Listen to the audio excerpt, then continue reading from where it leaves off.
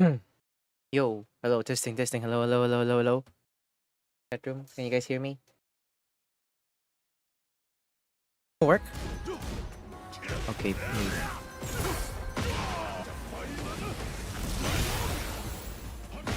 All right. Okay. I didn't actually turn off the audio, huh? Yeah, that's my bad. I'm over here now!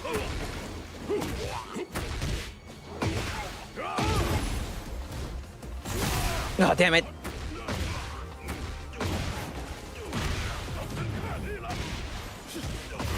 Anyway, I am going to be playing Marvel Rivals and then Fortnite today, chat room. I hope everybody's having a wonderful day today.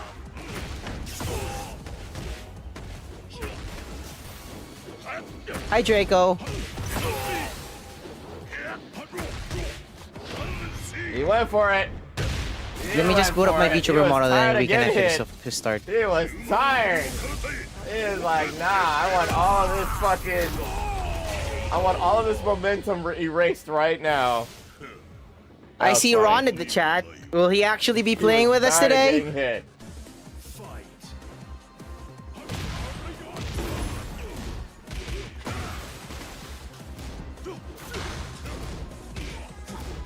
Give me a moment. Just let me boot up the feature model.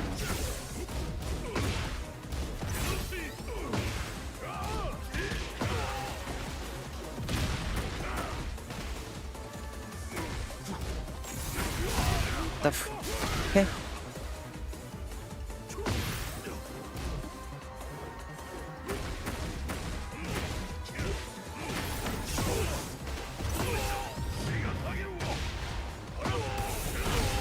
Woohoo!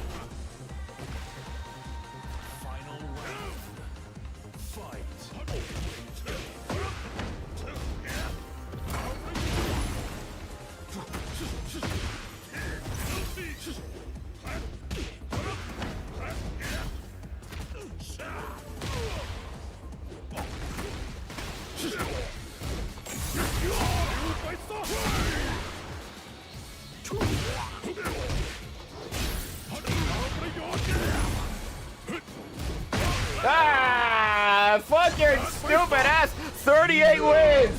Fuck you, Stas, and fuck your wins! Fuck your face and fuck those goddamn wins! All your fucking 38 wins! Turn off that shit. There you go. Alright. Hi, chat room. Hope you guys are having a wonderful day today. Welcome, welcome. Happy weekend to everybody. Hi, Draco. Ron, in the freaking chat list. Let's actually play some Marvel Rivals for today.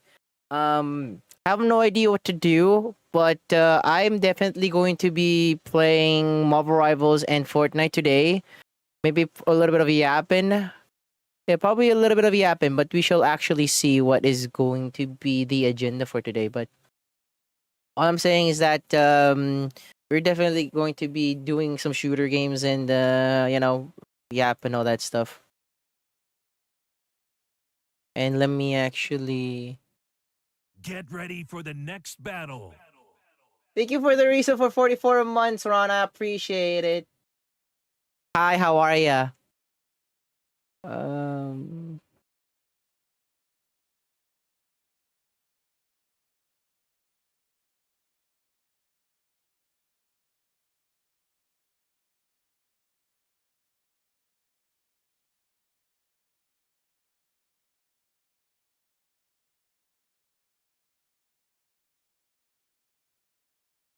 There you go. All right.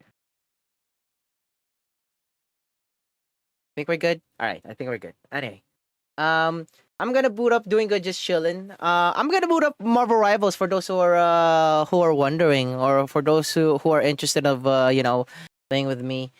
I'll be playing Fortnite later on because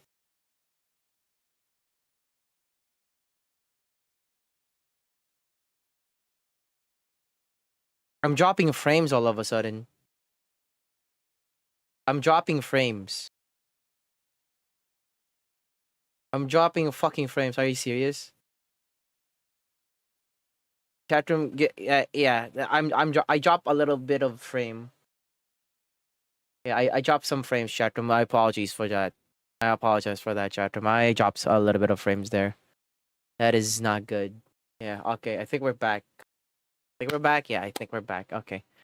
Let me actually play Marvel Rivals right now, and then I mean Draco, Ron, if you guys are down for some Marvel Rivals, we can actually do a little bit of a, you know, Vince Tokon. I'm not gonna be playing that game, Ron. My laptop can't handle Marvel Tokon. Regardless if they actually patch like the PC performance, I'm not gonna be playing Marvel Tokon anytime soon. Like my current setup right now can't even handle Marvel Tokon because of the DRM. Fuck Sony. Fuck Sony. Also, chatroom, have you guys heard the leaks, or have you guys seen the leaks that is happening on Twitter? It's actually getting crazy.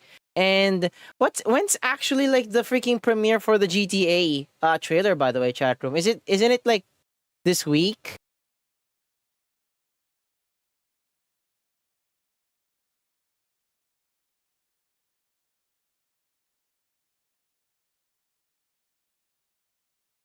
It's on 27th. What the fuck?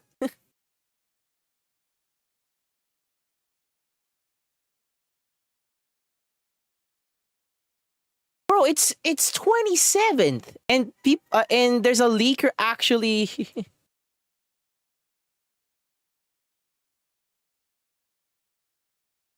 How long do we have? How long do people have to wait? You know, how long do people have to wait for this shit? You just took a shower, Jaco. Okay. How long will people have to wait? Freaking, there's already a leak about the GTA. I can't even explain. I can't even like say it, but there was a leak. Somebody on Twitter leaked it. And I'm not gonna go into details about it. Also, chatroom, if you guys want to support the PC goal, it's exclamation point PC. It would really mean a lot to me, chatroom, if you guys can support the PC goal.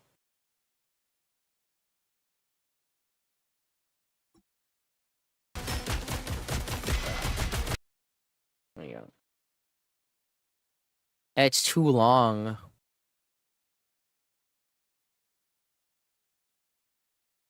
Okay. We're gonna take care of gotta take care of something. Okay. All right. Yeah, I'll be playing Fortnite later on. I'm gonna be playing some of Rivals for today. And yeah. I'll be playing Marvel Rivals, all that stuff, yada yada yada.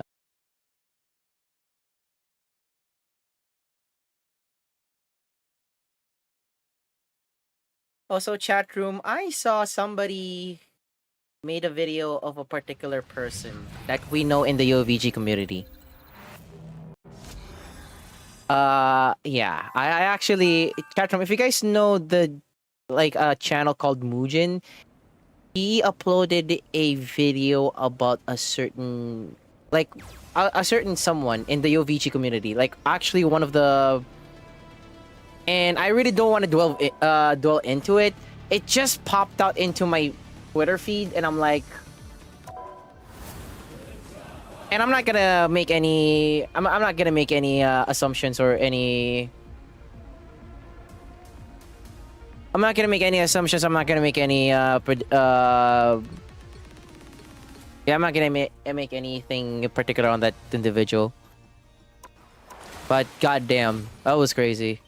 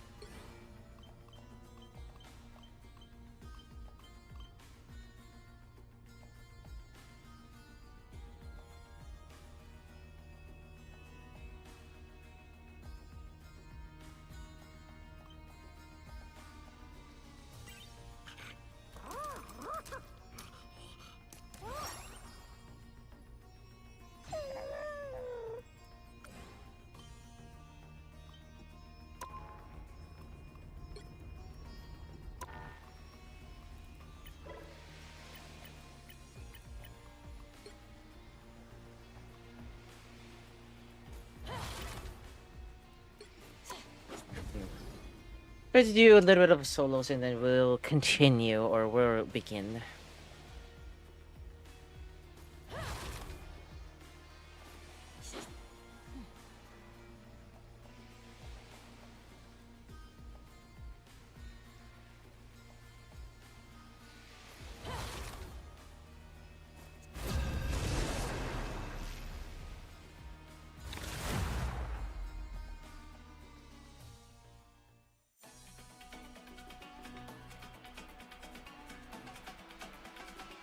You'll need a top-notch team to win this one.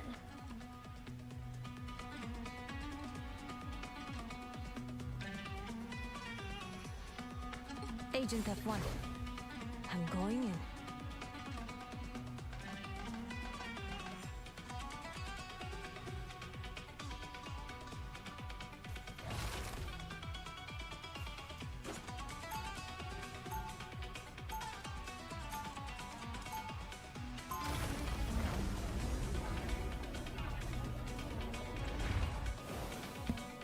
I chose tails, which means they lose.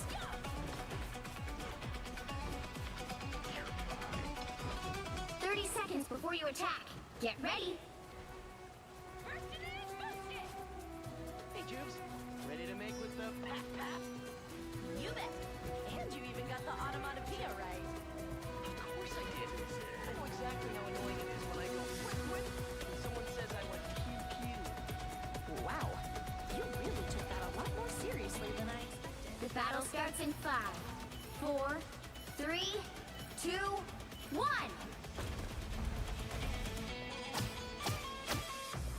Let's get this. That family always comes first. My step.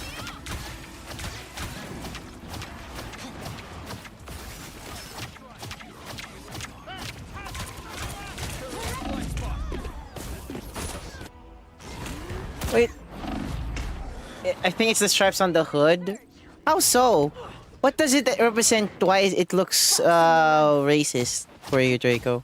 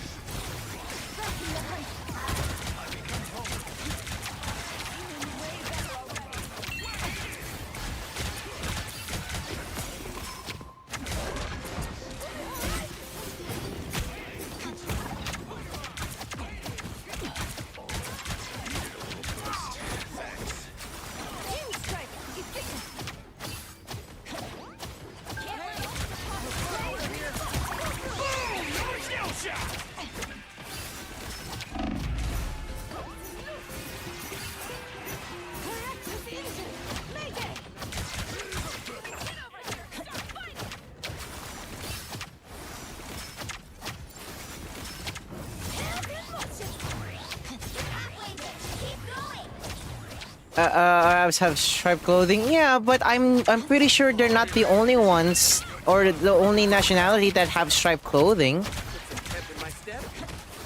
Like what about, you know, Jamaicans?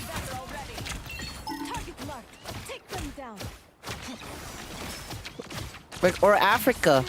Like Africans.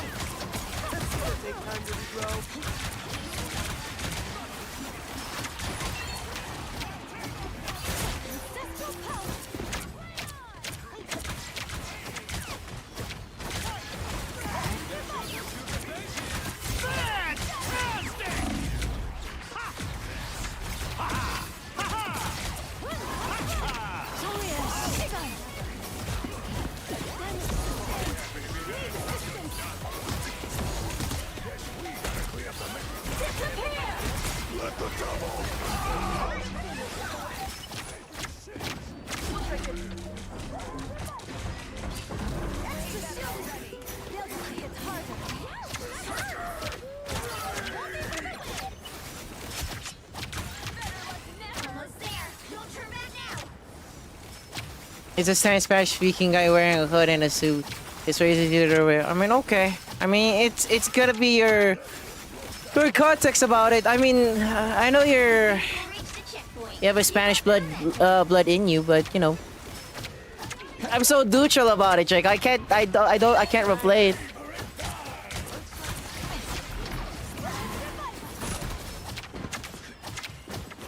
Can't let all of Apocalypse's work be for nothing. Feeling way better already.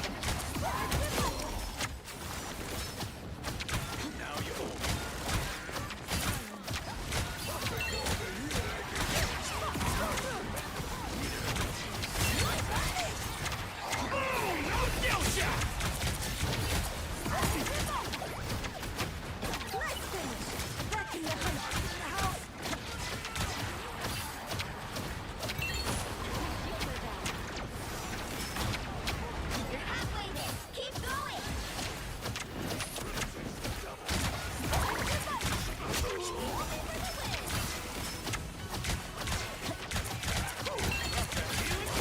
I got a temple to fight our way to.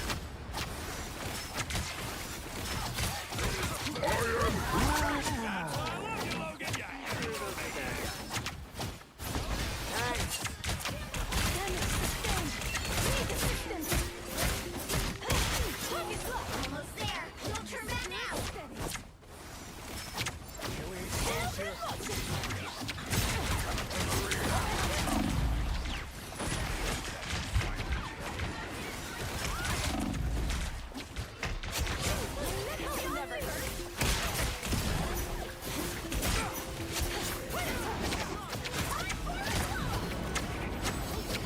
The vehicle reached a checkpoint. Keep up the momentum.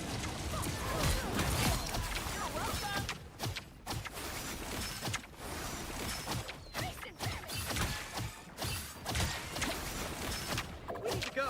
Like, now.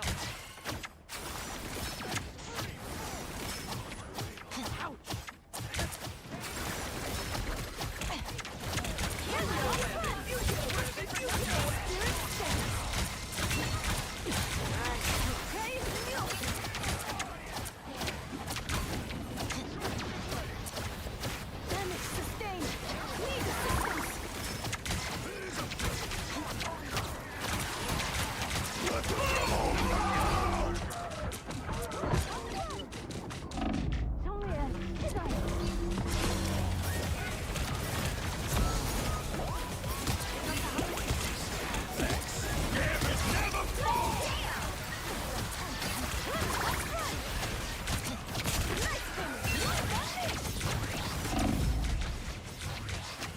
it. Don't let anything stand in your way.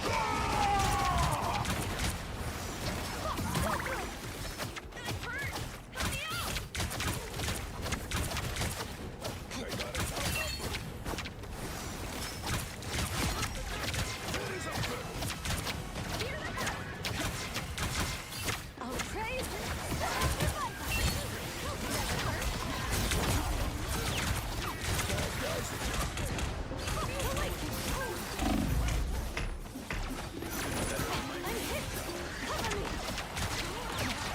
strike. Efficient.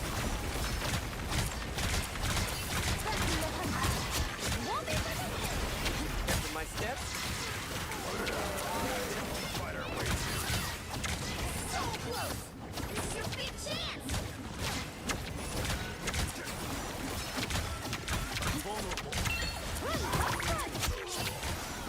Please, Oi.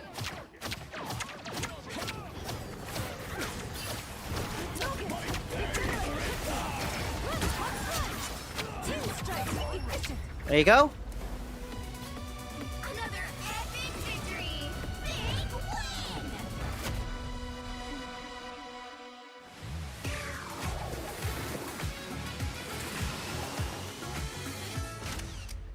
That was good.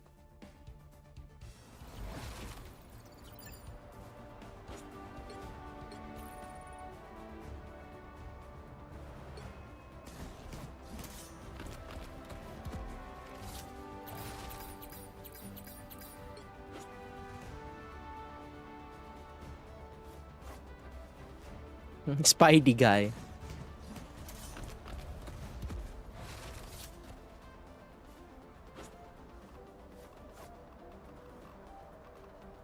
They went triple support and then failed still.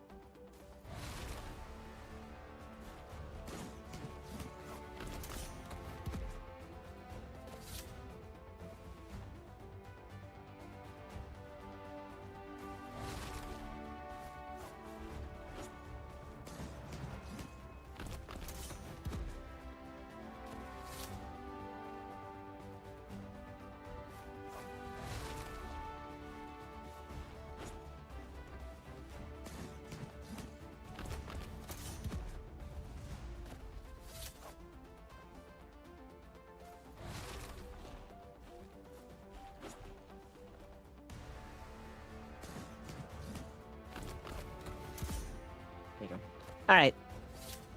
Woo! All right.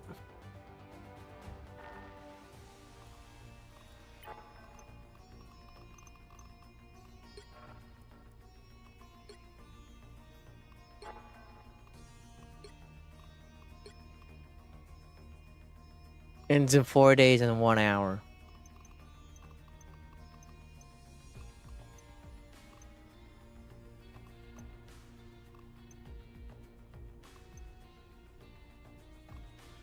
Yeah, I don't even like these titles at all.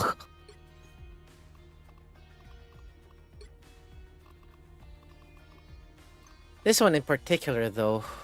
I wish Sprinted would actually be here and help me.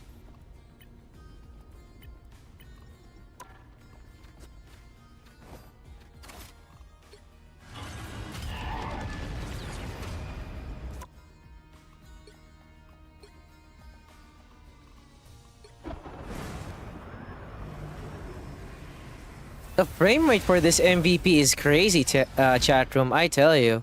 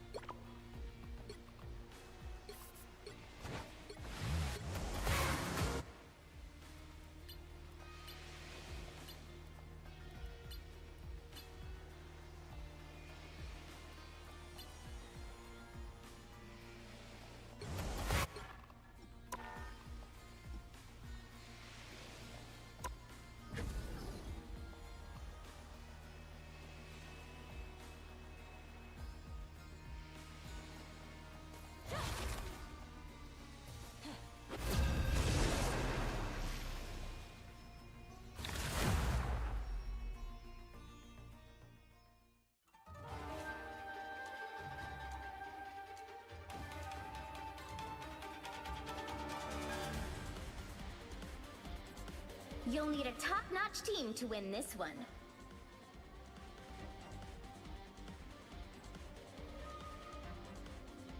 Agent F1. I'm going in. Guys want the fox cake? I would love a fox cake right now.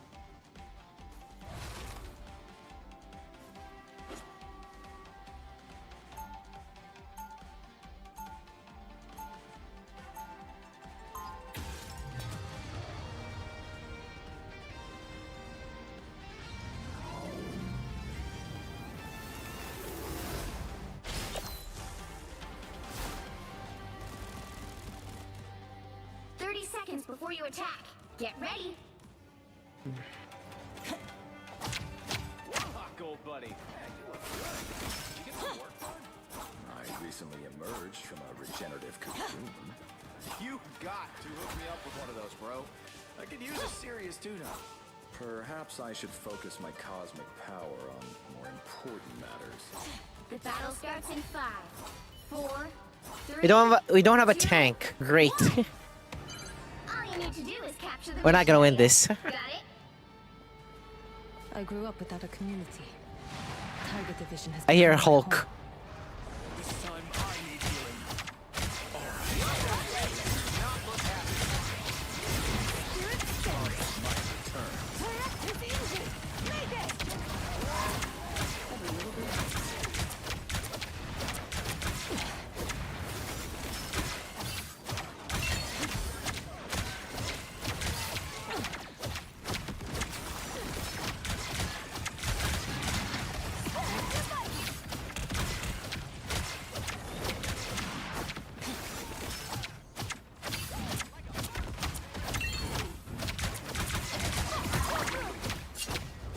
Nerd.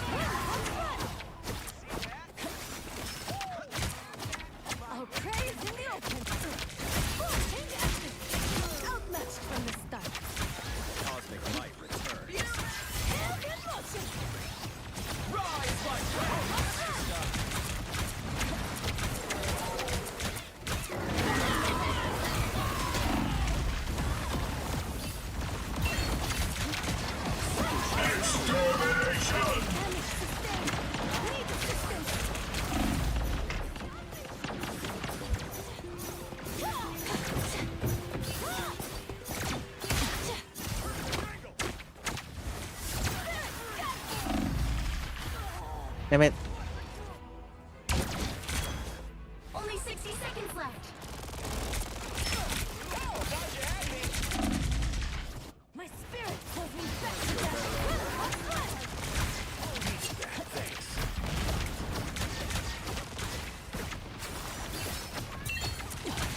Our prey is in the open. My spirit steadies.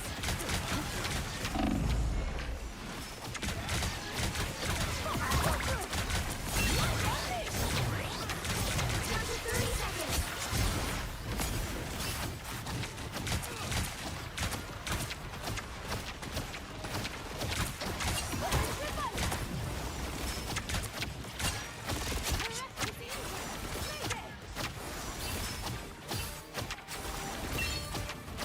The final 10 seconds. Julia Shigan.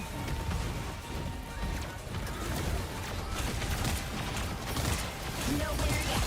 Going to overtime.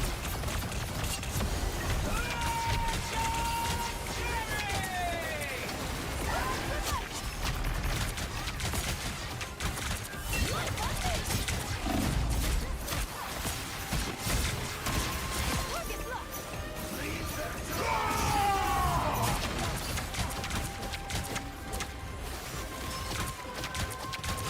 Double KO.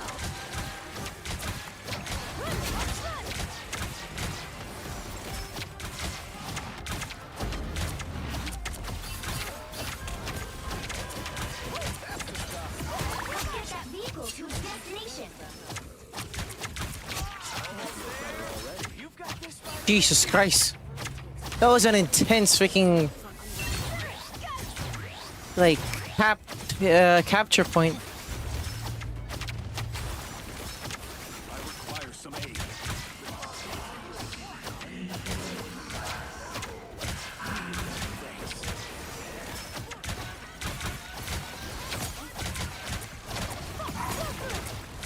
Good timing. Perfect synergy.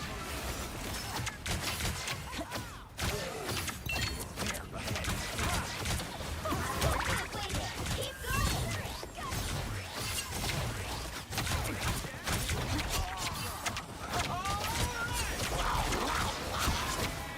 Spirit steadies.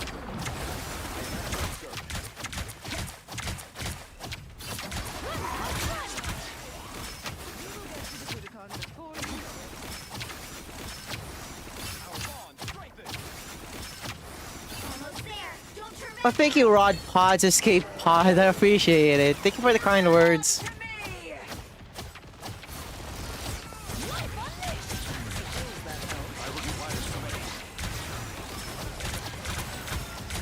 vehicle reached the checkpoint. Keep up the momentum.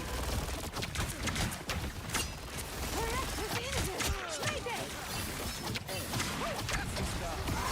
Spirit steadies.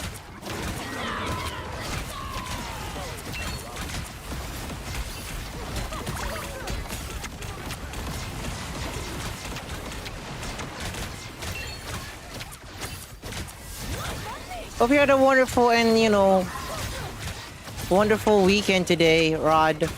Thank you so much.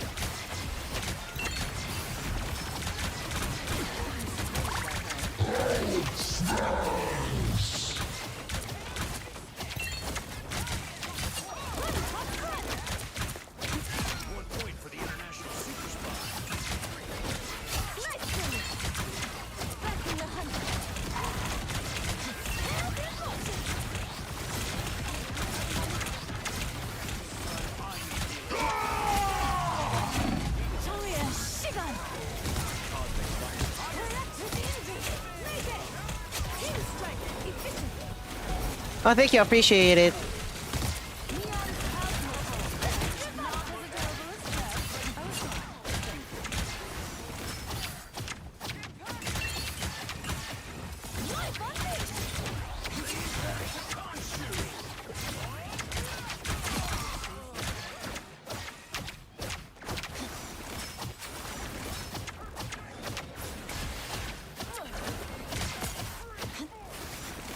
That's it! Don't let anything stand in your way!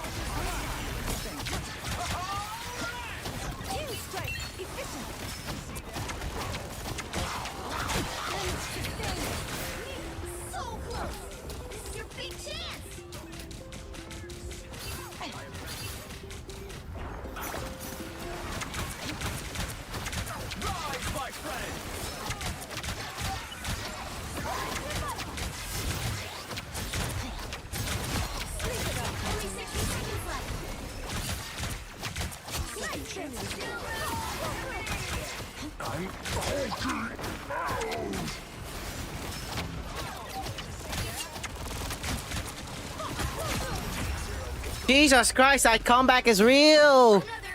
That comeback is real! Comeback is real, chat room.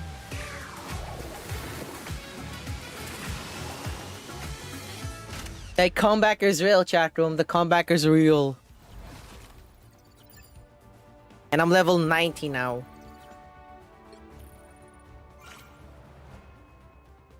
Nice.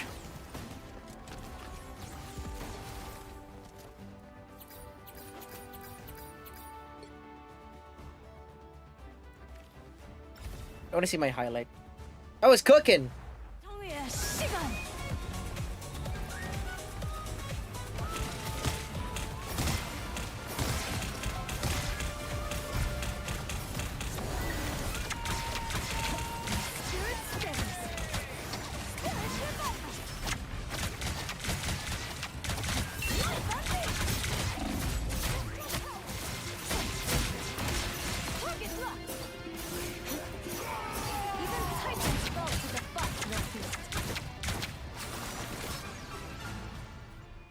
I was cooking, chat room. I was cooking.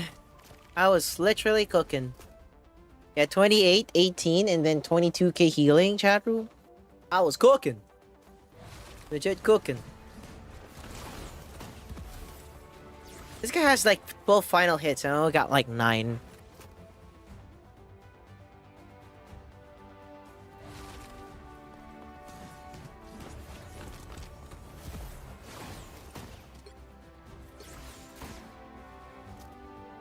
Yeah, the Moon Knight and then the Star Lord actually locked in, and freaking the Widow, the Widow, and then the Namor actually changed into tanks.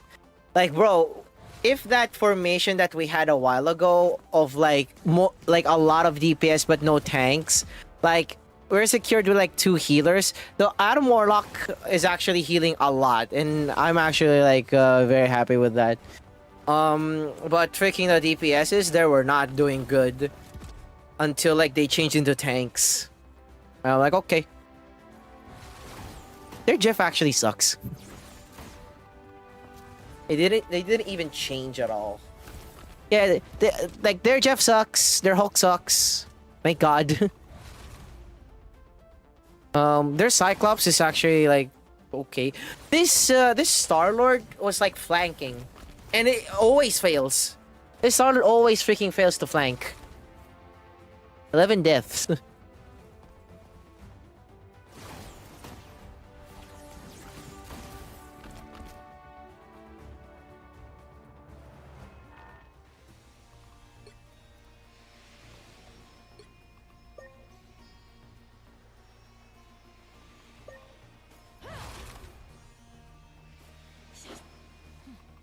Yeah, there you go. There's my sister.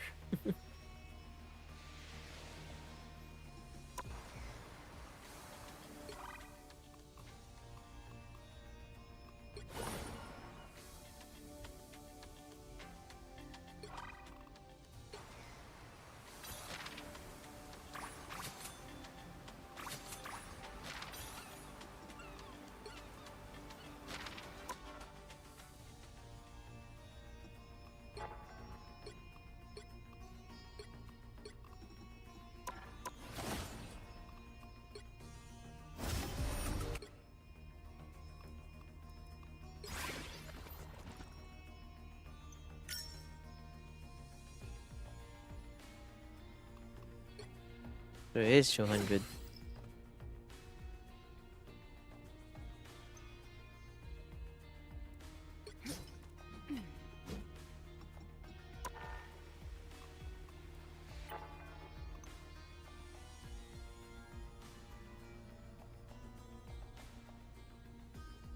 I'm almost there. Damage taken. What's my proficiency with White Fox? Oh, she's actually going to get the Colonel.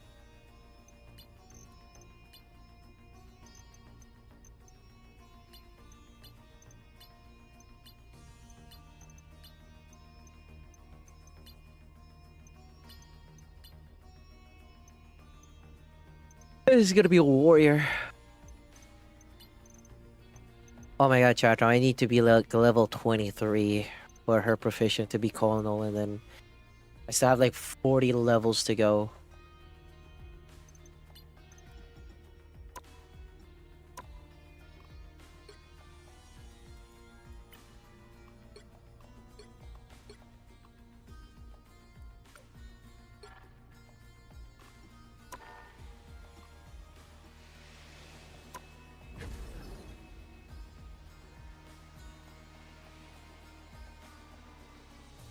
Thank you, Draco, for the like of the tweet. I appreciate it. You know what, chat room? I'm debating whether or not I actually stream today because I'm like so sleep deprived. I feel like tomorrow I'm not gonna be streaming, but we shall see.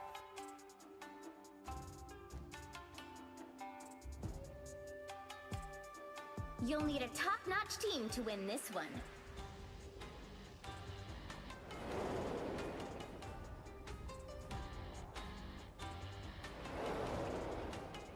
Agent F1. I'm going in.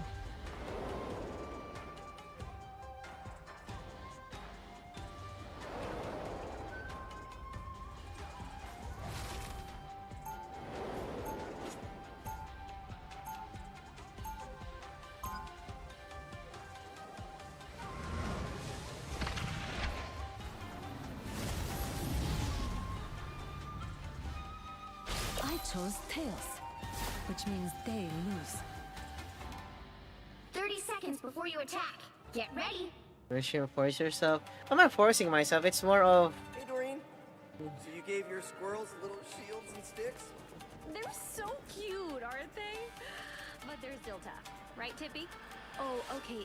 She says you should mind your own spiders and go knit them tiny socks. Sorry, she's going through something. The battle starts in 5, 4, 3, 2, 1.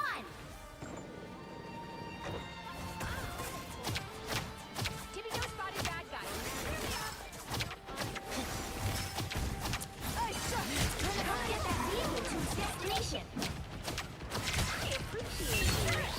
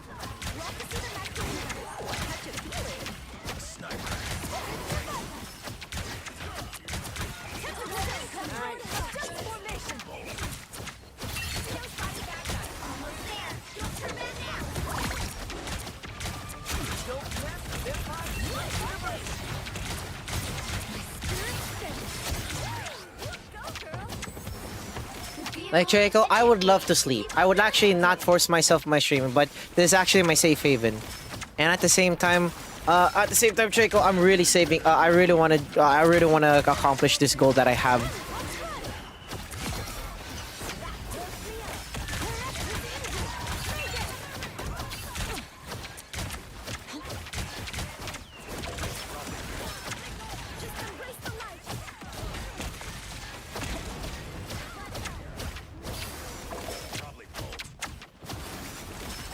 Like, I'm so close to my goal. I can taste it.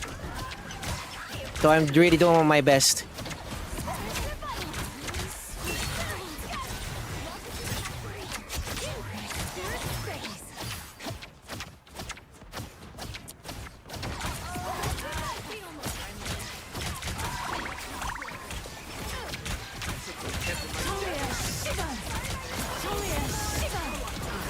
Oh, come on.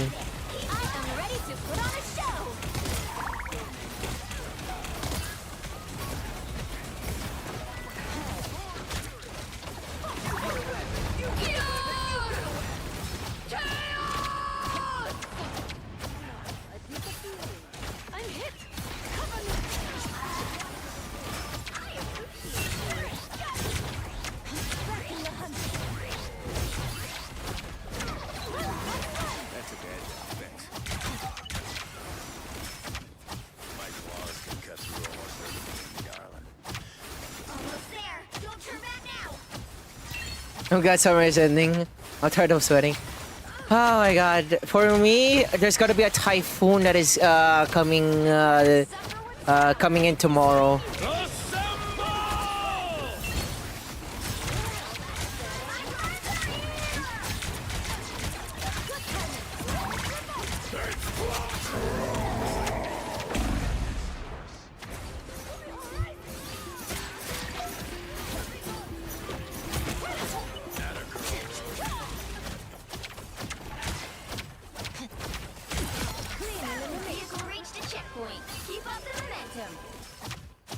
31st birthday. That's actually a game, a video game.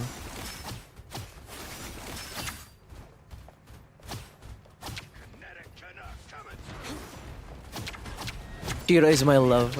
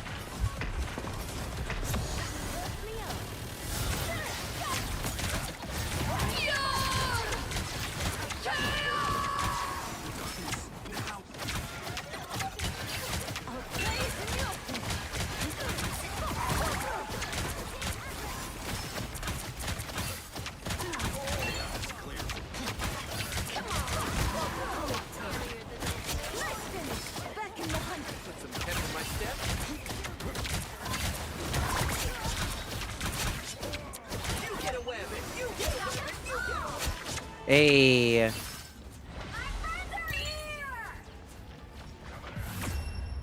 There you go. Another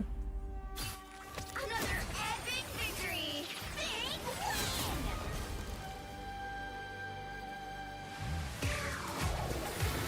win. Another one.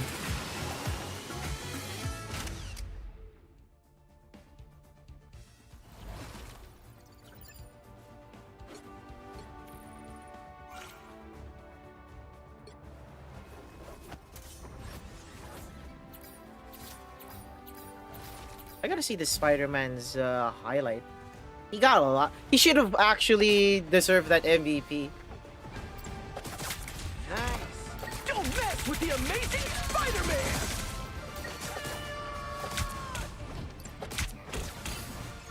Yeah, he could have actually deserved that MVP, if I'm gonna be honest with you.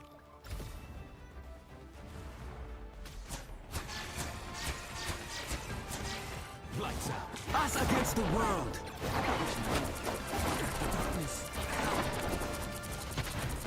Take my thing. I'm too much. My time to shine. Okay, Draco. Have fun doing the laundry. And then this Wolverine is actually nutty.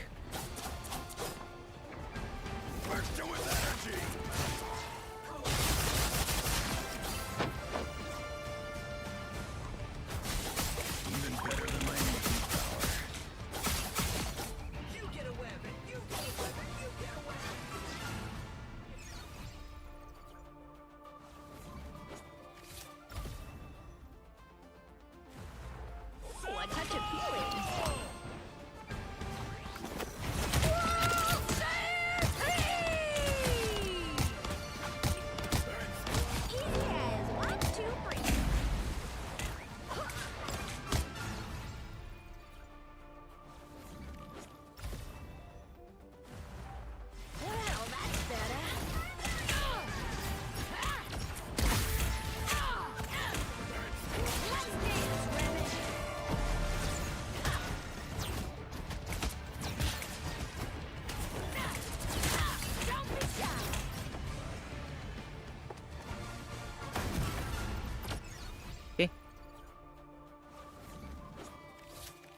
my highlight.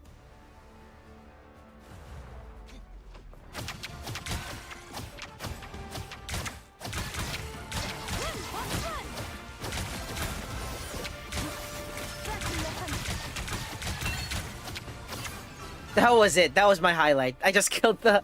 Okay. Nice.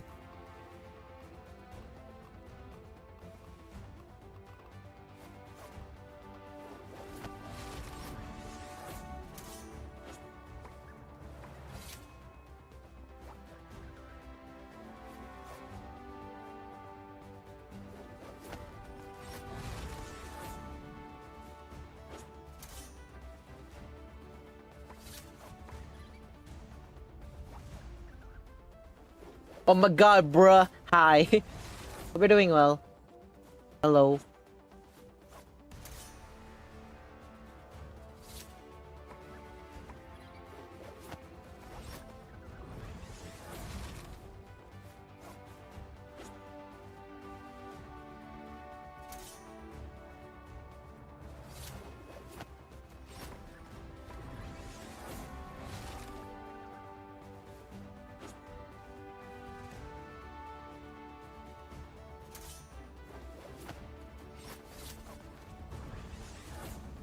Who do you main? I main Cloak and Dagger, and then right now I'm making White Fox. I'm also maining as White Fox.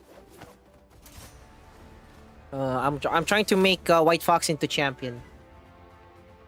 Because I just made Cloak and Dagger.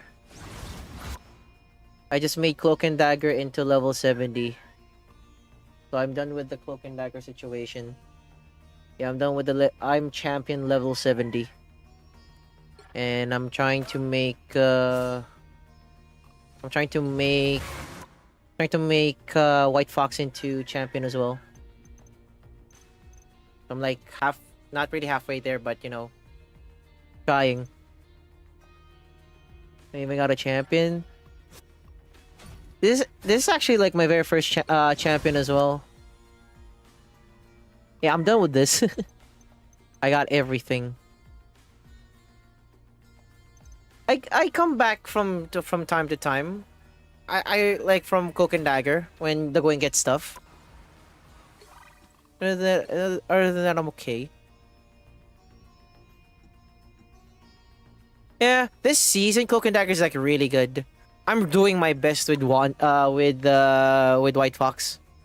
White Fox is actually very difficult.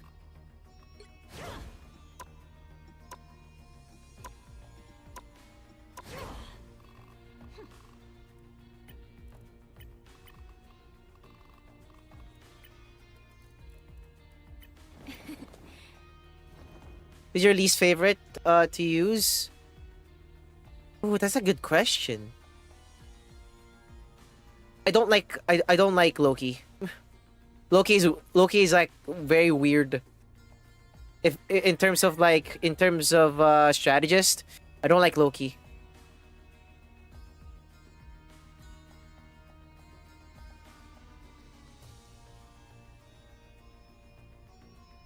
Yeah, I put 197 hours on Cloak and Dagger and 38. Streaming tomorrow? It depends. It depends if I'm gonna be streaming tomorrow, but usually whenever I stream on a weekday, yeah, I'm in the other part of the country. I'm in Asia. So if you're living in the US, you may have to adjust your time zones because I stream on I'm on Asia and my stream schedule is like Monday, Tuesday, Friday, Saturday, and Sunday. Wednesday and Thursday are my days off. And during the weekends, I start my stream around like 7:30 p.m.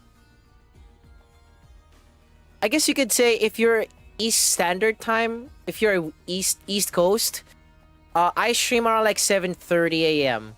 If not 6 a.m. If you're an East Coaster. If you're a West Coaster, I think that's like what? If you're a West Coaster, that's like what? 3 a.m.? Or 2 a.m.? No, it's your 3 or 4 a.m. Pacific.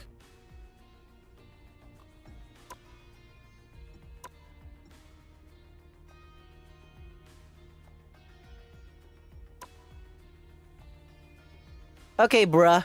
You take care, stay safe. You have a good one. I hope you make it. Oh, thank you, man. I appreciate it. You're actually the second person. You're actually the second person who dropped a wonderful comment or a chat. Thank you. Thank you for actually making my day. You're actually the second person who is like kind enough to actually give a warm thought. Thank you.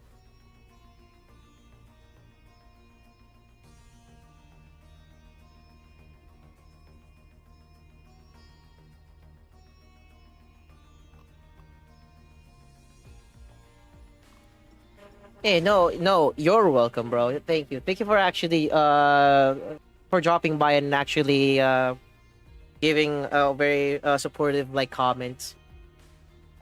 Okay, take care, bro. Take care. Have a good one.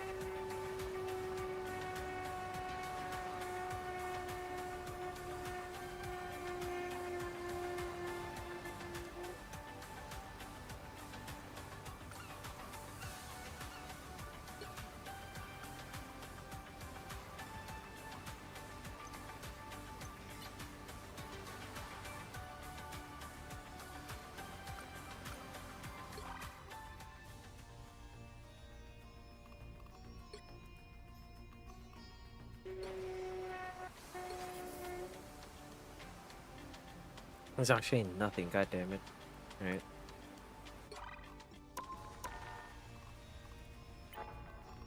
Almost there. I'm almost there.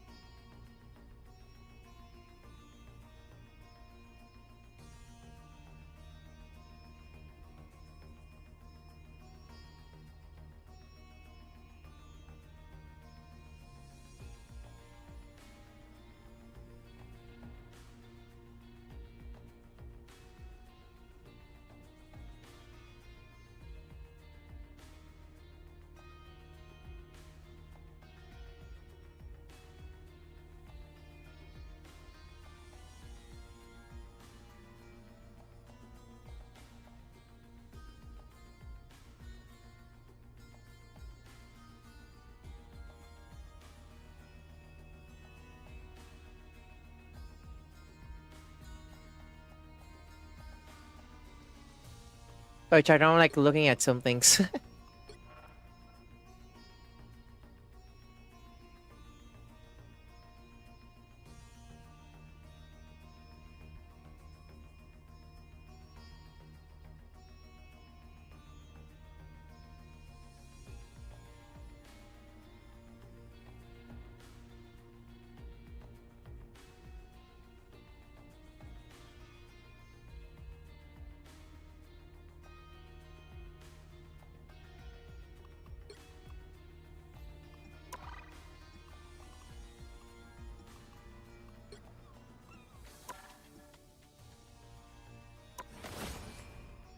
Alright, the laundry is done and it's raining where I'm at.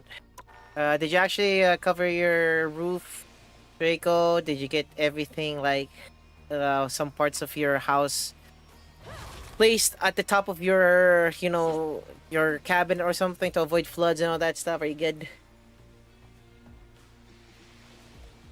Oh, what is this shit?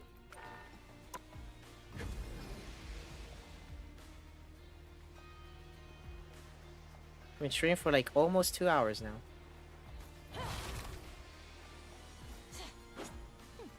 Yeah.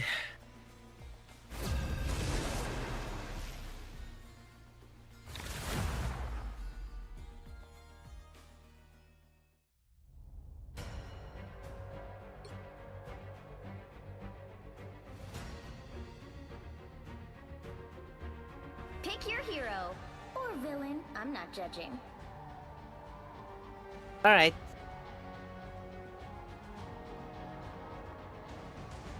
Agent of One. I'm going in.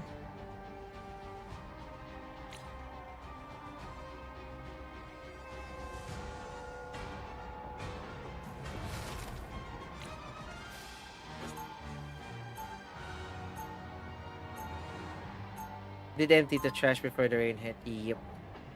Okay. I chose Tails, which means they lose. Rocks up! 30 seconds before you attack. Get ready. Warlock, old buddy. Man, you look good. Did you get some work done?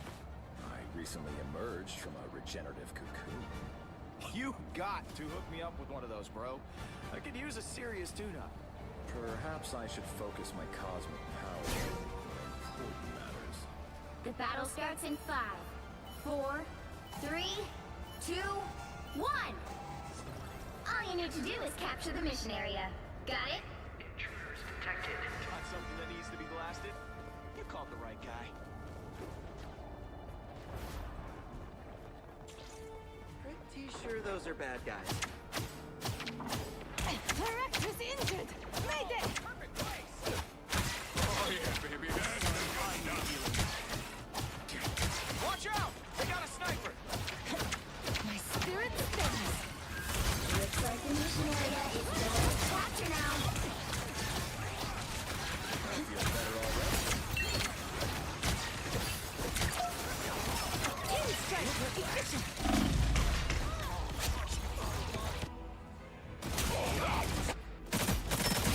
Double KO. Mission area is yours. Okay, now the clouds come. We own this land.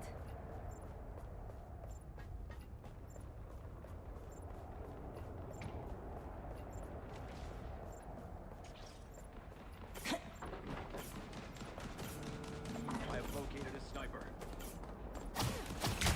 Run, run! Sniper down! healing feeling.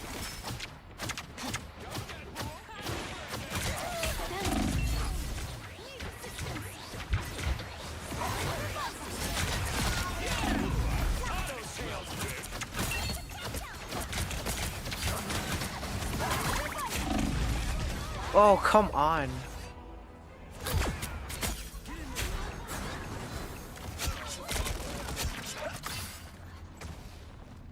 My spirit pulls me back to battle. Come closer. I can hear you. You've captured more than half of the mission area. Keep going. I felt bad leaving him. No, it's fine. If you're actually heading out, bruh, don't worry. I'm good. Don't mind me.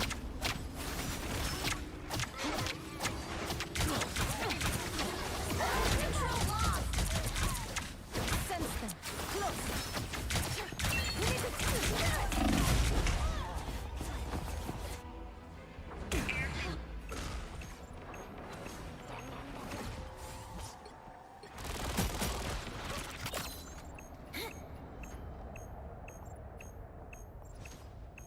Be good, bro. Don't worry.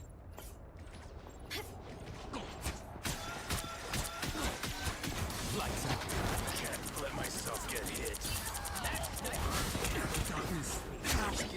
My time to shine.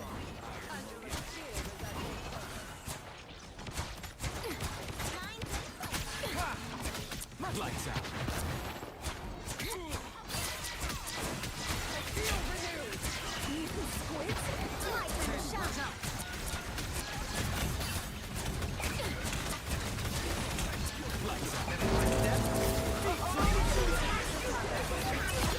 My time to shine. Control seized. You got them all. Yeah. Perhaps you should see this. This deserves your attention. Glory is almost yours.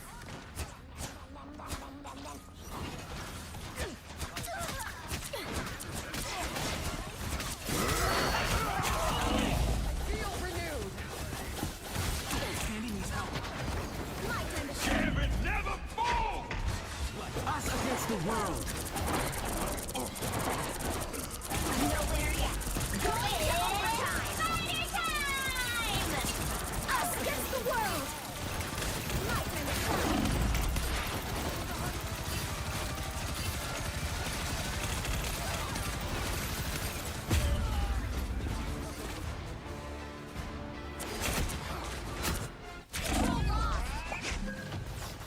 Damn, that's crazy. I'm back to shed some light.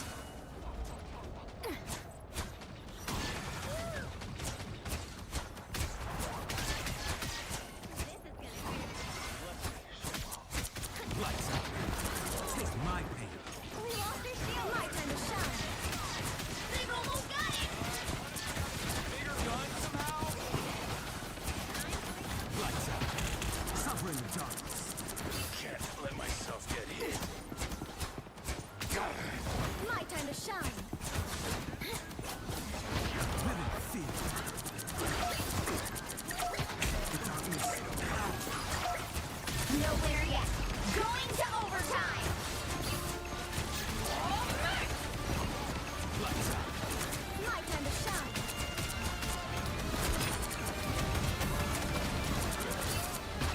Living fear.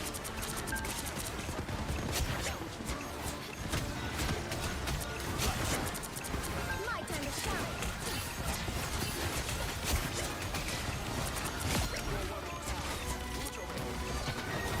Take my pain.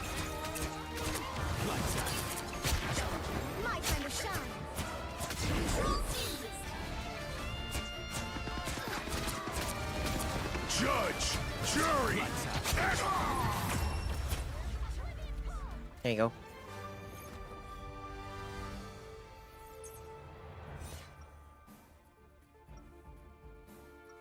Bro, I became the only healer. What the fuck? Get ready. There's a cold snap coming.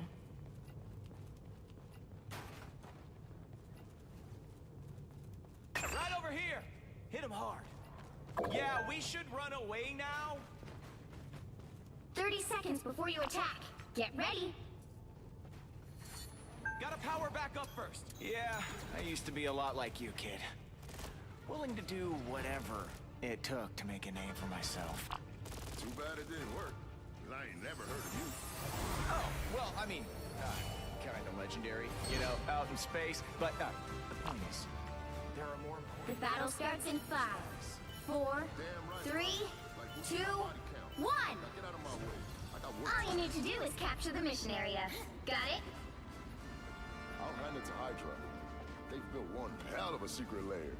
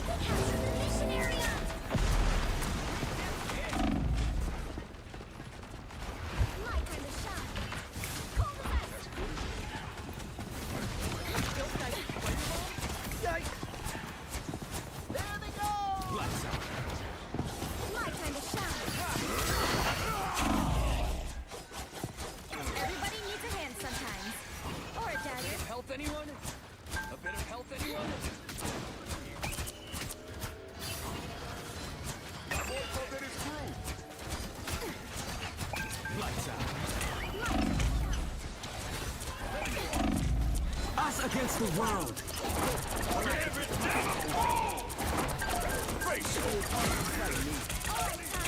Now we really have to attack. Control seize. You get a weapon! You get a weapon! You get a weapon! Strike this enemy. Okay, why not? It's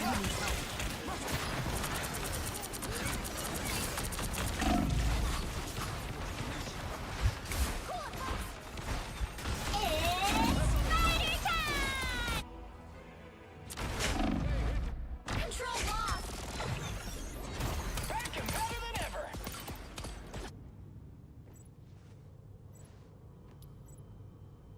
Their team's capture progress has passed the halfway point.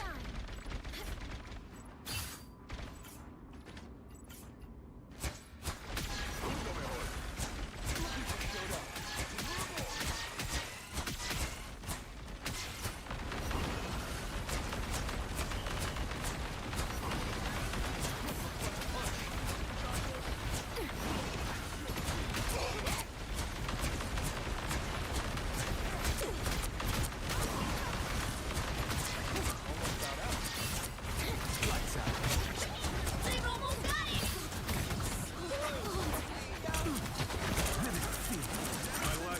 Shadow will not like these sea creatures one bit. Get in there, y'all. My time to shine. Still got an edge. I am ready to put on a show! No winner yet. Going to overtime!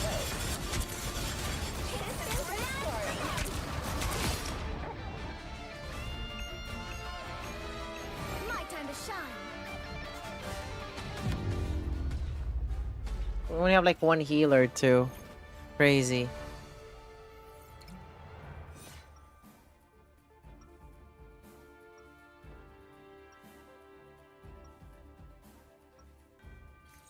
Get ready. There's a cold snap coming.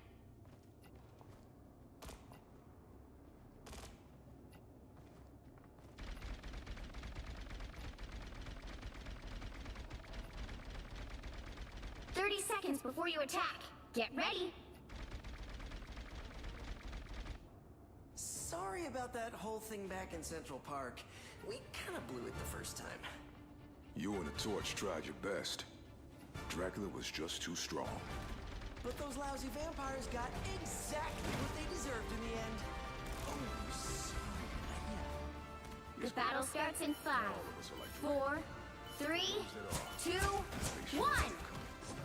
All you need to do is capture the mission area. Got it? There's always a spark of light in darkness.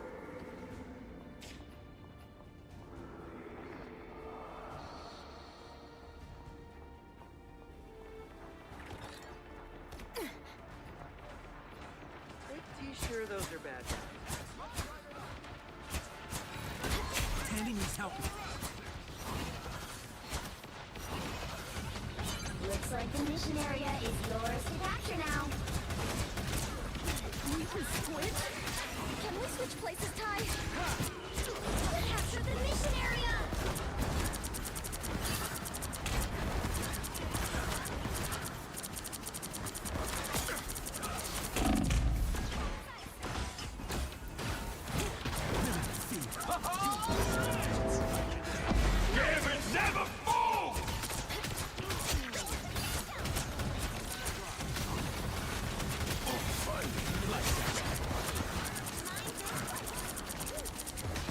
My time to shine.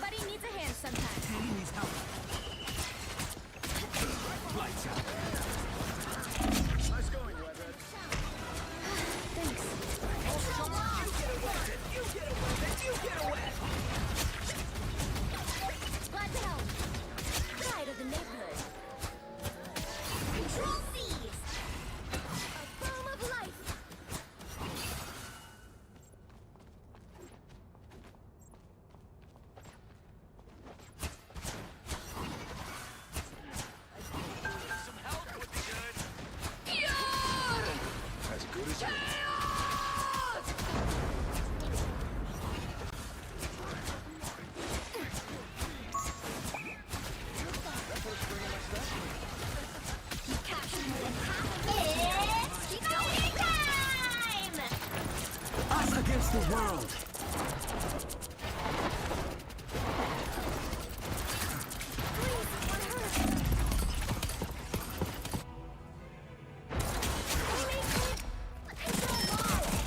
Are you serious?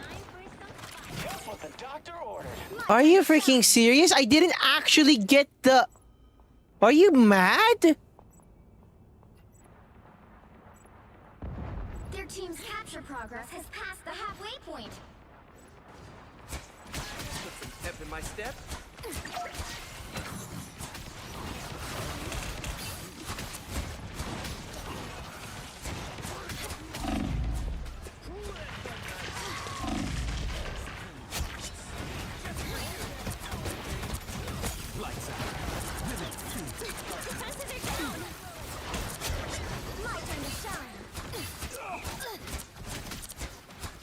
Put a spring in my step. Watch out, they're headed our way. They've almost got it.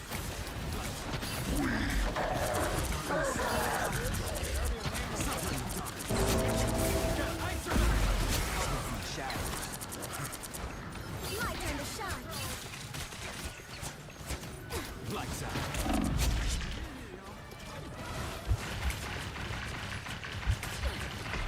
Nowhere yet. Going to overtime.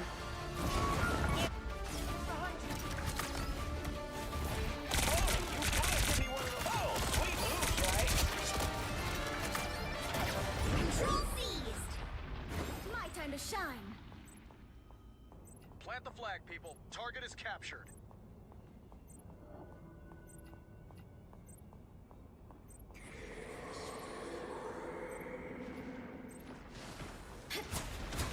I am ready to put on a show. I'll get you next time. Pulse charge. Fire. Angel. My turn to shine. Help. So close. Day at the spa. Lights out. Suffer in the dark. Nowhere yet. Going to overtime.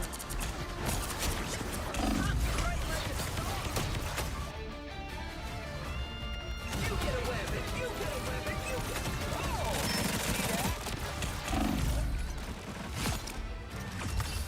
Here you go. They got it regardless. Jesus Christ.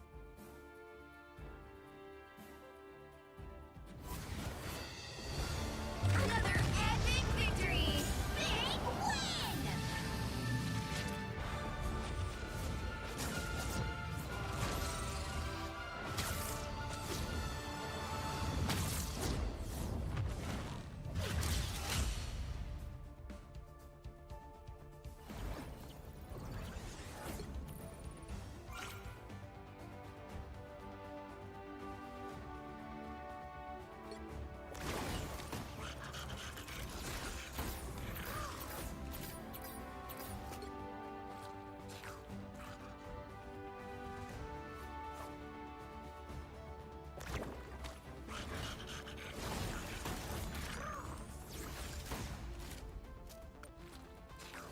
I didn't get the MVP. What? At least we got a win.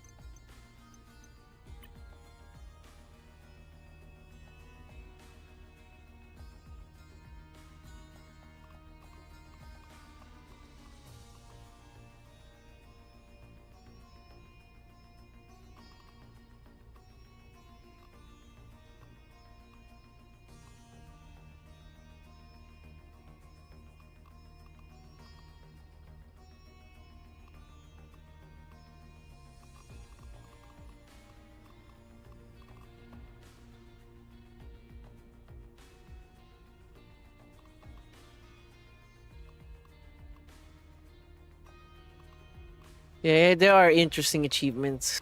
Anyway.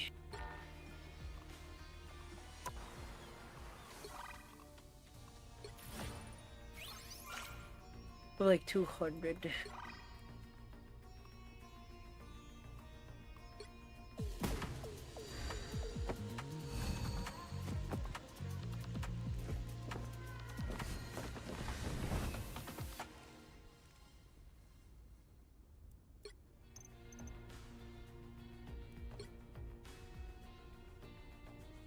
A titan without a title.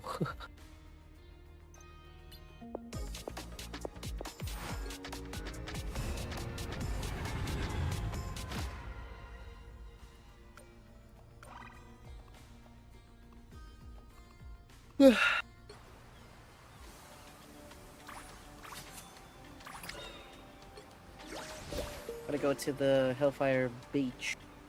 Bay Beach.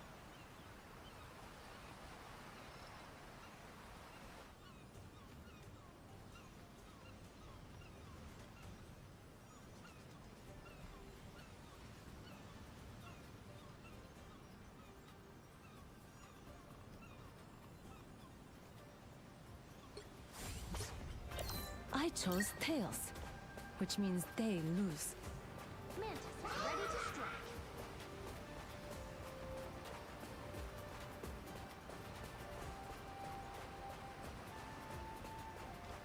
strike.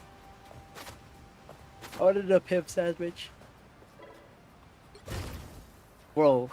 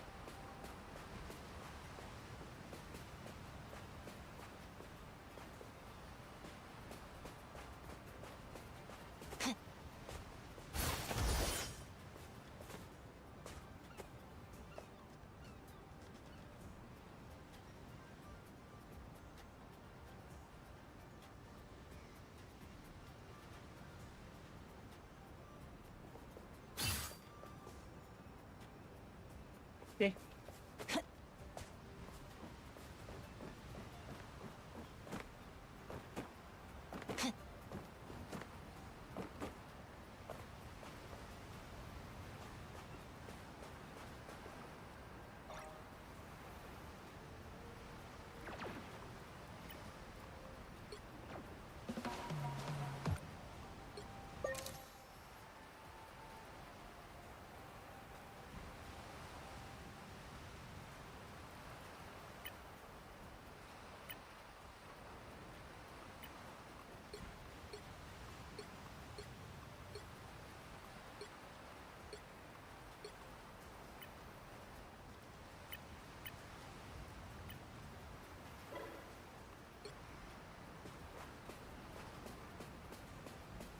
You're mine.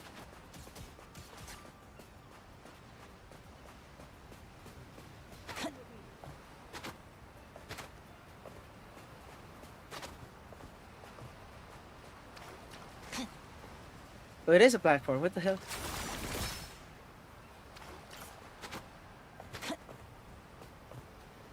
I can't even enter there.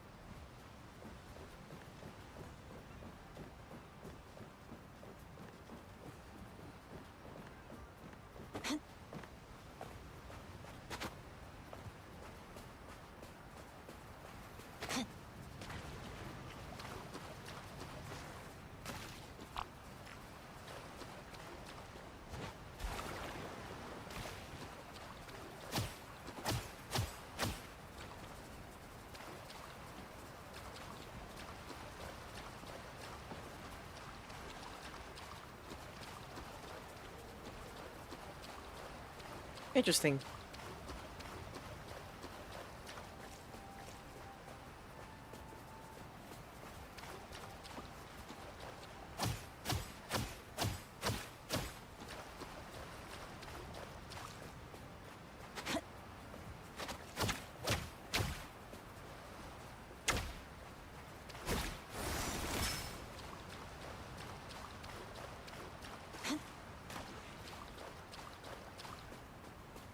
Mm-hmm.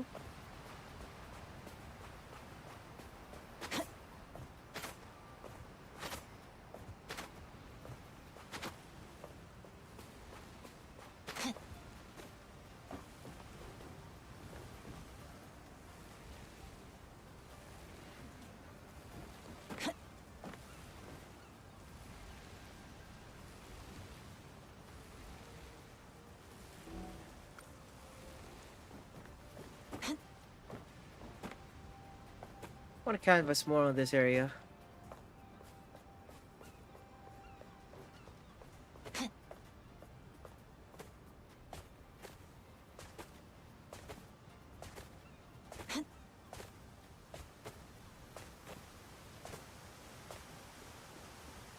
There's actually fishes here.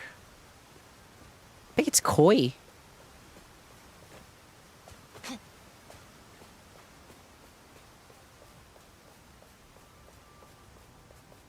Pretty interesting stuff.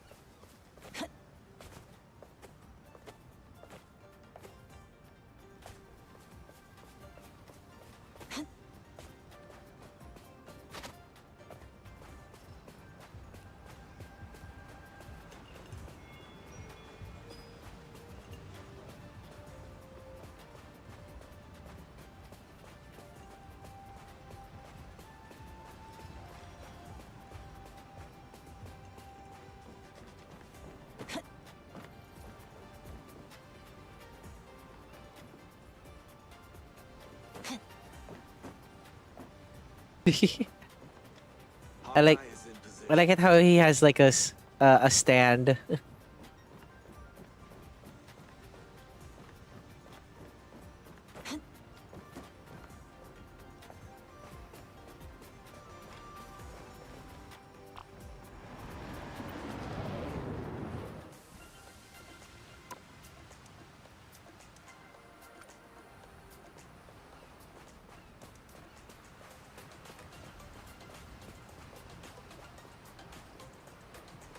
Optic Fury!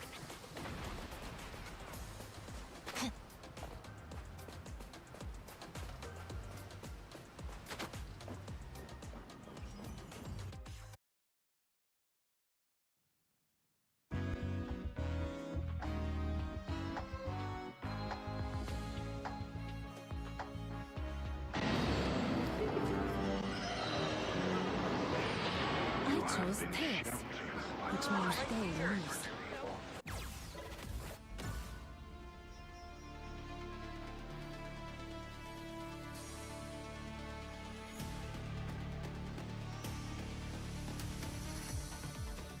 Chat room, are you back?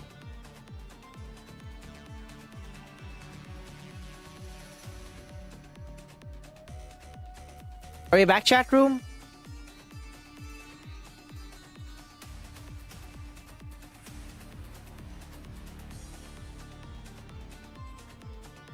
Okay.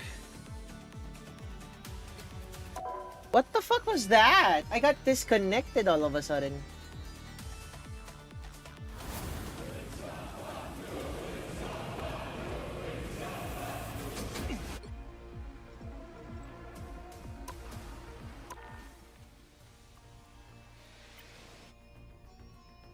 A hiccup. Yeah, I think it's a hiccup. Bro, not like this, please.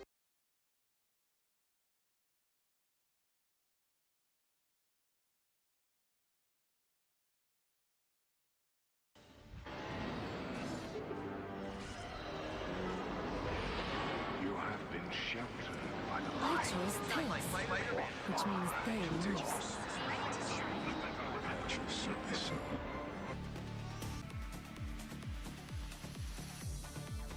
Internet is acting up. All right.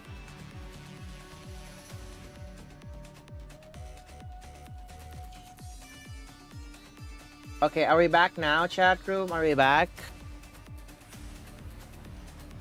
Are we actually back now? I hope we're back.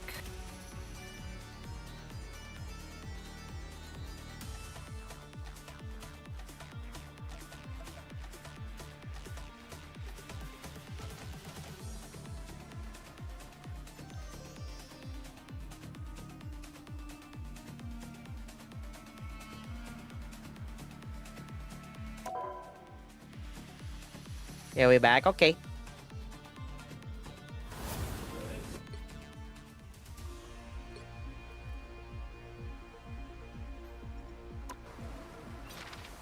I want to grab something real quick, chat room. Let me actually grab something real quick.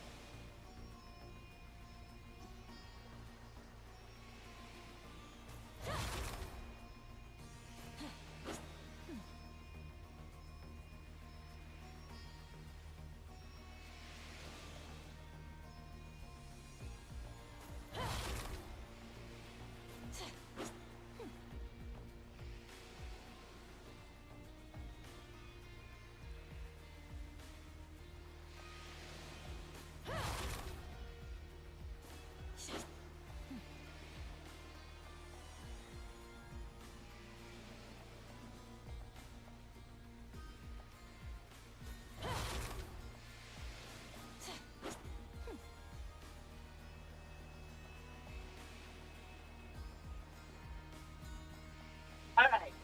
I'm back. Thank you, Draco, for the stretch and the hydrate. God. Okay. I'm back, chat room. I had chicharon, which is... Yeah, chicharon. I have spicy chicharon.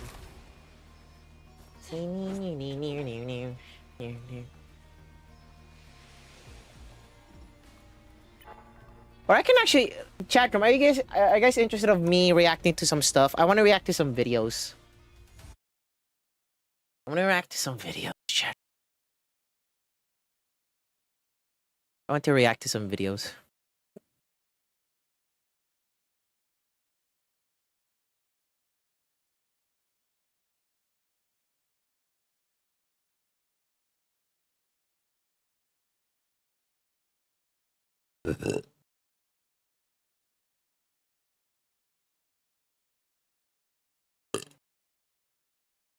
Yeah, I am done. I mean, for now, I'm done with Marvel Rivals. I just want to react to some stuff. I want to react to some stuff. Entertain. No, not that. Entertainment. And then maybe later we'll do a little bit of Wait, I actually want to react to some tough video, chat room. The tough videos.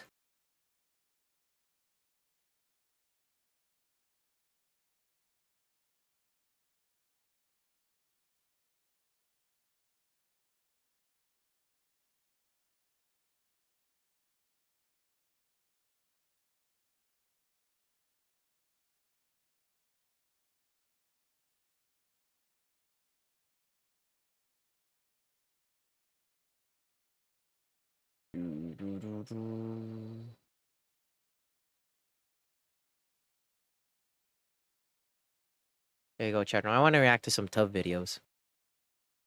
While I have my pork rinds, which is aka chicharon here.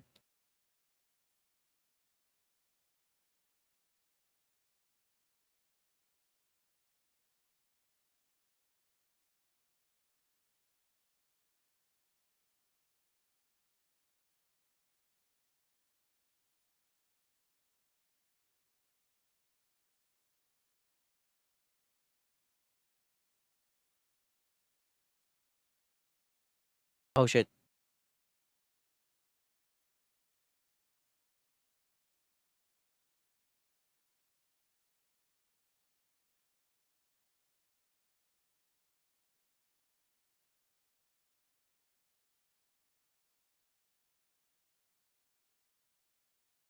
Alright, chat room. I'm gonna react to some tough videos right now. I wanna react to well, first I wanna react to this one first, and then we'll hear the Raven trailer. Okay, give me that. Give me that Ratchet. Give me that. I wanna react to that real quick. Give me that. Give me that. Okay.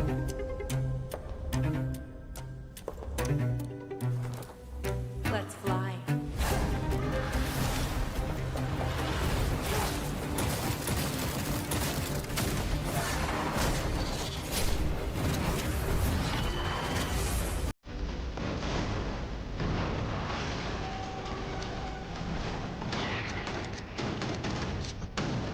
Damn.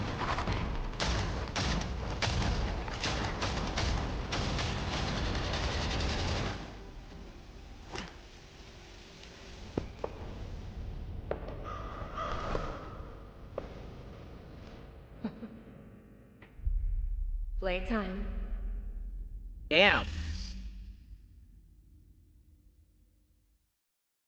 So she's like a mixture of Elsa Bloodstone Bayonetta. So her gameplay is like Elsa Bloodstone and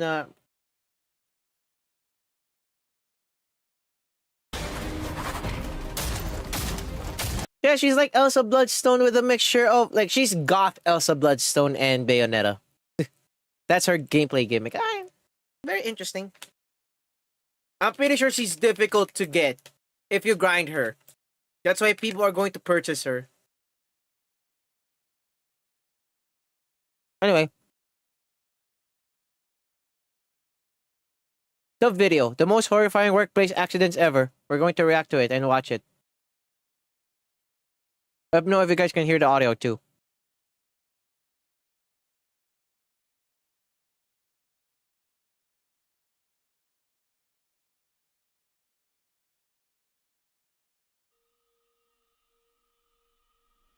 Every day, millions of people head to work expecting to make it home by the end of their shift. But throughout history, a handful of workplace disasters have turned ordinary workdays into unimaginable nightmares. In one case, a chicken processing plant burst into flames while workers desperately discovered the exits had been padlocked shut. In another, a space shuttle crew unknowingly spent 2 weeks in orbit after a piece of foam struck their wing during launch, sealing their fate before their mission had begun. And in perhaps the most terrifying example of all, a cargo ship loaded with fertilizer exploded with such force that it leveled entire sections of a Texas city and killed hundreds of people in the process. In today's video, we will be talking about the most horrifying I don't know what workplace this is talking accidents in about. history. And if you're not subscribed, don't even worry about that. I will earn your subscription by the end of this video.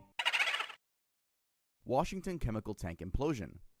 On the morning of May 26, 2026, in the small town of Longview, Washington, a tank the size of a building folded in on itself and unleashed hundreds of thousands of gallons of a chemical that, in the words of medical experts, burns worse than acid. By the time it was over, 11 men were dead, and it went down again, that's based on some opinions, as the deadliest industrial accident in modern Washington history. Now, you've probably seen the aerial photos of the crumpled tank if you follow the news, but what really is strange and sad is the timing and You're going back to TFT ordinary tomorrow? details of that morning.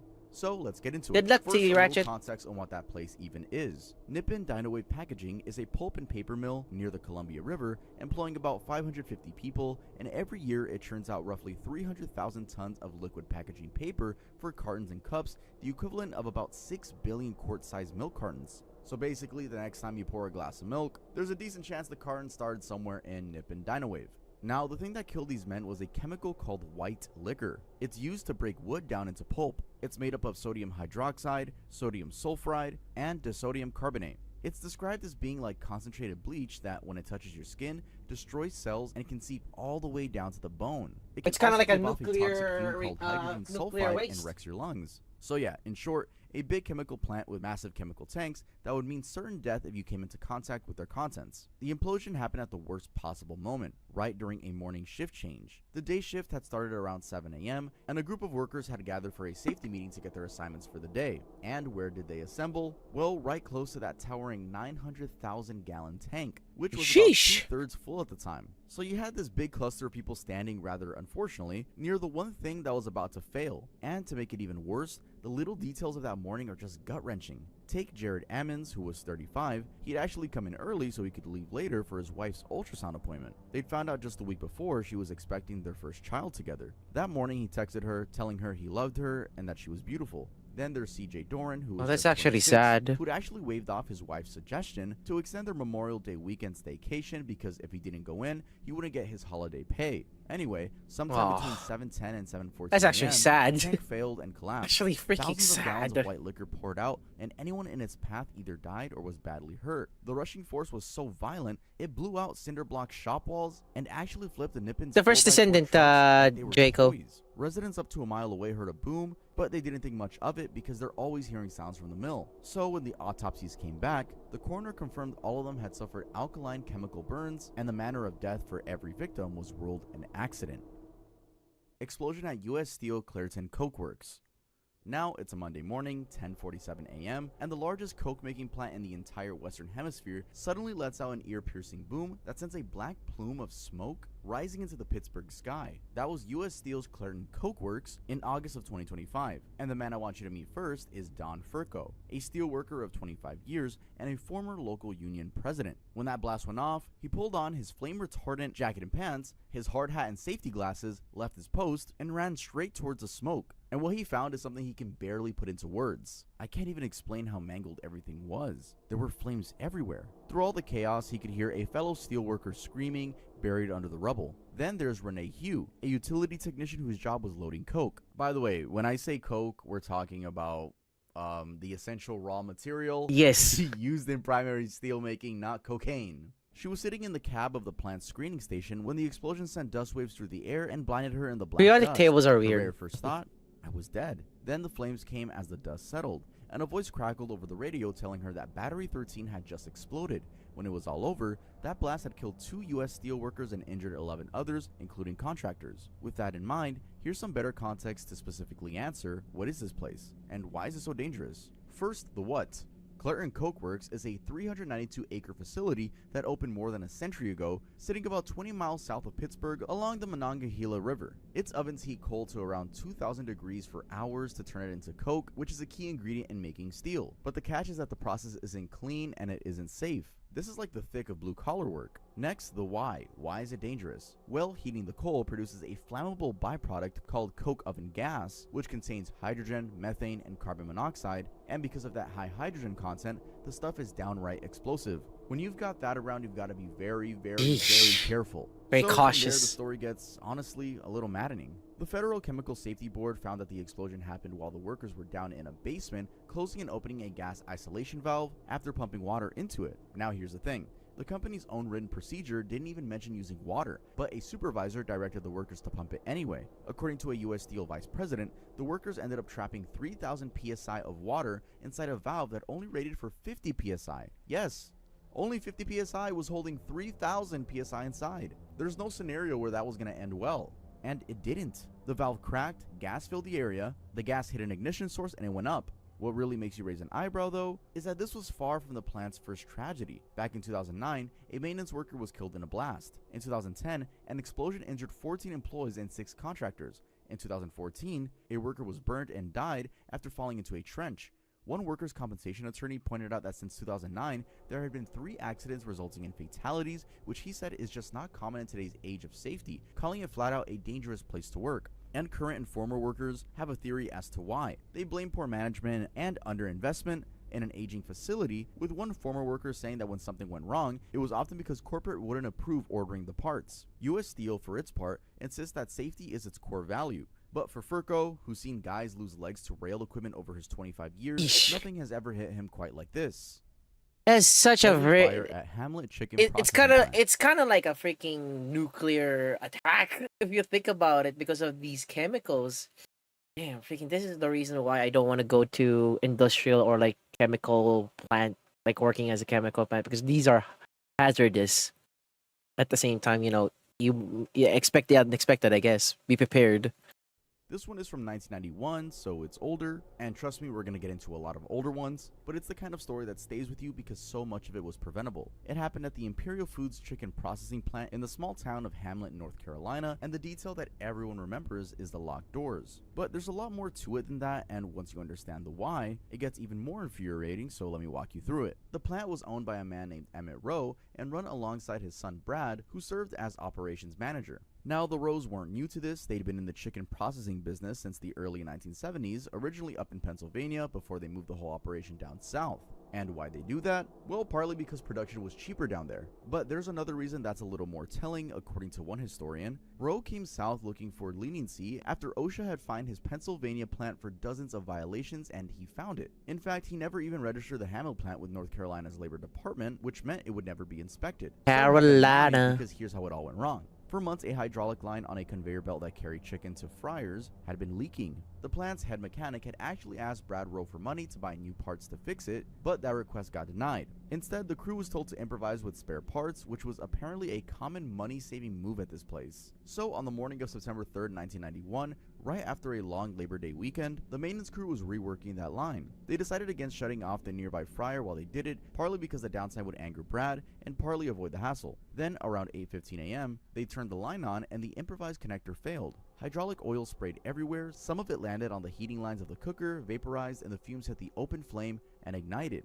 The line ended up pumping somewhere between 50 and 55 gallons of fluid into that fire before it shut off. And the plant's sprinkler system? It had actually been disabled by an earlier fire years before and never repaired, so it never engaged at all. Within 2 minutes, the place was engulfed in flames. And here's where the horror sets in. As workers tried to flee, they ran for the exits and found them padlocked from the outside. Emmett Rowe had directed a maintenance worker to chain those doors shut, supposedly to stop employees from stealing chicken. One loading dock exit was blocked by a delivery truck with the driver asleep in the cab and another obstructed by a dumpster. People kicked at the doors and couldn't get them open. By the time it was over, 25 workers had died and 54 were injured. Many of the dead were single mothers from the impoverished local community. And the aftermath? Emmett Rowe pleaded guilty to involuntary manslaughter and was sentenced to nearly 20 years, though he was released after serving only a portion of it. The fire did push North Carolina to pass 14 new worker safety laws, but for the families, it was far too late. Now, guys, I usually don't input my opinions a lot when I'm talking about these stories, but causing these people to burn alive due to your neglect as a boss, having them die in one of the most horrific ways possible, burning alive and being locked inside, and only getting 20 years, but then not even that. Nah, he got let out early because he just served a portion of it. Sometimes I don't even know what I'm reporting to you guys. Like, well, that sounds like I don't know what I'm saying. No. Sometimes I don't understand. I don't get it either. I don't. Well, you know, the root of everything, guys, you know what it is. It's money. It's money. There you go. There's the answer. It's going to be the answer to almost every question you have. It's going to be money. Almost. Not every single answer. But yeah, let's head on to the next one. The L'Ambiance Plaza 16-story collapse. This next one is about the danger that comes from building the very places we live in, and I want to start with what is still the worst building collapse in Connecticut history. It happened on April 23rd, 1987 in Bridgeport at a 16-story apartment complex that was going to be called L'Ambiance Plaza. And to understand how this went so catastrophically wrong, you need to understand the method they were using. This was a method called lift slab. Now, lift slab is exactly what it sounds like. Instead of building each floor up in the air, workers pour the concrete floor slabs flat on the ground, then raise them up to the proper level using hydraulic jacks before fastening them onto the building's vertical steel columns. It's very clever in theory, and to keep workers safe during all this, OSHA had standards requiring the lifting systems to be able to carry 2.5 times more than the expected load. Whether those standards were actually followed here became a huge point of controversy later. Anyway, on that afternoon, not long after lunch, the workers were back at it laying slabs. Then, at 1:36 p.m., a slab slipped, and when one slipped, it set off an enormous domino-like cascade with the slabs pancaking down onto the workers below. 7 completed floors of the structure just toppled inward, crumpling into a pile of debris and dust in seconds. When the dust settled, 28 construction workers were dead and 22 others were injured. Among the dead were 27 men and 1 teenager, a boy who'd been working at the site alongside his father. So what caused it? Oh, that's the frustrating part. A whole bunch of theories came out: a bent support column, columns out of alignment, cracks in the concrete, improper curing, a malfunctioning hydraulic lift, and on and on. The Labor Department even referred the contractor Techstar to the Justice Department for possible criminal prosecution, but in the end, the federal prosecutor recommended no charges be filed, saying there just wasn't enough evidence. The families eventually got a $41 million settlement, but the question of who was actually to blame, it was never really answered. One lasting change was that lift slab construction got hit with a moratorium until 1994, when new federal rules came out. Now you might think with all the modern safety advances, this kind of construction death is a relic of the past, but sadly, it isn't. Fast forward to June 4th, 2026 in Miami, Florida, and we have our second case. At the Ocon Tower construction site, this is a massive project, a 70-story hotel and condominium tower expected to rise more than 900 feet above downtown Miami. And on that day, a structural column that was being erected on the building's very top floor fell, trapping several workers underneath it. The one who didn't make it was Maria Fernanda Gonzalez Garcia, just 25 years old. She was struck by that falling column and died shortly after arriving at the hospital. Another male worker suffered serious injuries and is facing a long recovery. So nearly 4 decades apart in 2 different states, 2 reminders that the people putting up our skylines are taking a very real risk every single day. The Pemberton Mill disaster. Next, we're going way back to 1860 for what is still the worst industrial accident in Massachusetts history. And honestly, the scale of this one is hard to even wrap your head around because we're talking about hundreds of victims here. So let me set the scene for you. The place was the Pemberton Mill in Lawrence, Massachusetts, a textile factory that was, at the time, one of the city's newest and largest. And it was such a beast of a building, 5 stories high, 280 feet long, and 84 feet wide. It had cost $850,000 to build, which back then was an absolute fortune. But there's a detail that matters a lot in how this story ends, and it's that during the financial panic of 1857, the original builders sold the mill off, and the new partners who took over crammed even more heavy machinery into the building to squeeze out more profit. By the time of the disaster, the mill had 2,700 spindles and 700 looms, earning the owners about $1.5 million a year. So just keep that image in your head. Floor after floor packed with heavy textile machines. Now, on the evening of January 10th, 1860, there were around 800 mill workers inside, and most of them were women and children. A lot of them were recent immigrants too. More than half had come from Ireland during the potato famine, with others from Scotland, Germany, and Switzerland. And then it happened. The workers heard this odd rattle followed by a long, ear-splitting crash. Part of the building's brick wall bulged and then exploded, and within seconds, the whole mill just collapsed. Tons of machinery fell straight through the disintegrating floors, dragging screaming workers down with it. When it was over, the I actually heard about that, Draco. I actually heard about that. Dozens died. I think there was also like an instance as well where like a whole entire road was shut down because freaking a truck full of bull semen was like splattered around, and they were like trying to scoop what's the remaining of it. But more than 600 workers were trapped alive in the wreckage of twisted iron, smashed bricks, and splintered beams. The factory bells rang out an alarm, and basically the entire community rushed to the scene to help. Rescuers managed to pull more than 200 people out using ropes to move beams and pillars, calling out to the trapped and giving them water and coffee to keep them going. And when the sun went down, they built bonfires just to be able to see.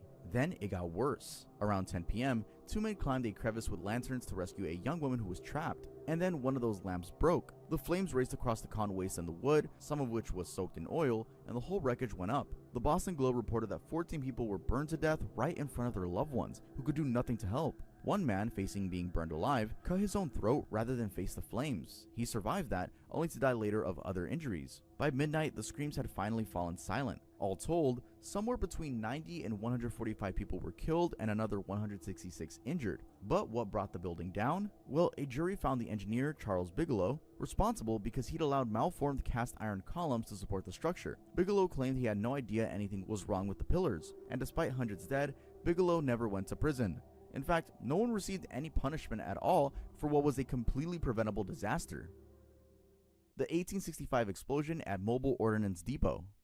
This one takes us all the way back to 1865, and it's got a tragic irony baked right into it. The Civil War had just ended, and the people of Mobile, Alabama were trying to put their lives back together. And then, on May 25th of 1865, an explosion tore through the city's riverfront that would end up being one of the deadliest accidental blasts in all of American history. So let me give you the lay of the land first. At this point, Mobile was under Union occupation, and the city was packed with soldiers, freedmen, laborers, and civilians all crammed together trying to rebuild. Down on the riverfront sat an ordnance depot, which was a former Confederate facility now controlled by the US Army. And what was inside it? Thousands of shells, cartridges, and kegs of gunpowder, all just sitting there awaiting disposal or transport. Specifically, this magazine in Marshall's warehouse held about 200 tons of ammunition and a staggering 30 tons of powder. So basically, you had a small mountain of explosives sitting right in the middle of a crowded city. Then, at about 15 minutes past 2 in the afternoon, it all went off. Witnesses reported a sudden flash followed by a thunderous blast that shook buildings clear across the city, and the contemporary accounts of how violent this was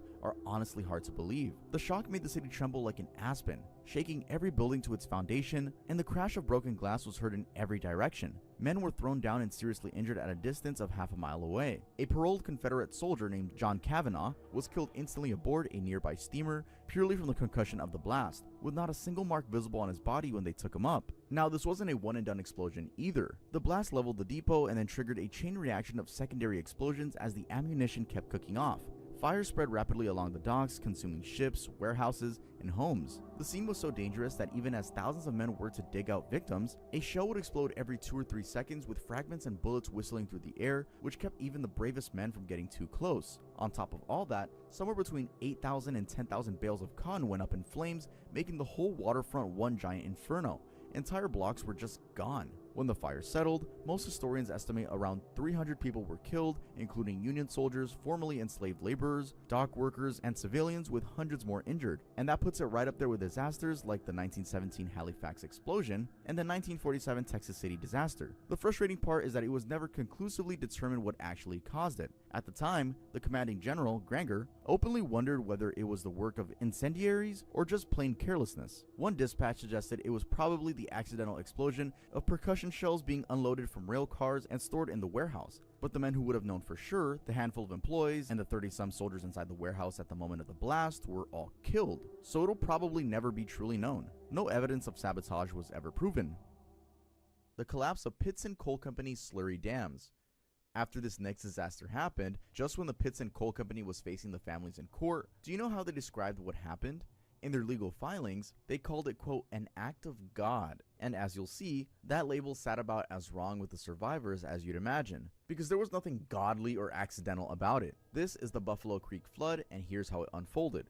Up in the mountains of Logan County, West Virginia, the Pittston Coal Company kept 3 dams holding back coal slurry, which is basically the black, sludgy waste left over from mining. Now here's the problem with dam number 3, the one that failed first. It sat about 260 feet above the town of Saunders, and instead of being built on solid bedrock, it was built right on top of the coal slurry sediment that had collected behind the other 2 dams. So you've got a dam made of coarse mining refuse, sitting on a foundation of sludge, looming over people's homes. And get this, a federal mine inspector had declared the impoundment satisfactory just 4 days earlier. So on the morning of February 26, 1972, after heavy rains, dam number 3 gave away, and once it went, the water it released overwhelmed dams number 2 and 1 in turn, one after the other. The result was a wall of roughly 132 million gallons of black wastewater, cresting over 30 feet high, pouring straight down the hollow. And the people barely had any warning at all. One survivor, Shirley Markham, recalled that the only heads up they got was a neighbor pulling up in front of the house and hollering, "Run, the dam has broke." Then she could hear the roar of it, and she watched her neighbor's what's house up, Invincible? crumble with trees, We're doing well. logs, cars, and slush all churning inside. The water tore through 16 coal towns, and out of the population of about 5,000 people, 125 were killed, 1,121 were injured,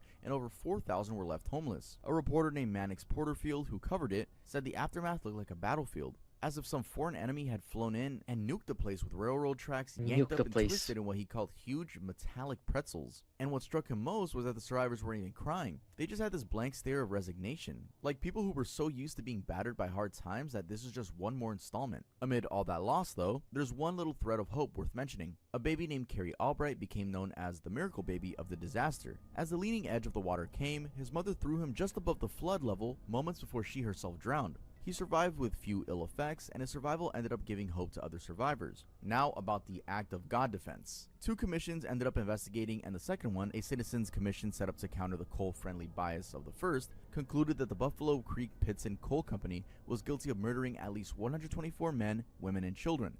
The state of West Virginia originally sued Pittston for $100 million in damages, but Governor Arch Moore settled it all for just $1 million.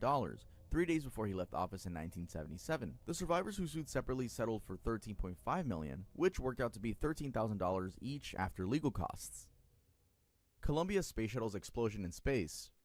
Now, this is probably the most famous case in this whole video, and there's a chance you already know the gist of it. The Space Shuttle Columbia broke apart over Texas in 2003, killing all 7 crew members aboard. So instead of just rehashing what everyone knows, I want to focus on the parts that'll stick with you. The fact that the thing that killed them happened in the first 82 seconds of the flight, and the gut punch finding that came out months later about what could have been done. So let's rewind to the launch on January 16, 2003. Everything looked fine, but just 81.7 seconds into the flight, a large piece of foam insulation along with a couple of smaller pieces broke off from the shuttle's external propellant tank, and a fraction of a second later, at 81.9 seconds, that big chunk slammed into the leading edge of Columbia's left wing, hitting around the reinforced carbon panels on the underside. Now, from an unformed view, a piece of foam might sound harmless, like a chunk of styrofoam off a cooler, but at launch speeds, it struck a part of the wing that was absolutely critical because those panels are what protect the shuttle from the insane heat of re-entry. The cameras watching the launch caught the foam collision, so people knew it had happened, but engineers couldn't pinpoint exactly where it hit or how bad the damage was. Similar foam strikes had actually happened on 3 prior shuttle launches without causing any critical damage, so there was a sense that maybe it was fine. Some engineers, though, worried it could lead to catastrophic failure, but their concerns weren't really addressed during the 2 weeks Columbia spent in orbit because NASA management figured that even if there was major damage, there wasn't much that could be done about it anyway. In fact, Mission Control emailed the crew about the debris strike with a short video clip telling them there was, quote, absolutely no concern for re-entry. So the crew came home thinking everything was fine. On the morning of February 1st, Columbia re-entered the atmosphere, and because the heat shielding on the left wing had been damaged, wind and searing heat poured into the wing and began tearing it apart. The timeline of those final minutes is honestly chilling when you read it. As the shuttle screamed over California, sensors started flashing off nominal readings, one after another, and then ground observers began reporting debris shedding from the orbiter. First one piece, then a second, then a third, the reports just stacking up as it crossed the western states. At 8:59 and 32 seconds, the last communication from the crew was cut off, and the last telemetry was received. Then, at about 9 a.m., the shuttle disintegrated over northeast Texas near Dallas. People on the ground heard a loud boom and saw streaks of smoke across the sky. Debris and the remains of the crew ended up scattered across more than 2,000 locations spread over East Texas, Arkansas, and Louisiana. And as if the loss of 7 lives wasn't enough, the tragedy claimed 2 more. 2 pilots aboard a search helicopter were killed in a crash while looking for debris. On a strangely weird note though, some worms the crew had been using in a study, stored in a canister above the shuttle, actually survived. The explosion of Union Oil Co-refinery in Romeoville. So this one starts with something almost mundane, a worker spotting a tiny crack during a routine check, and it ends with a 34-ton tower being launched the length of several football fields and 17 people dead.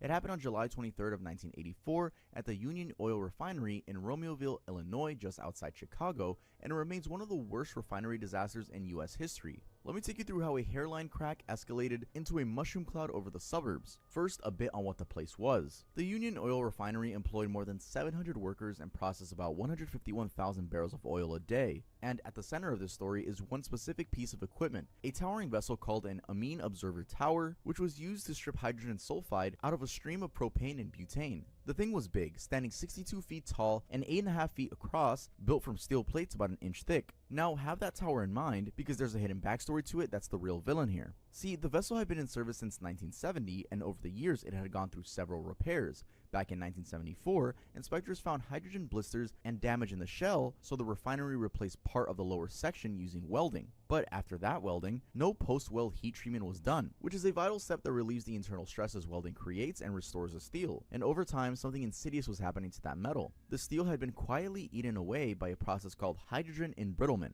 which is exactly what it sounds like. Hydrogen seeps into the metal and makes it brittle, prone to cracking. By 1984, this had reduced the fracture resistance of the steel by more than half. So now we get into that evening. Shortly before 6 p.m., a worker doing a routine hourly check discovered a hairline crack in one of the welds. The operator tried to close the main inlet valve to stop the gas leaking out of what started as a roughly 6-inch crack, but the crack kept growing. It stretched to about 2 feet, the operator called for an evacuation, and a significant amount of flammable gas was now pouring out as the company firefighters gathered at the scene. And then a spark from somewhere hits the vapors, and the whole thing went up. The explosion propelled the upper 46 feet of that massive vessel more than half a mile from where it had stood, while the base just stayed put at the center of the inferno. And a second explosion was even worse. It rocked buildings 15 miles away, blew the windows out of a bank in Joylet, and sent smoke billowing thousands of feet into the air. The fire was so enormous it pulled in mutual aid from more than 30 cities, including medical evacuation helicopters and even a Chicago Fire Department fireboat sent up the sanitary canal. In the end, 17 Union Oil employees were killed, and 10 of them were members of the company's own fire brigade. The blaze was so devastating that coroners had to rely on dental records to identify some of the victims. And to think it all traced back to a crack you could have covered with your thumb.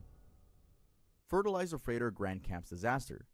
This one is from 1947, and it's the answer to the question of how a single cargo ship can take out an entire town. The SS Grand Camp was a freighter docked in the port of Texas City, and it was being loaded with ammonium nitrate fertilizer. For context, ammonium nitrate had been used during World War II to make TNT, and after the war, it got diluted and sold as crop fertilizer. And in its pure form, it's not really flammable, but it does become dangerous when it heats up or mixes with the wrong things. The problem in 1947 was that hardly anyone treated it as dangerous. In fact, after the disaster, one railway company vice president testified that he'd considered ammonium nitrate relatively safe, even comparing handling it to handling cement. Yes, strange, but this was in the 40s, lots of things were strange. Now, by the morning of it April is 16th, strange. around 2,300 tons of fertilizer had already been loaded into the ship's holds, and around 8 a.m., shortly after the longshoremen went down into the holds, they smelled smoke and spotted a small fire 10 to 15 feet below them near the hull. They tried jugs of water and a fire extinguisher, but it just didn't work. The decision that turned out to be catastrophic was that they didn't want to flood the holds with hoses for fear of ruining the cargo, so the captain decided to force steam into the holds instead,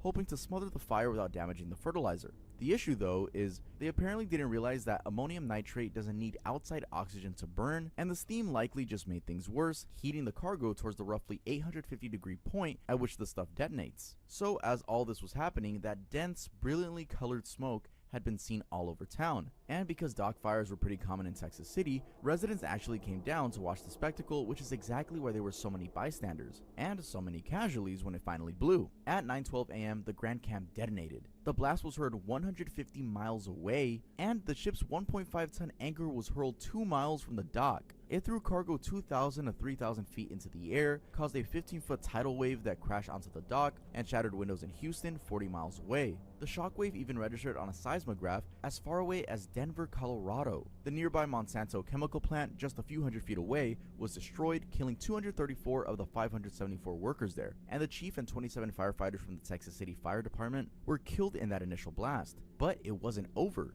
There was another ship, the High Flyer, anchored right next to the Grand Camp, and it was carrying about 1,000 tons of ammonium nitrate plus 2,000 tons of sulfur, which makes the stuff even more volatile. It had caught fire and started drifting, and the crew couldn't get its anchor up, so they eventually abandoned it. Then at 1:10 a.m. the next morning, about 15 hours after the first blast, the High Flyer exploded too, demolishing yet another nearby ship, the Wilson B. Keene. In all, somewhere between 500 and 600 people died, and the wounded numbered in the thousands. Fire at the Triangle Shirtwaist Factory. So we end where, in a lot of ways, the whole story of American workplace safety sort of begins. The Triangle Shirtwaist Factory fire of 1911 is probably the most famous industrial disaster on this list, and you may already know about it. A New York factory burned, 146 workers died, and it changed labor laws forever, but the details of those 18 minutes are what makes it unforgettable. The Triangle Factory occupied the top 3 floors of the 10-story Ash building in Manhattan, and it was a true sweatshop. Owned by Max Blank and Isaac Harris, the workers were mostly young immigrant women and girls, many of them Italian or Jewish, aged roughly 14 to 23, who spoke little English and worked grueling hours for a few dollars a week. Now here's a piece of context most people don't know. Blank and Harris had a deeply suspicious history with fire since their factories had burned multiple times in the years before, and it seems they deliberately torched their own workplaces before business hours to collect on big fire insurance policies, a not uncommon scam at the time. And because of that, they refused to install sprinklers or take real safety measures, you know, in case they ever needed to burn the place down again. So just sit with the awful irony of that for a second.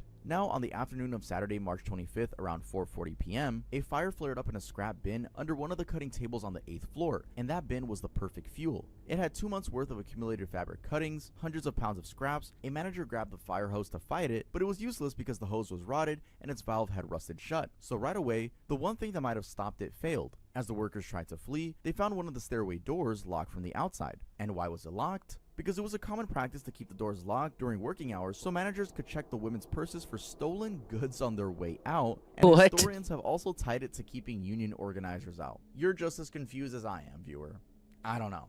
The 4 men who held the key to that door had already escaped by another route, so the workers were trapped. Some crowded into the small flimsy fire escape, but it twisted and collapsed under the heat and weight, spilling about 20 people nearly 100 feet to their deaths on the pavement below. With no way out, the girls began appearing at the windows and jumping. The fire department had arrived fast, but their ladders only reached as high as the 7th floor, and the fire was on the 8th. One reporter, William Gunn Shepard, described learning a new and horrible sound that day, the thud of a living body hitting the stone sidewalk. In all, 62 people jumped or fell to their deaths. Within just 18 minutes, it was all over, and 146 people were dead. The owners, Blank and Harris, were put on trial for manslaughter, but their lawyer managed to get them acquitted. Their insurance company actually paid them about $445 per death, more than their reported losses, meaning they came out ahead. And just 2 years later, Blank was arrested again for locking a factory door during working hours and was fined a measly $20. But the deaths were entirely in vain because the outrage finally forced real change, leading to dozens of new laws on fire exits, sprinklers, and alarms that protect workers to this day.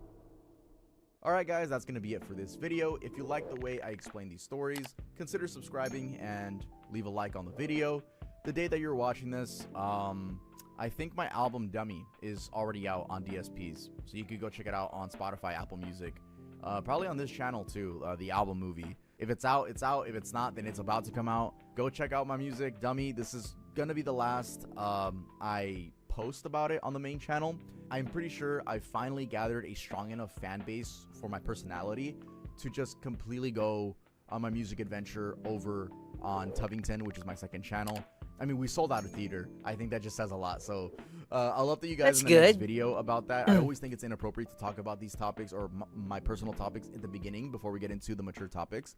So I always talk about myself once we're done. But yeah, we sold out a theater, guys. So that's crazy. I'm having That's for crazy. A theater in Los Angeles. My MP4 got corrupted. Right at the very end. Literally, that was my last sentence, or my second to last sentence. Anyway, you want to go check out Dummy, then go check it out. I will see you guys. Yeah. All right, and then I'm gonna react to. Now, what is this one now? I gotta react. Victoria's body. Wright was caught on a security camera at a petrol station. However, it would be 25 years.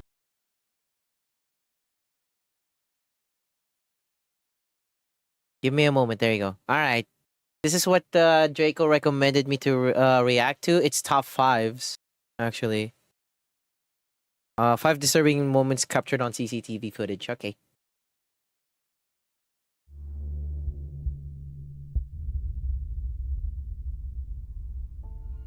Security cameras are intended to protect us, serving as silent observers mounted on walls to monitor our daily lives. However, they can also capture things we'd rather not see. In this video, we will look at 5 unsettling clips of security footage, which include criminal acts, strange and unexplained behavior, and the final moments before death. Each clip raises more questions. I think I know the This video is CCTV. sponsored by Raycon. With the That Super Bowl last and the Winter CCTV Olympics footage, this I month, feel like there's no better time to get inspired. I'm familiar Push with harder, that story. Upgrade your workout routine. When you're training consistently, the right gear makes all the difference. Now I've been using Raycons, staying away more practical. What packs need to do one thing sounds overpaid a justice. 25 years until justice. On September 18th, 1999, 22-year-old Emily Doherty was out with her husband and friends at the Bandbox nightclub in Felixstowe, East Suffolk. During the night, she became separated from her group and decided to walk back to her accommodation alone. As she walked, 31-year-old Steve Wright was on the prowl and attempted to abduct her and drag her into his car. Thankfully, she managed to escape and hid from him as he searched for her. Eventually, Emily sought help from a couple who lived nearby, and they called the police. When the police arrived, they spoke to Emily, but did not take any notes, and appeared not to believe her story. Instead, they seemed more interested in how much she had been drinking, and told her to forget all about the incident. This was a fatal error. The following night, 17-year-old Victoria Hall attended the same nightclub, and at 1 AM, Victoria and her friend Gemma left the club and walked home together. Here is CCTV footage of them making their way out of the club. That is such a blurry CCTV footage. That's 1999. As they approached their homes, they went their separate ways. It was then that Steve Wright pounced and abducted Victoria before assaulting and murdering her, leaving her body in a ditch. She was discovered 5 days later. Shortly after dumping Victoria's body, Wright was caught on a security camera at a petrol station. However, it would be 25 years before the murder of Victoria and the attempted abduction of Emily would be solved. In the meantime, Wright went on to murder 5 more women between October 30th and December 10th, 2006, after picking them up from Ipswich's red light district. Annalie Alderton and Paula Clennell were asphyxiated, while the causes of death for his other victims, Gemma Adams, Tanya Nicole, and Annette Nichols, were not established. Their bodies were discovered at different locations around Ipswich.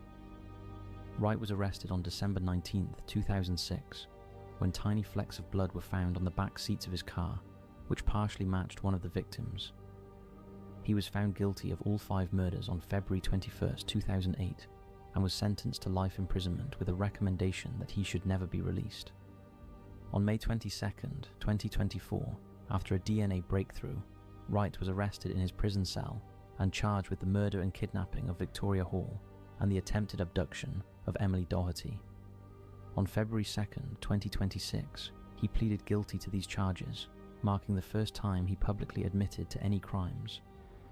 He was sentenced to an additional 40 years to run alongside his whole life term. Thankfully, Wright will never be released from prison. It is believed to be highly likely that Wright has killed many more victims, and we can only hope that one of Britain's most prolific living serial killers confesses to those in the near future. For poor Victoria, that grainy CCTV footage was the last image of her seen alive.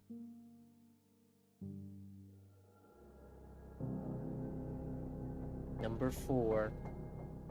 The strange death of Kenneka Jenkins. On Friday, September 8th, 2017, at 11:30 p.m., 19-year-old Kenneka Jenkins borrowed her mother's car to go to a private party at the Crowne Plaza Chicago O'Hare Hotel in Rosemont, Illinois. She arrived at the hotel at 1:13 a.m. on Saturday, September 9th. During the evening, multiple witnesses reported that Kenneka consumed cognac, but they did not see her using drugs. However, friends mentioned that she wasn't acting like her usual self and appeared to be sad. At 1:30 a.m., she spoke with her sister on the phone, and CCTV cameras recorded her walking with her friends in a hotel corridor. Take a look. Here's some Another 2017 footage right here. appears to be staggering, CCTV footage. seemingly intoxicated, and is recorded near the front desk at 3:20 a.m. 5 minutes later, she exited an elevator on one of the lower floors. He Security is so cameras wasted. captured her entering the hotel kitchen and turning a corner out of sight. About an hour later, Kenneka's friends call her mother, Behold the Teresa cage Martin, papers from will their car to tell her that they could not Thank you so find much her for the 5 daughter stream and had shake, left the Max. I party without her, appreciate it. and they had her phone. Concerned about Kenneka's well-being, Teresa headed to the hotel to look for her, arriving around 5:30 a.m. When she arrived, she asked hotel management if she could view the CCTV from that evening, but she was told that they could not access the footage until someone officially reported Kenneka missing. At 7:14 a.m., Teresa contacted the Rosemont Public Safety Department, who suggested that she wait a few more hours before filing a missing person report, as it was typical for people to return on their own. At 12:46 p.m., Kenneka's older sister, Leonore Harris, made a missing persons report to the police, who notified the hotel. It was many hours before permission was given to view the footage, but even after viewing Really? it, they were unable to locate Kenneka. Like few hours after? It could have been like immediately too. A hotel employee made a distressing find. He opened the freezer in the hotel's kitchen and discovered Kenneka lying face down on the freezer floor. She was only wearing one shoe and had a small cut on her leg. Other than that, there were no signs of trauma. She was pronounced dead at 12:48 a.m. Her death was later ruled an accident. She had alcohol and topiramate in her system. Well, that is which not an likely accident. exacerbated the effects of hypothermia caused by her exposure to the freezer. But here's where it Really? gets strange. The police claimed there was no CCTV of Kenneka walking into the freezer. However, community activist Andrew Holmes claimed to have seen police footage of her entering alone. Apparently the freezer door was open, meaning Tenica shut the door on herself. But it was revealed that it was impossible to get locked inside the freezer, as there was a latch inside that allowed for exit. So did someone deliberately keep her in there? Yeah. The family weren't happy with the accidental death verdict. Like, and that was filed the a $50 weirdest million thing, lawsuit against you the know? hotel. The lawsuit concluded in December 2023 I don't think with it's a settlement accident. of There's $10 foul million. play. Court documents indicated that the defendants were negligent in securing the kitchen area, failing to shut down an unauthorized party, and not adequately reviewing security footage. I after feel like Jenkins there's was foul reported play missing. happening on that one. There are That's still shit so isn't many questions crazy. about the death of Kenneker that probably will never get answered.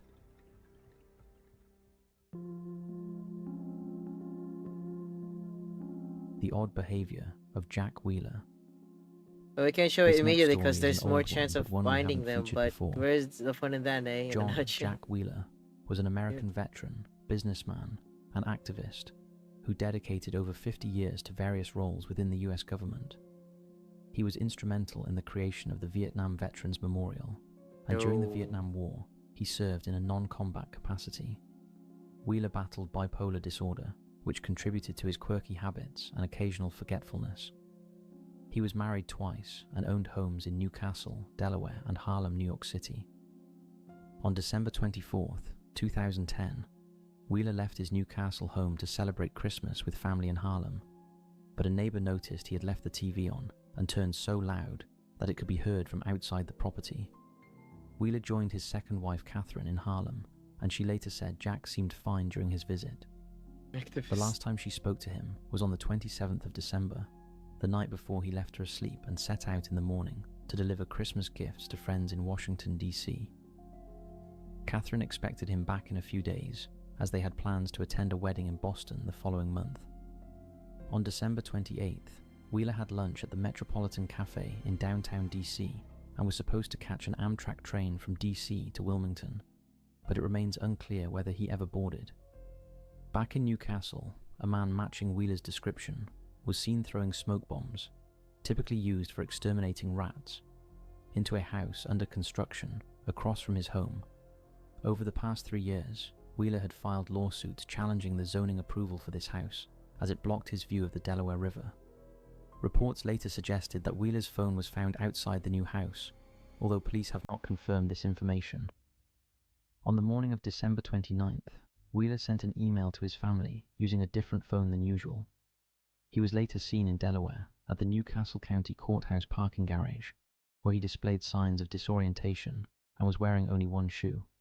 He attempted to enter the That garage is on not good. foot and told the attendant he wanted to warm up before paying for parking. However, police later discovered that his car was actually parked several blocks away in a different garage near the train station. Take a look at this odd footage of Wheeler.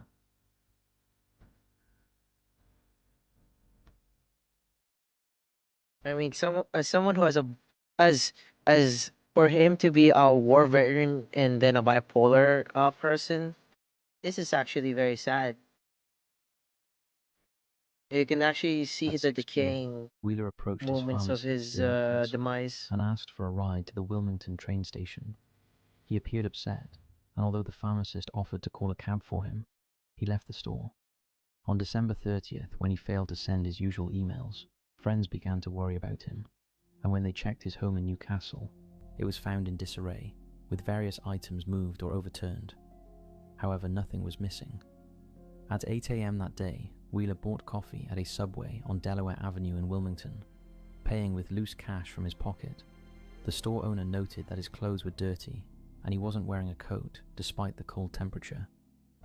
He then stopped by a nearby law office, where security cameras captured him leaving, while seemingly trying to hide his face. He was last seen alive on surveillance video in downtown Wilmington between 8:30 and 9 p.m., and his whereabouts after that remains unknown. On December 31st, a landfill worker spotted Wheeler's body as it fell onto a trash heap at the Cherry Island landfill in Wilmington, Delaware. Police later determined that all stops made by the garbage truck before reaching the landfill involved large commercial disposal bins in Newark. Given Wheeler's position in the truck, it appeared likely that he had been in a dumpster that was picked up early in the route. Wheeler was found still wearing his Rolex watch and West Point class ring, meaning robbery was improbable. The medical examiner reported that Wheeler died from assault and blunt force trauma. As of now, Wheeler's murder remains unsolved and shrouded in mystery. I feel like that's an accident. Hey, what's up, Tony? From YouTube. Christina and Andrew Rerax. On February 17th, 2021, at around 5:30 a.m., emergency services were called to the home of Christina and Andrew Rerax in Georgetown, Ontario, Canada. When they arrived, the house was ablaze following an explosion that rocked the normally Tony from quiet YouTube, area. not FGC Tony. Neighbors who witnessed the blaze reported that it started in the garage and quickly spread, consuming the entire house. By the time firefighters managed to extinguish the flames, it was too late to save the occupants, and after searching through the house, they found the charred bodies of 2 individuals. Although they were initially unrecognizable, it was later confirmed that the victims were the Rerax, a well-liked and respected couple who had lived in the quiet neighborhood for many years. The community was in shock when it was revealed that an explosion had occurred in the garage, which subsequently ripped through the rest of the house. Residents were further unsettled after police investigations determined that the fire was not an accident. Authorities appealed for anyone with security camera or dashcam footage from the area on the day of the fire to come forward. The appeal led police to a security camera located at a home across from the Rerax residence, which revealed how the fire was actually started. At 6:24 p.m. on the night before the blaze, the Rerax pulled into their garage and parked their car. Just as they were about to lower the garage door, an unknown figure sneaked in just before it closed. Take a look at this chilling footage. Yeah, I think I know this. Yeah, this one. I think I've heard of this case before.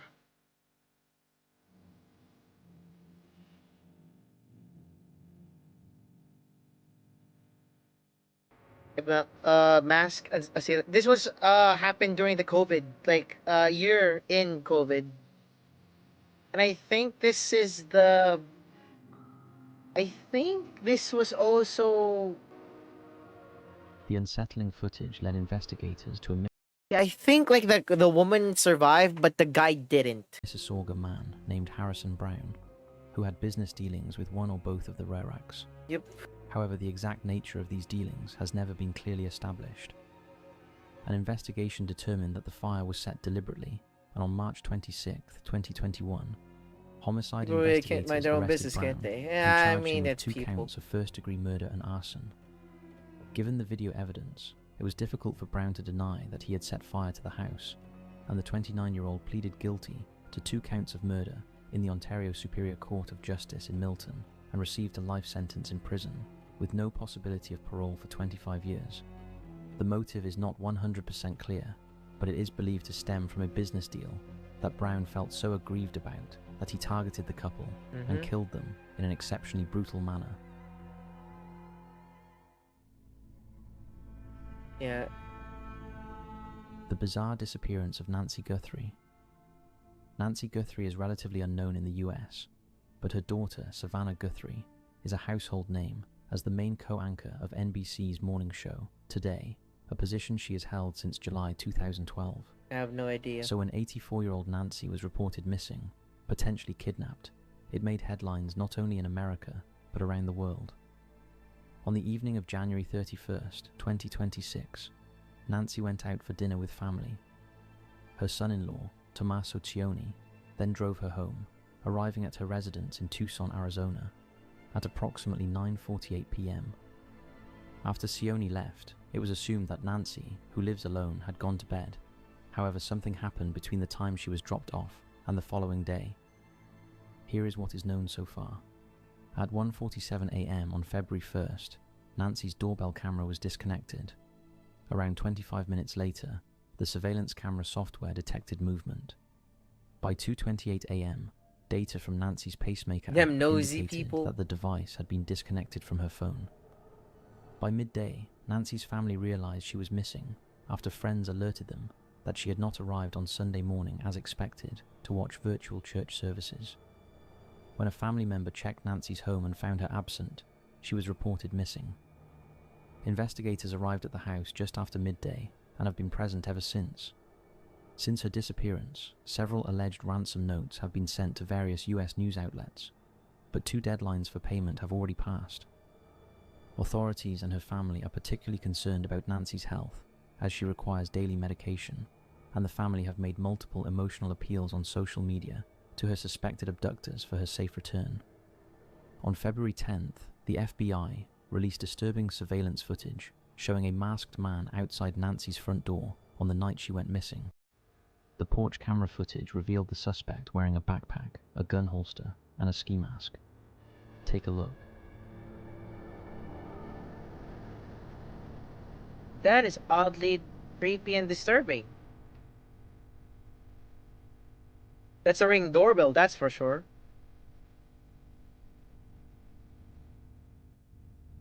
The FBI have identified the man as a suspect in the disappearance of Nancy, describing him as approximately 5 feet 9 inches tall, with a medium build, and last seen carrying a 25-liter Ozark Trail hiker pack.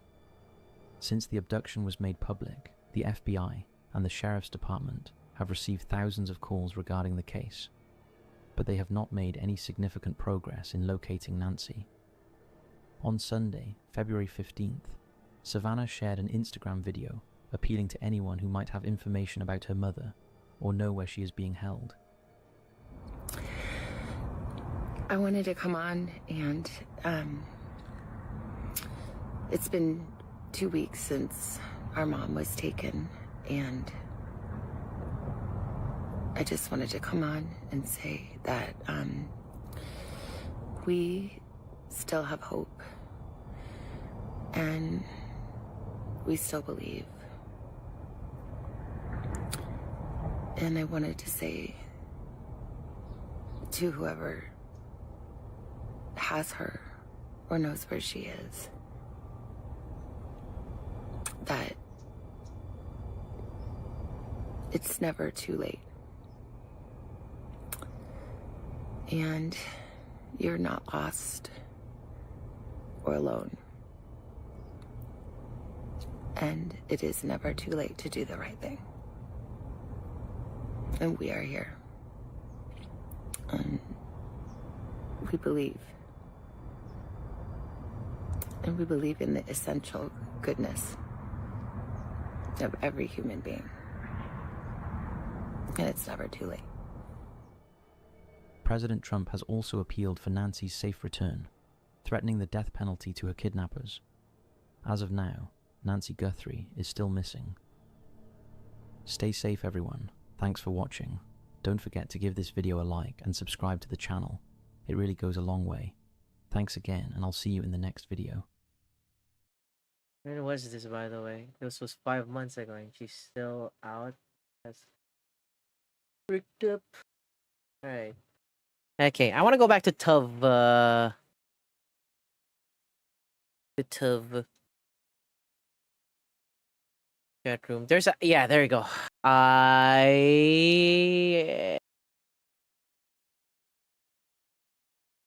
want to watch this. I think I already watched this already. This one I haven't actually, or I think I did. I don't know. This one I haven't, no, but I know Shinriko, and then kind of stuff. Anyway, I feel like I can watch this chat from like another tough video about crime so horrifying they changed laws, part 2. Some crimes are so horrifying that they don't just make headlines, they expose flaws so devastating that the government is forced to rewrite the laws themselves. Today we're looking at more cases where unbelievable tragedy sparked real change. Unfreaking believable. Whose actions led to a law forcing offenders to financially support the children they orphaned, the heartbreaking kidnapping of an 18-year-old girl whose delayed cell phone records change how police can locate missing victims. I think I heard of this, but we're going to react to it. A mile behind a fleeing car, prompting a law that forever changed the punishment for killing an emergency worker. These are more crimes so horrifying they change laws. Drunk driving accident, Bentley's Law.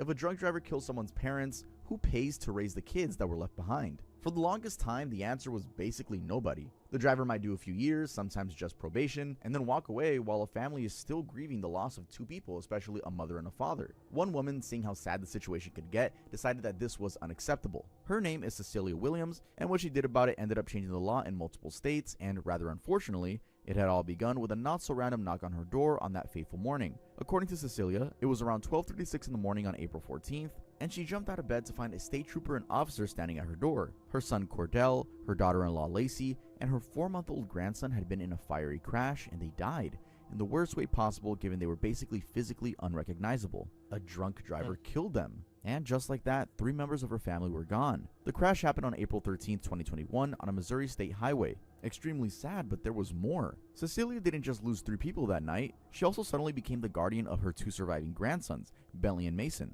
And as anyone might be, she was wrecked. She said she lost it, but she needed to be strong for the 2 grandkids she was now raising. In her own words, the heartache kept multiplying because she had to watch the boys suffer too. She said it hit Bentley harder as time went on, that he cries a lot, and he'll tell her he misses his mom and dad. So about a month after she visited the marker at the crash site, Cecilia decided to channel her grief into something. She worked with other advocates and helped write legislation that became known as Bentley and Mason's Law, which most people just shorten to Bentley's Law. And the idea behind it is pretty simple. If you're convicted of drunk driving and you kill someone who has kids, you have to pay child support to those kids until they turn 18 or finish high school. It covers the basics, food, clothing, housing, and it can stretch to medical expenses and childcare too. How does it actually work? The courts decide the amount, and the payments go to whoever is raising the kids, like a surviving spouse or a guardian. And if the offender is locked up, the model legislation gives them 1 year after they get out to start making the payments. And in case you're wondering if this whole experience is such a problem that there had to be a law for it, let me put it in context.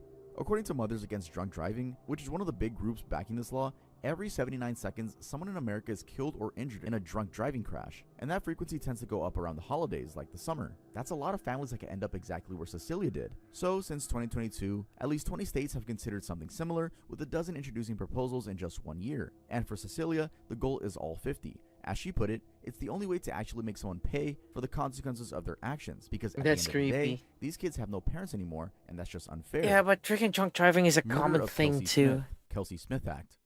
This one is pretty heavy. Just a disclaimer because it gets pretty dark. So a teenage girl gets abducted in broad daylight in a Target parking lot with people around. The whole thing is even caught on camera. And the one thing that could have found her fast, her cell phone, is sitting there pinging off a tower the entire time, but the phone company drags its feet for 4 whole days before handing over the records. By the time they did, yeah, this was actually fucked up because freaking her phone was actually triggering as a signal, but freaking the cell phone provider was like, nah, we can't provide you the details for it. You have to wait for like a few hours or a few days. I'm like, what? Are you kidding me? This is actually like a case where a missing person is in danger.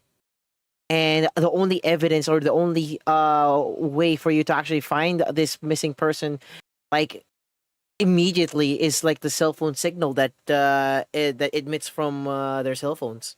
That girl was 18-year-old Kelsey Smith, and she, or at least her death, ended up influencing a law that's now saved lives all over the country. But let's go back to that afternoon because it started as something so ordinary you wouldn't even think twice about it. It's June 2nd, 2007, and Kelsey is at a Target in Overland Park, Kansas, doing the most normal thing in the world. She's simply what's up, Life Cat from YouTube? I'm just reacting to some videos. Together. But about 30 seconds welcome to the YouTube stream. A white man in his early 20s wearing a white shirt and dark shorts walked in right behind her. And this guy was in every aisle she visited, basically shadowing her, keeping a distance. He kept looking at her over and over, but never once actually spoke with her, and he slipped right out just as Kelsey was approaching the cashier. Then out in the parking lot where it happened, at first the outside footage didn't look like anything, but when investigators slowed it down, they caught this flash near Kelsey and her car, the kind you see when someone's running and the camera's filming from a distance.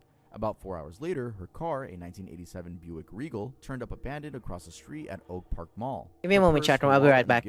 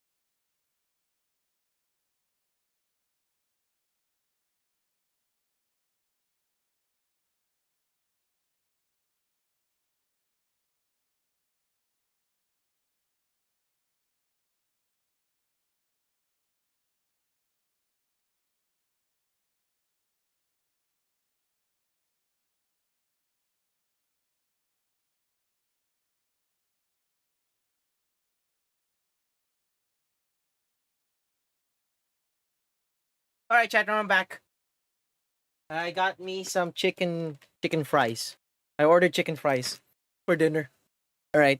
But we're all still sitting inside it. So now there's a massive search going on, the national media's all over it, even America's Most Wanted picked it up, and everybody's racing against the clock to find this girl. And next is where the story gets really frustrating, and also the whole reason this law exists now. Detectives knew Kelsey's phone had pinged from a certain area, and that ping was the key to finding her. The problem? It took Verizon Wireless 4 days to hand those phone records 4 over freaking to days. investigators, even with local police and eventually the FBI involved. And that delay caused a huge amount of controversy. Once a Verizon technician finally pinpointed the cell tower and told searchers to look 1.1 miles north of it, they found her body within 45 minutes. Yes, 45 minutes after 4 days of waiting. She was discovered on June 6th in a wooded area near Longview Lake in Missouri, about 18 to 20 miles where she'd been so taken. dumb. The cause of death was strangulation, and she'd been choked with her own belt. And you're probably wondering why the phone company stalled like that, right? Yep. Well, it was because at the time, there were privacy laws around pinging someone's phone and how providers would generally Privacy only comply fucking if the subscriber laws. themselves asked, not law enforcement, or unless a court order came through, and you know, Privacy that kind of laws thing my takes time. ass. And out of that nightmare, Kelsey's parents, Missy and Greg, turned their grief into a fight,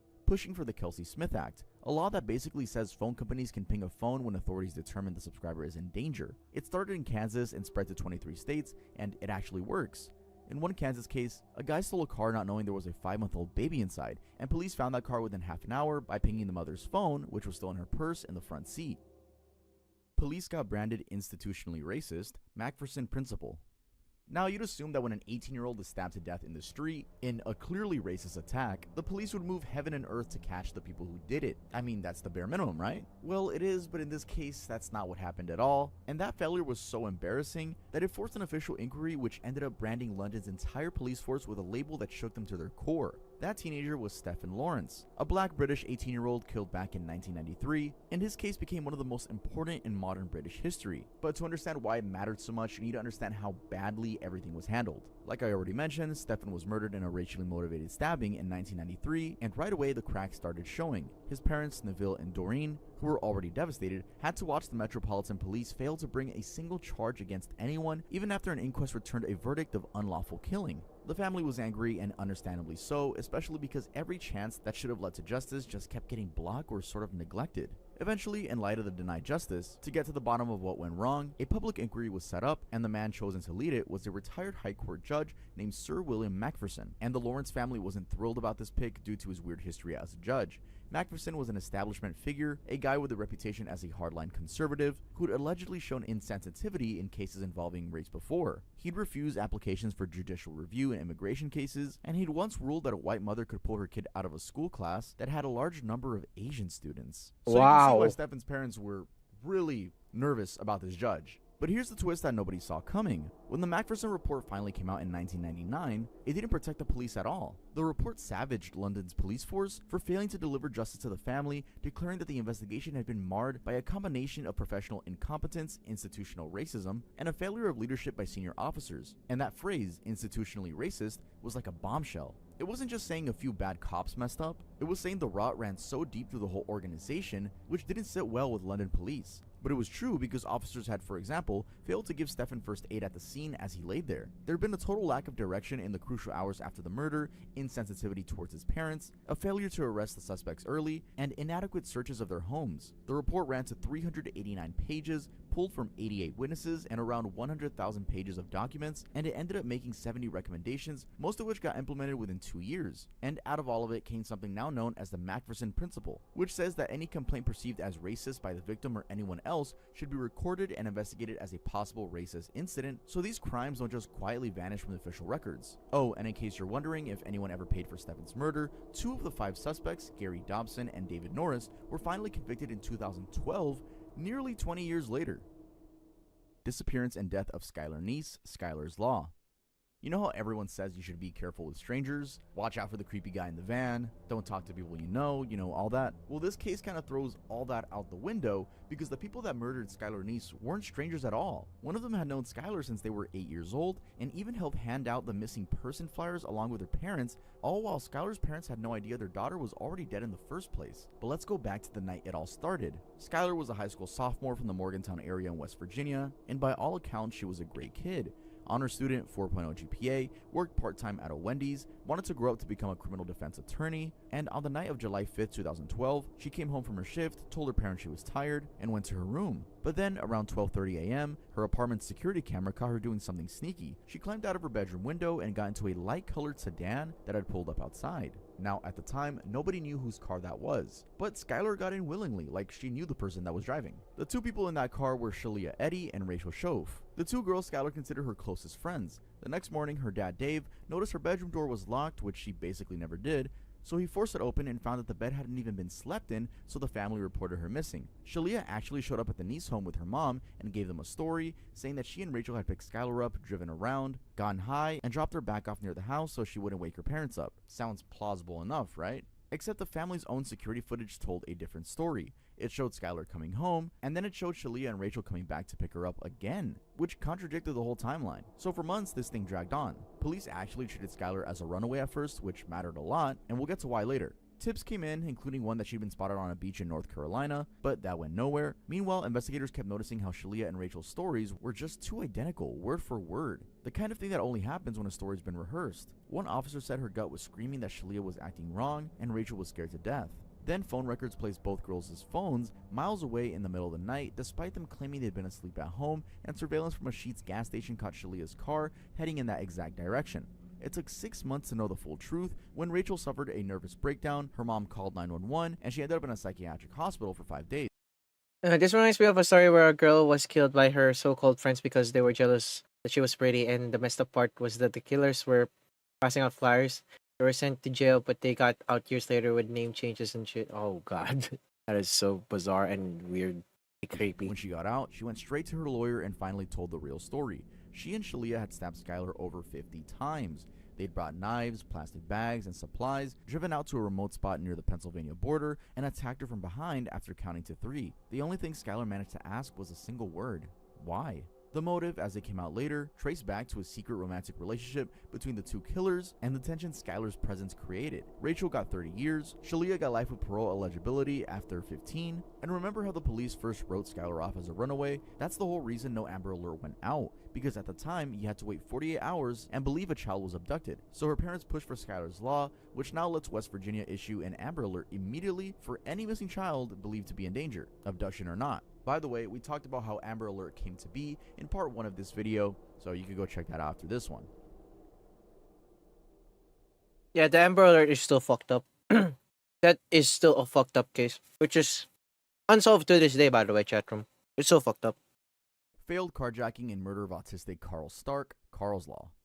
There's this idea that predators look for the most vulnerable person in the room, the one that won't fight back, that won't see it coming, and as awful as it is, that's pretty much what happened to 36-year-old Carl Stark. A couple of teenagers spotted him hanging out in public, decided he looked like an easy mark, and followed him home to rob him. The thing is, Carl was a man with autism who lived with his mom, and by every account from the people who knew him, he was funny and intelligent. This was back in August of 2015 in St. Augustine, Florida. Carl had been out at a Walmart on US 1, just running a normal errand like anyone would. But while he was there, 2 teens, Christopher O'Neill and Kevin Williams, apparently clocked him as an easy possible target. They followed him home all the way from that parking lot, trailing him back to the Vista Cove condominiums where he lived with his mother. Then, in what police believe was an attempted carjacking, they shot him and tried to steal his car, leaving him dead in the parking lot. Jesus Christ, just imagine the pain his mom went through. The good thing here is his family decided to do something about it. Carl's brother-in-law, Travis Durden, actually happened to know a state senator named Travis Hudson, someone he'd known for about 10 years. So shortly after Carl's death, the family reached out to him to ask if anything could possibly be done in Carl's memory, and the idea picked up steam fast. Now what's interesting is that Carl's mom didn't want this turning into some big circus that put her family in the spotlight. What she really wanted was for it to be a positive thing that might actually help somebody down the line, and she told Hudson that if it could do that, she was all for it. And so Carl's Law came to be. The way it works is it allows for harsher penalties, basically reclassifying offenses to be more serious when they're committed against someone because of a mental or physical disability. Governor Rick Scott signed it in March, and it officially took effect on October 1st of 2016. Murder in a hotel room and failed 911 dial, Kari's Law. So every kid in America gets taught the same handful advice for survival tactics. Look both ways before crossing the street, don't talk to strangers, and if you're in real trouble, dial 911. But in 2013, a 9-year-old girl in a Texas motel room did exactly what she'd been taught to do. She dialed 911 4 separate times while her mother was being attacked in the next room. and not a single one of those calls ever connected. Why? Because of one tiny detail in how the motel's phone system worked. The woman at the center of this is Kari Hunt, and according to her dad Hank, she'd basically had enough of her marriage. It wasn't physical abuse that he knew of, but there was a lot of emotional and verbal abuse going on, enough that Hank had gotten into several arguments with the husband over how he treated her. Genuinely how any father-in-law would sort of try to put a stop to their daughter getting abused by their husband. Anyway, Kari had finally decided to leave, and she and the kids had been staying at her sister's place for about 3 weeks. Now here's the thing that makes things so awful in hindsight. The husband had actually been threatening to kill her, which terrified the whole family, but as Hank put it, never in his life did he dream the guy would actually do what he did. In December of 2013, the husband asked if he could visit with the kids, and Kari agreed. He got a hotel room in Marshall, Texas, and she brought the children to him. He talked her into coming into the room, then talked her into stepping into the bathroom to talk and smoke a cigarette, and that's when he locked the door behind them. When Kari told him she still planned to leave, he started attacking her. And this is where the oldest daughter, 9-year-old Brianna, comes in. Kari screamed at her to call 911, so Brianna pushed her little brother and sister out into the hallway to keep them safe. And then she grabbed the hotel phone and tried to get help, but the calls wouldn't go through.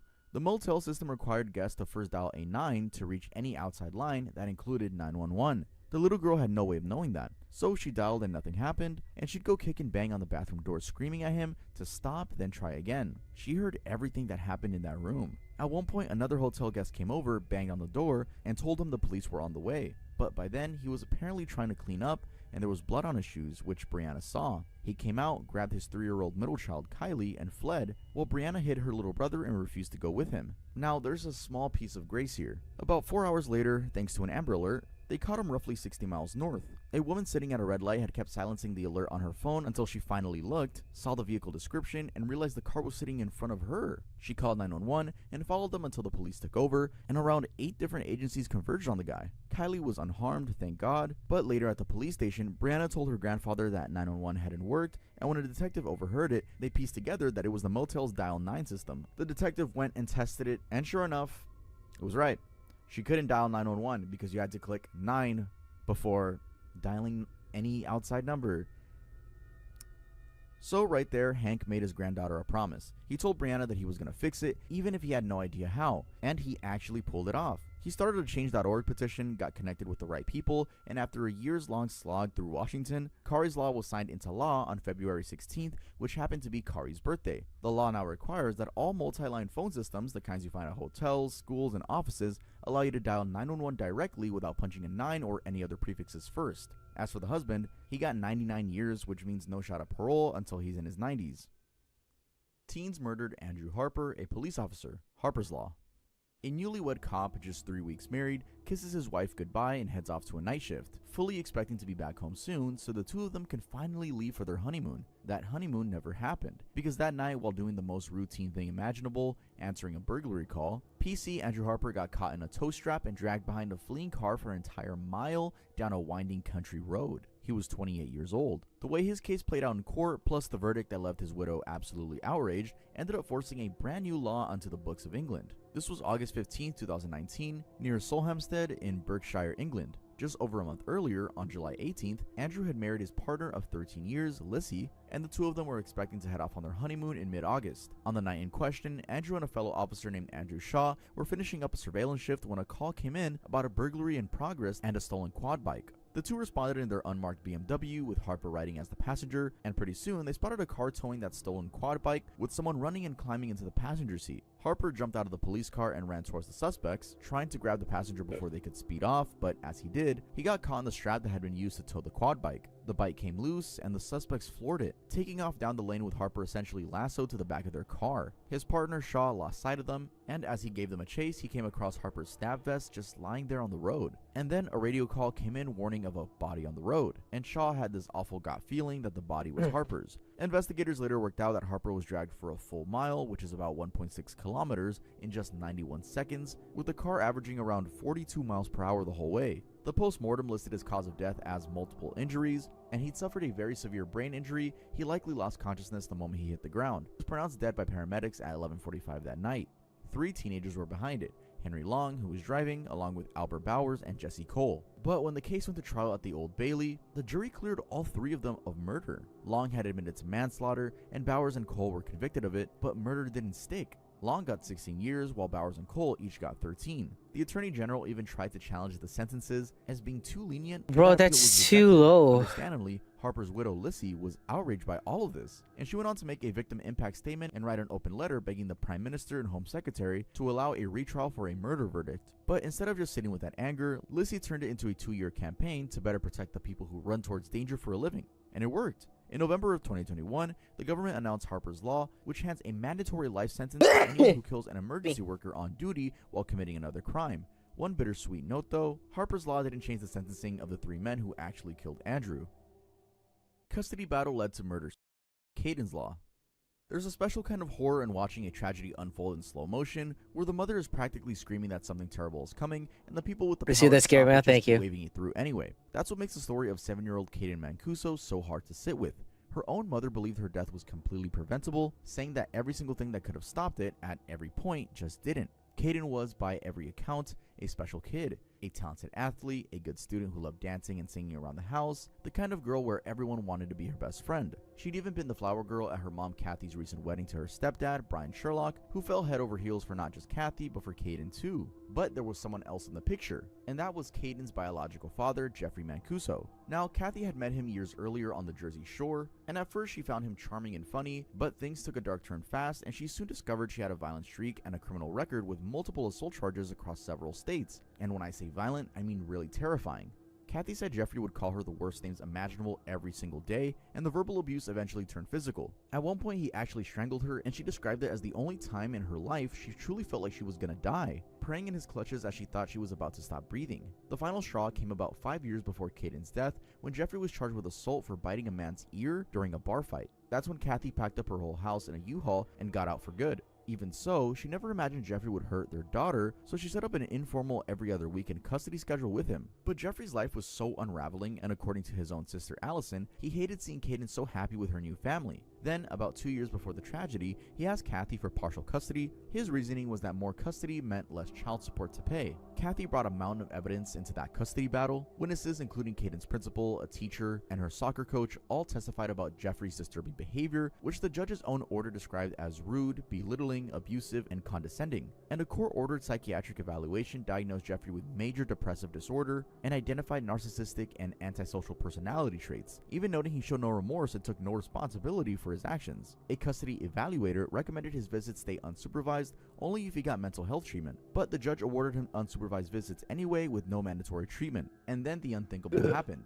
On August 4th, the Sherlocks dropped Caden off for the weekend. When she and Jeffrey didn't show up Sunday night, Kathy called police, who she says actually hung up on her after she insisted there were a million reasons to fear for her daughter. Brian eventually drove over to Jeffrey's home, got in through an unlocked back door, and found Caden lying there already gone. Jeffrey was dead too, and when police ruled a murder out of that nightmare, Caden's family began pushing for Caden's Law, aimed at forcing family courts to put a child's safety first when there's a documented history of violence. Killed wife and refused to disclose body's location, Helen's Law. Did you know that a killer can take someone's life, get convicted, serve his time, and then walk free, all while sitting on the one piece of information the victim's family would give anything for? The info being where the body is. And that's exactly the wound that sat at the center of one of the most well-known murder cases in England, the case that eventually forced Parliament to change the law. The woman at the heart of it was Helen McCourt, a 22-year-old insurance clerk from Bootle, Merseyside, and to understand why her mother spent the better part of a decade fighting lawmakers, we need to go back to the evening she disappeared. It was February 9th, 1988, and after getting off her bus around 5:15 p.m., Helen started the short walk home, a route less than 500 yards that took her right past a local pub called the George and Dragon, and that was the last time anybody saw her alive. What's chilling is that within minutes of her passing the pub, a man getting off another bus heard a loud scream from inside that abruptly cut off. Now, the landlord of that pub was a 31-year-old married father of 2 named Ian Sims, and he had his own reasons for wanting Helen gone because just 2 days earlier, he'd banned her after an argument and reportedly talked about how much he hated her, on top of making sexual advances she kept rejecting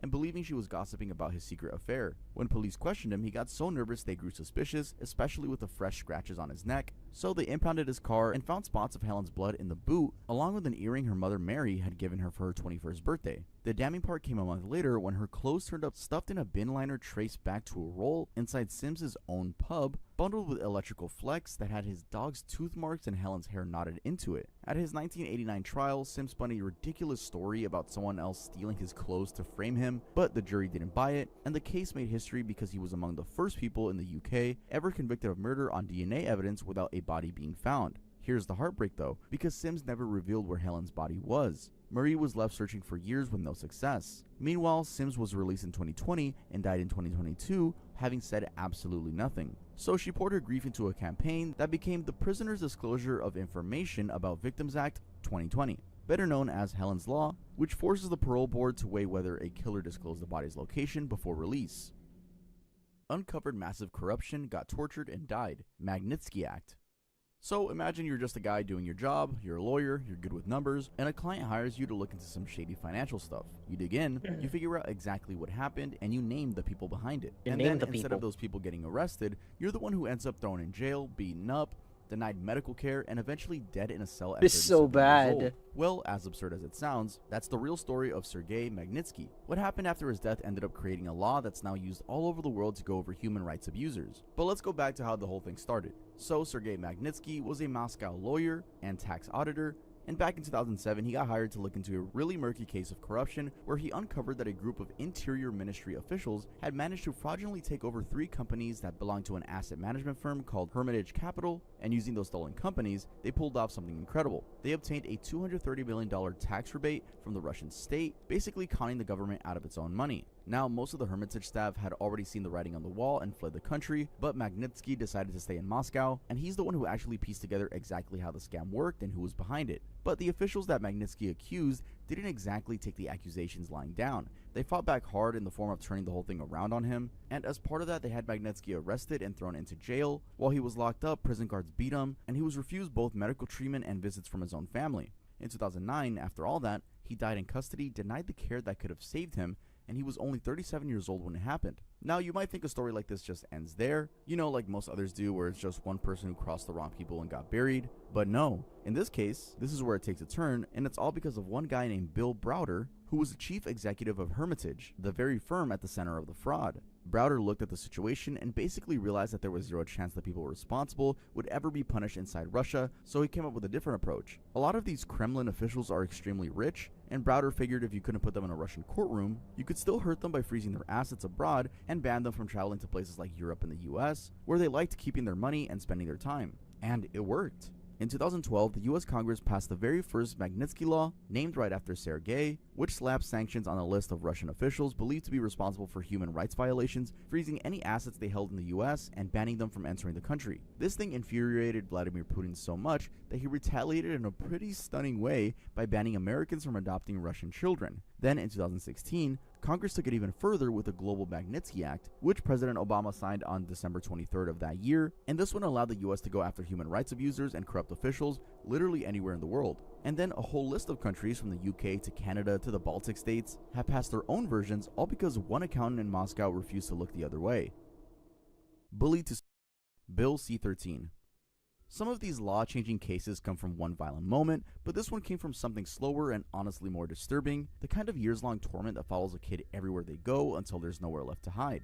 It centers on a 15-year-old Canadian girl named Amanda Todd. She was a 7th grader using webcam chats to meet and talk to new people online, and one of those people I think I know this one. This is actually very fucked up. Which she eventually did about a year later. And that single moment is the thing that wrecked everything, because the man took a photo, posted it online, and sent it to everyone she knew. Even after she moved towns and switched schools multiple times to get away from it, the man kept following her online and using the photo to torment her all over again. Now you can imagine what that does to a kid. The photo and the bullying both online and at school drove her into depression, drugs, alcohol, cutting, and eventually a attempt. On September 7th, Amanda posted a nearly 9-minute video called My Story, Struggling, Bullying, Self-Harm, where she silently tells her whole story through a series of white cards with black marker writing on them. A month later, on October 10th, she was found dead in her hometown of Port Coquitlam, British Columbia. Authorities opened an investigation not just into her death, but into anyone who had had contact with her beforehand, and the hacking group Anonymous even publicly posted the name and address of a man they claimed was the one who pressured her for the photo. And this is where the law comes in, because Amanda's case, along with those of 2 other bullied Canadian teens named Rita Parsons and Jamie Hubley,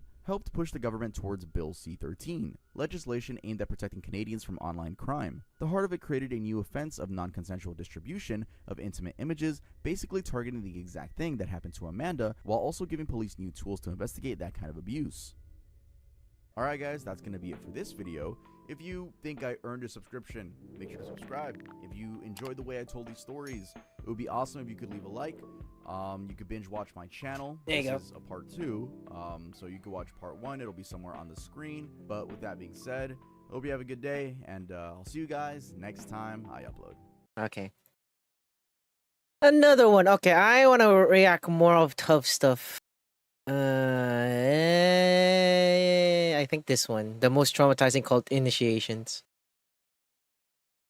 And then after that, maybe this cannibalism parts. Anyway. Yeah, chat room, I ate some chicken fries. I am a fat ass. And I'm probably going to burn calories on listening to a charismatic leader or believing in a strange ideology. Sometimes, before you're even let inside, you have to prove your loyalty in the most incomprehensible ways. In this video, we'll cover a cult that forced women to hand over black male material before branding them like a cow with a red-hot iron, another where followers willingly castrated themselves following alien salvation, and one that locked children in rooms for days while pumping them full of LSD as part of their initiation. These are the most traumatic cult initiations ever documented.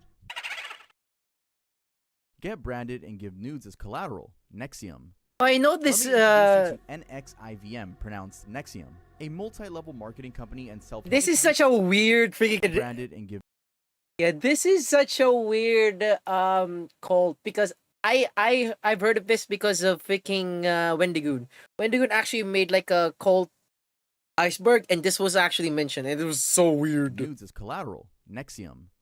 Let me introduce you to NXIVM, pronounced NXIVM, a multi-level marketing company and self-help organization co-founded in 1998 by Rainier and a former psychiatric nurse named Nancy Salzman. Rainier styled himself as a New Age philosopher who was heavily influenced by Ayn Rand, and inside the group they called him Vanguard. His whole pitch was personal and professional development through eliminating your psychological and emotional barriers. People really bought it, and estimated 16,000 people enrolled in his courses, with some of them paying tens of thousands of dollars. And the truth is that there's nothing wrong with eliminating your psychological and emotional barriers, but I highly doubt that the effective way to do so is through a multi-level marketing scheme that pushes members to take classes that cost as much as $5,000, and then pushes them to take more classes to move up the ranks and recruit other people to create more revenue. A thing that, according to an FBI affidavit, left some members in debt to NXIVM itself. Have that in mind, because these are people who are already financially tangled up before the real dark stuff even starts, which was DOS. That's the secret subgroup the FBI alleges Rainier started, and the name stands for a phrase roughly translated from Latin as Lord over the obedient female companions. It was pitched to women as a sisterhood and a sorority, a women's empowerment thing, masters and slaves, and the line they used was that it would teach women to be, quote, the master of your own life. What the women were not told was that Rainier was at the top of the entire thing. So what was the entry fee?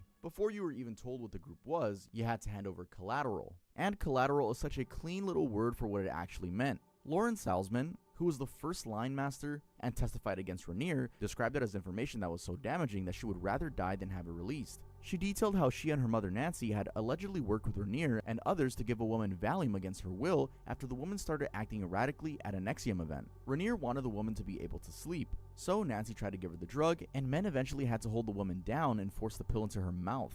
The Valium got crushed up into scrambled eggs to feed her. Salzman offered that up as her collateral, and it got rejected. But why? Because it included compromising information about Rainier. So you can't put up collateral, you're damning a situation that you don't want out there. You can't submit it if it makes the main guy look bad. There you go. So since she didn't have a promising collateral, you know, something that they liked, she was told that, oh, here's the other option. You could just send us your nudes. There you go. And that was the design, really. Recruits went through 5 stages, starting as a prospect, handing over collateral to prove commitment. Then once you were actually in the group, you provided even more material to become fully collateralized, which meant you could be blackmailed. Salzman collected from her own slaves things like nude photographs, videos with disparaging comments the slaves made about their own family members, access to bank accounts, and permission to take possession of property like cars and other personal belongings. But that's only the first part. Once you were in, usually around a few days, you would get branded. The women strip naked, gather in a circle around a massage table, and hold down whoever is being branded, pulling her arms above her head. Before it starts, you have to kneel and say, "Master, please brand me. It would be an honor I want to wear for the rest of my life." Then a cauterizing pen etches a mark near your hip. The mark, by the way, was Rainier's initials, KAR. And then, after all that, they were told to send photos of their brand's healing every single day for about 6 weeks. When they were finally brought to justice, Rainier's lawyer argued the whole way that it was consensual and that DOS was a pro-woman group, but the jury took less than 5 hours to find Rainier guilty of all counts of sex trafficking and the other charges accusing him of coercing women into sex. Castrated bodily containers, Heaven's Gate cult.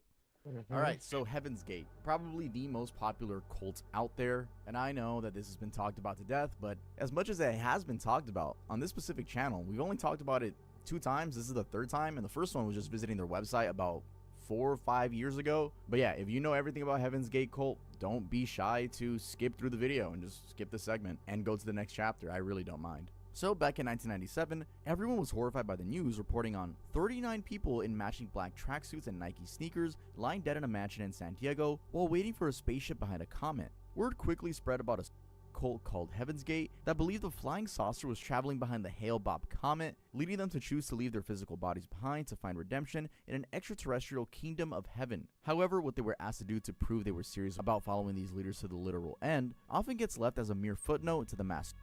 So before we get to that, let's take a look at what happened beforehand. The guy at the center of this was Marshall Applewhite, a music professor who had a near-death experience in 1972 and got recruited into the cult by one of his nurses, a woman named Bonnie Lou Nettles. His sister, Louise Winant, later told ABC that her brother had studied at a theological seminary in Richmond, Virginia, and had gone on to teach and sing in the Houston Grand Opera. So, opera, seminary, teacher, not really the resume you'd expect, but he and Nettles renamed themselves. She was T, spelled T-I, he was Do, spelled D-O. And together they called themselves the Two after the 2 lampstands prophesied in the Bible. The core belief was that human bodies are just containers, like in a sense of vehicles and shells, something you could abandon in favor of a higher physical existence. So, since it was considered something disposable, the logical conclusion for Applewhite was that it didn't matter what happened to it on Earth, even if you're still inhabiting it. For example, Applewhite advocated sexual abstinence, and several male cult members followed his example by undergoing castration operations, including Applewhite himself. But that was only the loudest part about it. Everything about the group was pointed at erasing you as a person. Both the male and female members had a unisex look, buzz-cut hair, and shapeless black shirts with mandarin collars. People who had contact with them said they referred to themselves as monks. Nothing inside the house indicated the members exhibited any individuality at all. No entertainment except for about 100 homemade videotapes similar to the goodbye tape they made. And they were instructed to not develop one-on-one relationships and did not share their deepest, most individual thoughts with each other. The androgynous look worked so well that when investigators first found the bodies, they mistakenly identified all 39 of them as young men.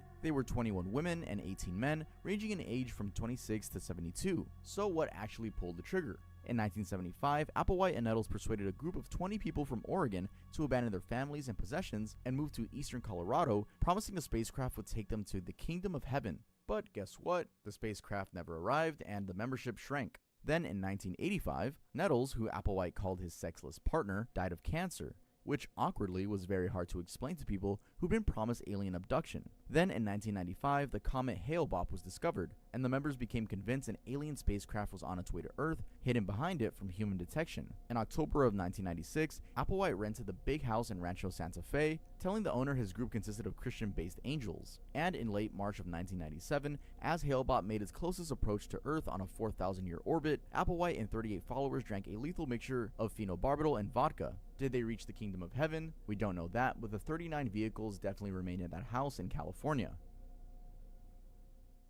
Flirty fishing, aka FFing, by fisherwomen, children of God. What if I told you that to be a good member of this church, women were handed a monthly form to fill out about the men they'd have sex with? Yes, a body count tracker. But it wasn't called that, it had a propped up name. It was called the Monthly FF Witnessing Report. And it asked for the occupation of each man, with tick box categories like government official, professional, laborer. It asked for the, and I quote, number of times loved the mate sexually. And to name your top 3 FF lovers of the month. Have that bureaucracy in mind while I go back to the start. David Berg started this thing in the late 1960s. This cult was also covered by by Nick Crowley, because this cult also freaking produced very weird and sexual comics and a children's show. I think it's like Conjunction Junction or something like that. Christian and Missionary Alliance pastor from Oakland, and he'd followed his dad into that denomination, getting his first pastorate in Arizona in 1949. Then, in 1950, he had a falling out with church leadership and resigned, which left him bitter and gave him a permanent distaste for organized religion. Shortly after that, he started believing God had a special destiny for him and began calling himself a prophet for this generation. By 1968, he moved to Huntington Beach with his wife and 4 kids, and built a commune of 35 charter members out of the youth counterculture. His followers called him Father Moses or King David, but mostly just Mo. He talked to his people through the Mo letters, which followers considered equal in authority to the Bible. Roughly 500 of those letters discuss flirty fishing. Now look at how sick this is. The term comes from Matthew 4:19, where Jesus tells 2 fishermen he'll make them fishers of men. Berg took that and figured out the women were the bait, and the men outside the group were the fish. He built the whole practice off his consort Maria's experience with a man named Arthur that she seduced in England into joining the group. In the 1974 letter Flirty Little Fish, he wrote about Maria hooking men like this: "Hook them through their flesh. Crucify her flesh, Lord, on the barb of thy spirit. O God, even if it penetrate and crucify her flesh, impale her on the point of thy spirit that she may die, that those that feed of her flesh may be caught to live. O God, help her, O Jesus, to be willing to be the bait." You know, sometimes I hate that I have to read this. I don't like everything I say on this channel, obviously. Jesus Christ. Like top 5 worst things I've had to read out loud. And it wasn't even that bad, but it's still just so icky. Like, it's just gross, man. And well, did it work? Well, you tell me.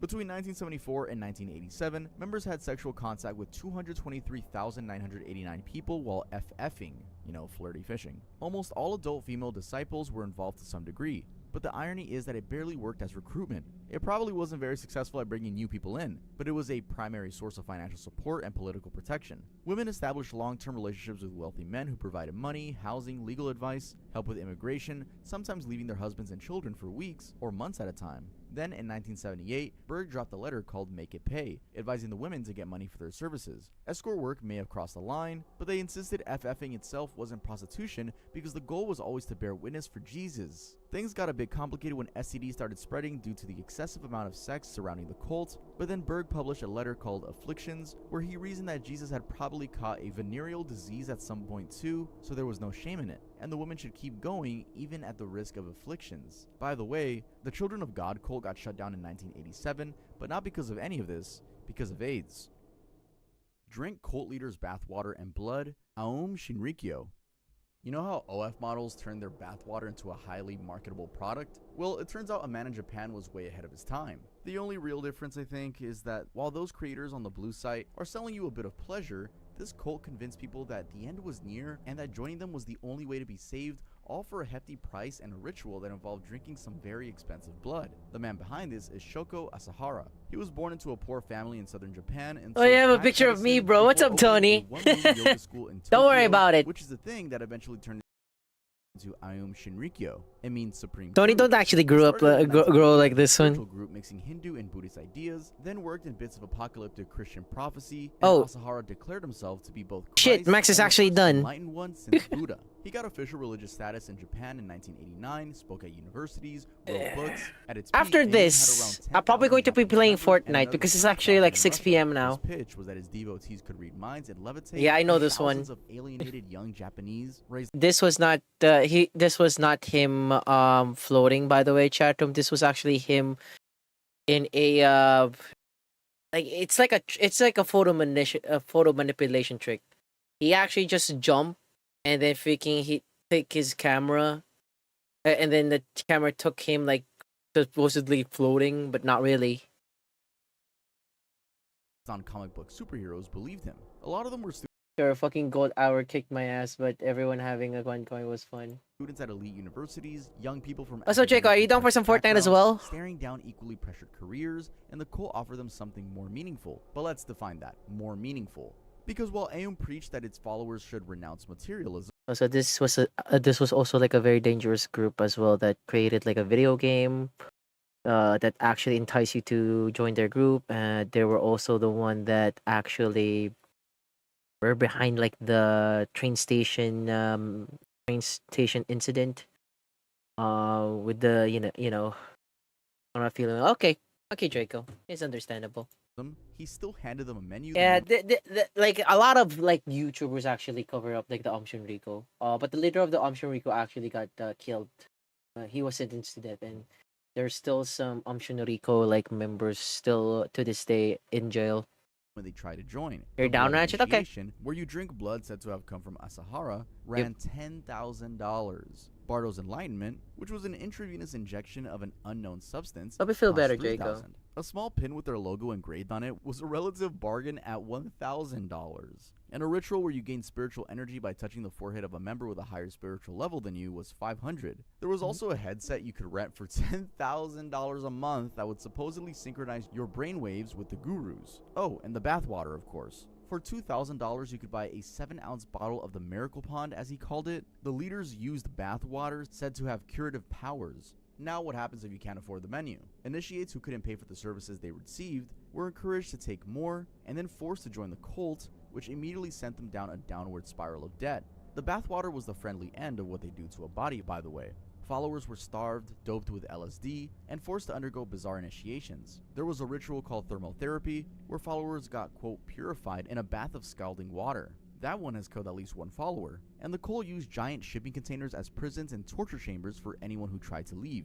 Enemies got murdered and incinerated in purpose-built microwave ovens. And that brings us to the morning of March 20th, 1995, when 5 bags of liquid nerve agent were left on the Tokyo subway during rush hour by members of the cult. The toxic struck people down in seconds, choking and vomiting. Some blinded. Yeah, they and were the paralyzed. ones that's behind the subway attacks. 1,800 were injured across 5 coordinated This attacks infamous on subway enemy attacks. train lines. Asahara was executed on July 6 of 2018, along with several of his followers. That miracle pond wasn't exactly what you'd call miraculous. Watch the Believer's horror film on repeat, Matamoros.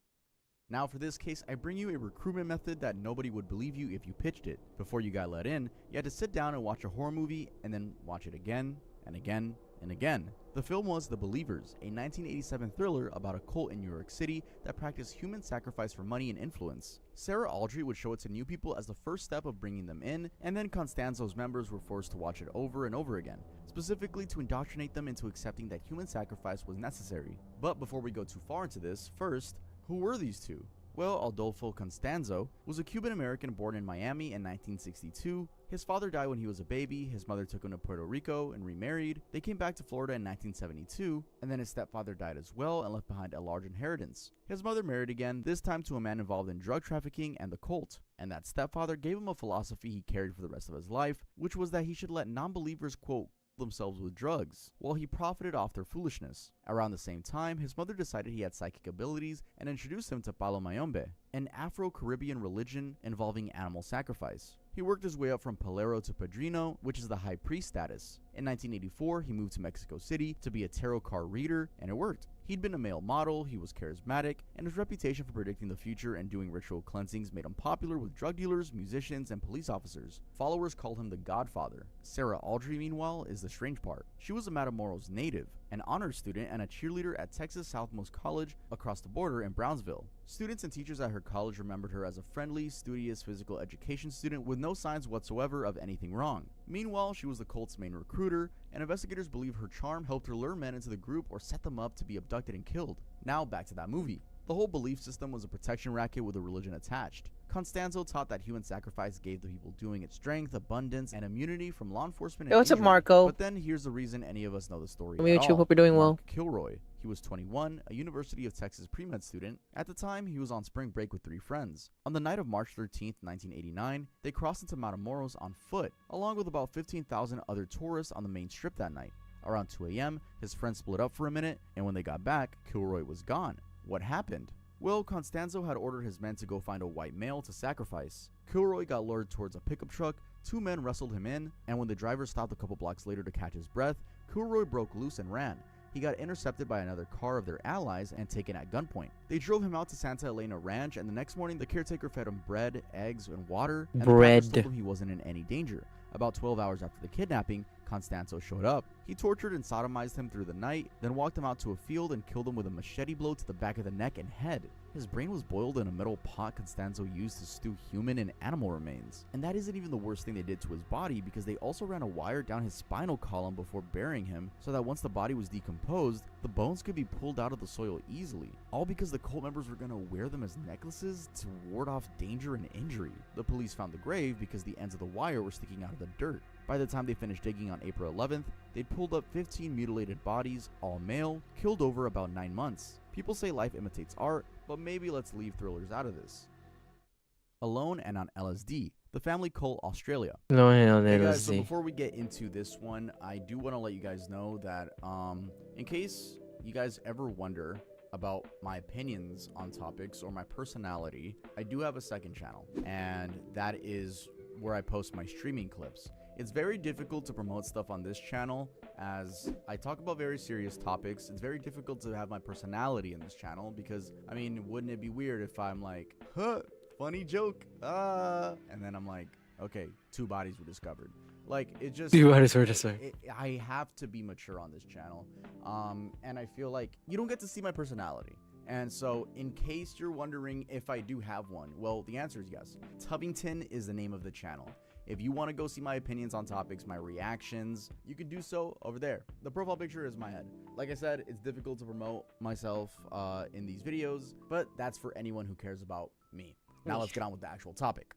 Do you remember these pictures of children with the same white blonde hair and the same clothes? I personally hadn't seen it until now, but apparently it's a famous picture on the internet. That's The Family, the Australian cult that operated outside Melbourne, and those photos are basically the reason I don't remember stumbling upon this picture, to be honest. But the pictures don't tell you what happened to those kids around the time they turned 14. When they reached that age, they were formally initiated into the cult by being given huge, relentless doses of LSD in trips that often lasted several days. And in some accounts of it, the kid would be given the dose and then left alone in a room for a period of time, only getting visits from Anne Hamilton Byron or from one of the cult psychiatrists. But let's go back just to refresh our memory. The woman at the top was born Evelyn Edwards in 1921. Then in her mid-30s, she found yoga, which was only just arriving at the West at that point, and still felt exotic and mysterious to everyone. By the early 1960s, she was teaching it to a middle-aged woman in Melbourne's well-heeled suburbs, and she was apparently very good at it. She was clever and intuitive, and knew how to find the chinks in people's armor. And often, these were wives in unhappy marriages whose children had grown up and were looking for new meaning.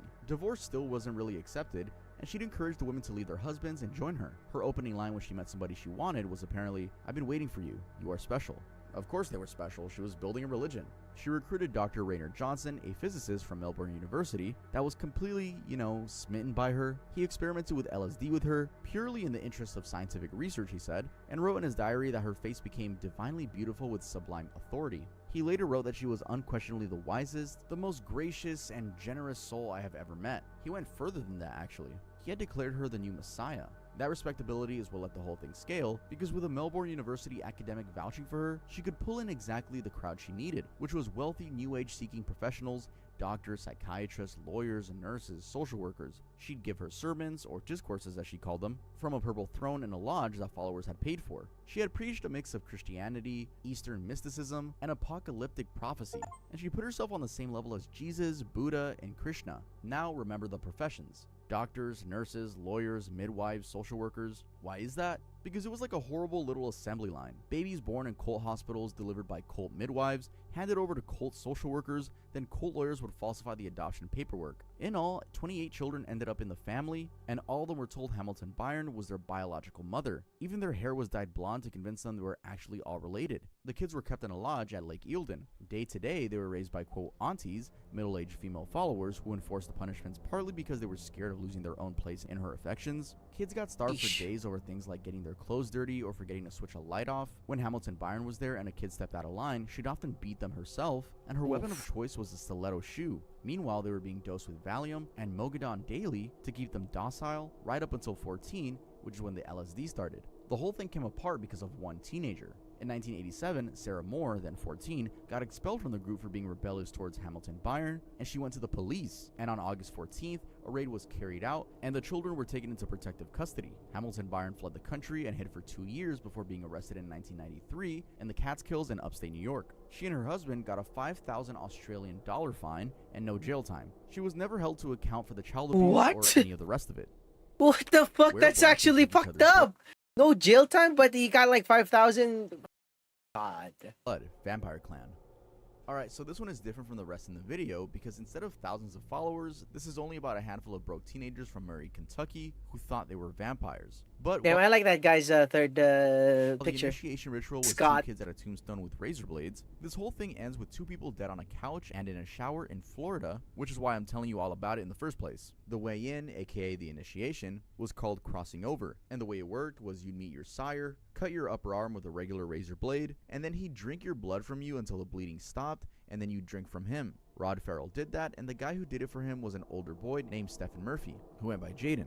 And he'd known Rod for about a year and a half by then. To Murphy, this was a binding contract, and he described giving blood as the most precious gift you can give somebody. Now the background. Rod Farrell was born in Murray, Kentucky in 1980 to teenage parents, and his dad left to join the military shortly after he was born. His mother, Sandra Gibson, raised him, moving back and forth between Florida and Murray, staying in public housing when they were in Kentucky, where she supported them as an exotic dancer. And as a matter of fact, it was his mother who introduced him to Vampire the Masquerade, the role-playing game he became obsessed with, and where he got the character he claimed to actually be, a 500-year-old vampire named Vesigo, and she was into it herself. Sandra Gibson later pleaded guilty to trying to solicit sex with a 14-year-old boy while crossing him over to become a vampire, and prosecutors had her letters to him, which included the line, "I long to be near you for your embrace." Yes, to become a vampire, a part of the family, immortal and truly yours forever. It didn't help either that the kids around him were all in roughly the same boat. Scott Anderson grew up poor with an alcoholic father and used to bring leftovers home from his McDonald's job so his younger brothers could eat. Dana Cooper, who worked at a Kentucky Walmart and lived alone in an apartment, told authorities flat out that she became a vampire to have friends. And I think that was basically the recruitment pitch, honestly, belonging to something. The clan met at an abandoned cement structure in the woods in an area called Land Between the Lakes, which they called the Vampire Hotel, where they drink each other's blood among other rituals. But on November 25th, 1996, on the way to New Orleans, they stopped at Heather Wendorf's parents' house. Richard Wendorf, age 49, was asleep on the couch and Ruth was in the shower. Farrell and Anderson came in through the unlocked garage and picked up a crowbar on the way in. Richard was hit 22 times in the face and had 9 burns in the welcome shape back, of a V, bruh. Hope which you're was doing said to well. be Farrell's symbol. Ruth was struck once in the face and 20 times around her head, hard enough to break her brainstem. Turns out, Farrell saw her as a damsel as he was going to rescue, and yeah, killing her parents was the rescue.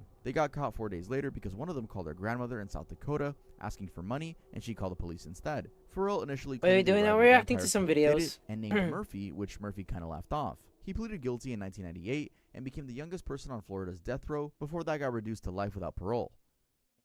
Bamming, aka breaking you down, Black Axe. You've probably gotten an email from these guys, and it's the strangest thing about this whole case. Really. A Nigerian student fraternity that started as a Black Power movement in the 1970s is now, according to American, Canadian, and Italian law enforcement, one of the biggest organized crime networks on the planet, and the way you'd most likely bump into this is your spam folder. But what I want to get to is what you have to survive before you're allowed in. They call it bamming, and it's a night of being beaten, burned, and screamed at by the exact men who then hug you when it's over. Almost like getting jumped into a gang, but like way more extreme. On July 7th of 1977, 9 students at the University of Benin founded the first chapter of the Neo-Black movement of Africa. Nigerian fraternities had been around since the 50s, but the NBM founders thought those groups had gone soft and turned into empty sloganeering, so, inspired by America's Black Panther Party, they picked a more militant path. They pledged to purge Africa of racism and oppression. They called their philosophy Neo-Blackism, and one of the co-founders wrote that they were going to be vanguard in creating a new black nation and would see themselves as leaders of all black men worldwide. They also put out a quarterly magazine full of self-help poetry, and the name of that magazine was Black Axe, and a student named John wanted to be a part of it. Around 2008, on a hill overlooking the city of Joes, he got handed a shopping list beforehand, which is such a mundane detail for what's coming. Candles, bug spray, a cola nut, razor blades, and 10,000 naira, about 30 bucks, as his fee. Once it got dark, John and 4 other initiates were made to lie on their stomachs in the dirt, pressed shoulder to shoulder, while axemen screamed insults at them and told them they reeked like goats. Some lashed them with sticks. Every axeman walked over their backs 4 times, then somebody lit the bug spray on fire and ran the flames across them. It was 6 hours of that. Then the 5 of them crawled toward a candlelit platform where a white-robed priest was standing with an axe, and the priest said an oath and slapped John to signal his purification, then put the axe on his head and gave him his quote strong name, which is the name of a famous African freedom fighter. Then the men who had spent 6 hours torturing him hugged him and handed him a cup of weed-infused punch. But why does anybody sign up for a night like that? Because of what comes after. Nigeria has the 2nd highest rate of unemployment in the world, and joining can mean protection and business connections. That is what the cult meant. But if you think a cult in Nigeria has nothing to do with you in America, you're probably highly uninformed on matters of digital fraud, because right after he bammed, John got taught the basics of advanced free fraud, the 419 scam, by a clique of axemen from Enugu. He'd sit in an internet cafe posing as the owner of a lottery, sending thousands of messages to strangers, and by the end of his sophomore year, he had a big sneaker collection and a Mercedes. Scammers picked targets in rich countries, and addresses of marks in the United States, the UK, and Germany filled dozens of spreadsheet pages. In North America alone, the scam pulls in $300 to $500 million a year. There have been arrests all over the world, yet the NBN leadership insists it's a legitimate organization and that the Black Axe is a rogue breakaway group, and they point to their registration and charity work. The US Justice Department strongly disagrees. Self-castration and blood dipping. Cult of Cybele. We've covered pretty recent cults up until now, but let's talk about one that took place roughly 2,000 years ago. Basically, it makes the rest look like amateurs, and it's wild what they did. To become a priest of Cybele in ancient Rome, you castrated yourself, and then, at least in the cult's central rite, you climbed down into a trench and let a bull get slaughtered directly on top of you. What? But before going too far, let me back up to how a Phrygian goddess ended up as a mainstream part of a Roman state religion in the first place. The Romans were, as Vice puts it, hyper aware of being the new civilization on the block compared to their Greek neighbors, and painfully aware that they lifted their state religion and a lot of their culture from the Greeks. Their fix for that was to be obsessed with the idea that Rome had been founded by survivors from Troy, which would give them the same pedigree as everybody around them. And as part of proving that Trojan connection, they adopted a goddess called Cybele out of Anatolia, in what's now Turkey, insisting she was the lost mother goddess of Troy who needed to be reunited with her people. She was introduced in 204 BCE, and the myth that she came with is where the castration thing starts, and it's a lot. In the Romanized version, Cybele is sleeping in the form of a rock when Zeus finds her and tries to rape her, fails, and spills his seed on the ground next to her. She gets pregnant anyway because she's that fertile, and gives birth to a dual sex monster named Agdistis. The gods are afraid of Agdistis, so they cut off the male organ. An almond tree grows out of it, a river god's daughter takes some of the fruit and puts it in her bosom. The fruit vanishes and she's pregnant. The boy is Attis. He grows up unnaturally beautiful. Agdistis falls in love with him, and when Attis is about to be married off, Agdistis shows up at the wedding. Attis goes mad and cuts off his own genitals, and so does his father-in-law for good measure. So, yeah, 3 castrations in about 1 minute. That's the founding story of the religion. There are other versions floating around, by the way. In one, Attis is a mortal priest castrated by a king as punishment for defending himself against, and Cybele responds by sending a wild boar to wreck the whole region until the locals agree to ritually mourn Attis once a year. In another, he castrates himself willingly to guarantee the land's fertility and takes on a bigender identity so that he can serve Cybele as a priest and lover forever. Whichever version you followed, the entry fee was the same. Cybele's priests were called Galli, and all of them performed voluntary self-castration in honor of Attis as their final initiation into the cult. Afterward, they dressed in women's clothing and presented as women for the rest of their lives. Then it was time for the Tarobalium, which was the cult's central rite, and it goes like this. You dig a trench, put a grate over the top, and the priest gets down in the hole. Then a bull is sacrificed on the grate above him, so all the animal's viscera pours down onto him. He stays there until he's completely soaked, and Prudentius describes it as the priest draining the deep dark blood with every pore. Then the bull's genitals are cut off and thrown into the pit with him. I mean, talk about having an obsession with genitalia. Let's move on to the last one. Love bombing recruits. So in this one, we're going to talk more about a tactic rather than a specific cult. Picture this. That guy you met 3 weeks ago who already knows your coffee order, who texts you good morning and good night without fail, who told you on day 4 that he's never felt this way about anyone, who showed up with flowers on a random day for no reason, who says you're his soulmate and he can already picture the wedding. I mean, that guy is a red flag, right? Has to be, because that's a manipulation tactic with a name and a Wikipedia page. So that's basically what a cult did. Most cults, but we're going to talk about, I gotta give you guys an example. But while at it, let's talk about how traumatic love bombing can be and how that guy is just mimicking something that was born as nothing less than a cult tactic. Apologies for this unsolicited lesson here, but it's important for the context and basically is the context itself. Also, before you ask what all this has to do with horrifying cult recruitment tactics, remember love bombing is traumatic and carries trauma for years, so yeah, it's not pretty. Anyway, the lesson. The expression love bombing was coined by members of the Unification Church of the United States during the 1970s, and it was a recruitment tool. The Unification Church was founded in South Korea in 1954 and had significant followings in Japan and the US, and it has long denied being a cult. Directors say it brainwashes members and solicits funds to enrich the founding family. Hand-holding, intimate eye contact, group singing. Leaders tell you what a wonderful person you are. Does any of that sound familiar? The reported effect on people being recruited was that it made them feel needed or cared for, which sounds nice. That's the problem. The moment a recruit shows any interest at all, they get love bombed by the recruiter and the other members, and crucially, It's a coordinated effort usually run by leadership, where long-term members flood a new person with flattery, verbal seduction, affection, but usually non-sexual touching, and enormous attention paid to their every remark. The only difference with your dating history is that it's not one charming guy going too hard, but a room full of people running a play. The method was that recruiters would look for students who seemed alone or sad, and then make that student feel special. A kid who's lonely at a new school, basically. But the Unification Church wasn't the only group using it either. The term was also used by members of the Family International, which you might know better by their previous name, the Children of God. And beyond cults has also been used to describe the tactics that pimps and gang members use to control their victims, which is a good sign that the mechanism itself is the product and the setting just changes around it. But I'm still very curious, why does it work? There's a really tidy explanation from Claire Strutzenberg, a social sciences researcher. She says that communication is naturally reciprocal, and our instinct is to match the other person's level or depth. So when a love bomber says I love you, what they're actually doing is fishing for you to say it back, because hearing I love you too or you're my everything is the whole goal. Anyway, the whole thing is genuinely weird as a concept, because it can also be a good thing.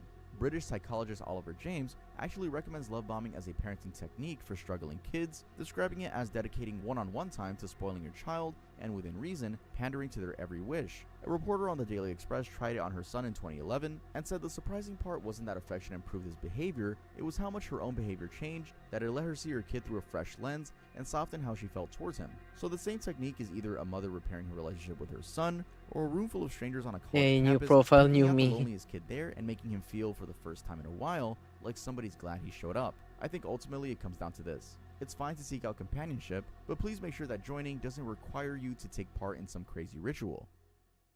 Alright guys, that's gonna be it for this Alright, I'm good for reacting now, chat room. I'm good. I'm freaking good. Alright, I'm good with that. I am good with that, chat room. Alright. Tony, where are you?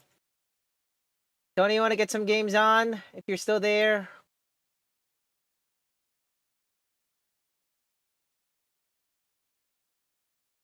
I'm gonna be in the thingy-ma-blob. Alright. Time for me to play Fortnite now. Alright.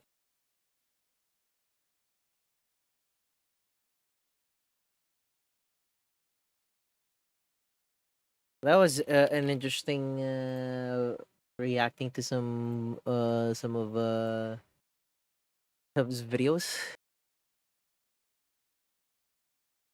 See the scenes that you got. I mean, I'll be playing Fortnite, so you'll definitely be seeing the skins that I got.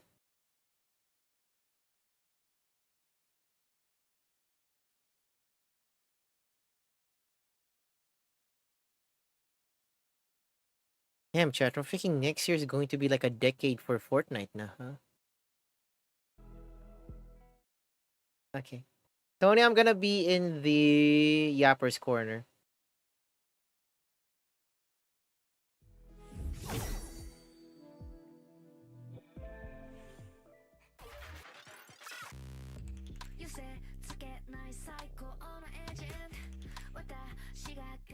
Hello, hello, hello. Hello. Give me a moment. For some reason there you go. And I gotta take my meds real quick. That's too loud. I did not realize how loud that was.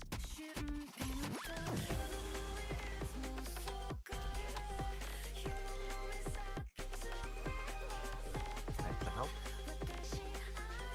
For some reason I can't fire up replays in this update.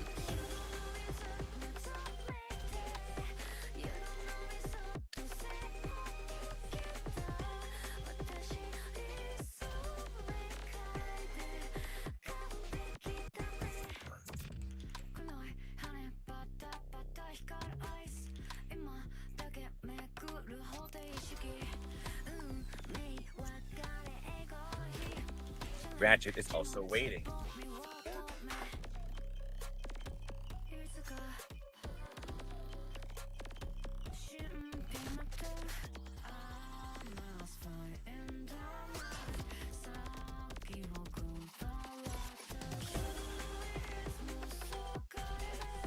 For name and save. Let's do this first. So do I have to save it in order to watch it? Yeah, I won't even watch replays. It's so weird.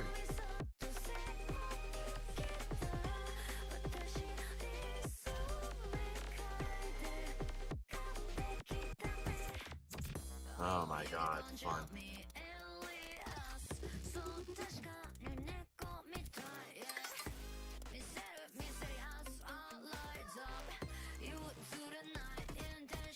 Ratchet's on reload? Damn, me crazy.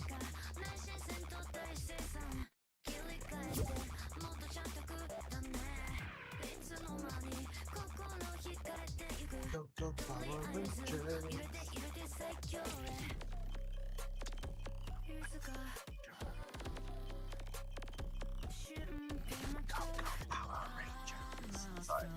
That's what I have on my menu right now.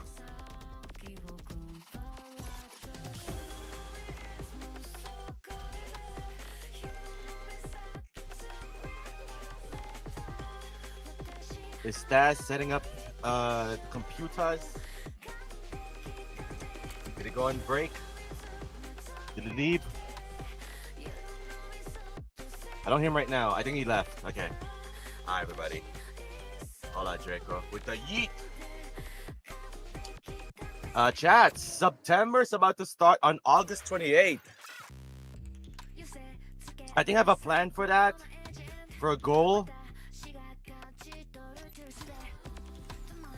But you guys will wait and see.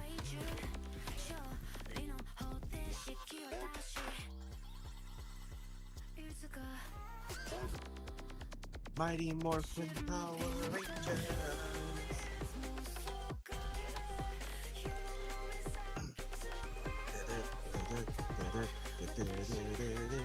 How many fighting games do I have? I gotta count that. The Robot versus the Monster live event on OG. Yeah, that's happening. Alright, I'm back. Hello, Stas. Alright. You did go AFK. Okay. Alright, let me invite the Ratchet. The Ratchet wants to join in as well. Invite to the party with an F. That was your first live event on Fortnite? Really? Really? Yeah, chat room. I had some. You got the Rixel. I'm trying to collect those parts as well, man. I'm like, if I'm not collecting sprites, I'm collecting the parts. Damn, you guys are like level 30s now. I'm still on like 16. Don't worry about it. Are you guys doing the AFK? I did the gold event. No, I did the gold event. Man, it was fun, but also brutal. I only got 4 gold out of it. I didn't get the rest of it. Apparently, I'm still missing a regular one that's like super rare. The pink one.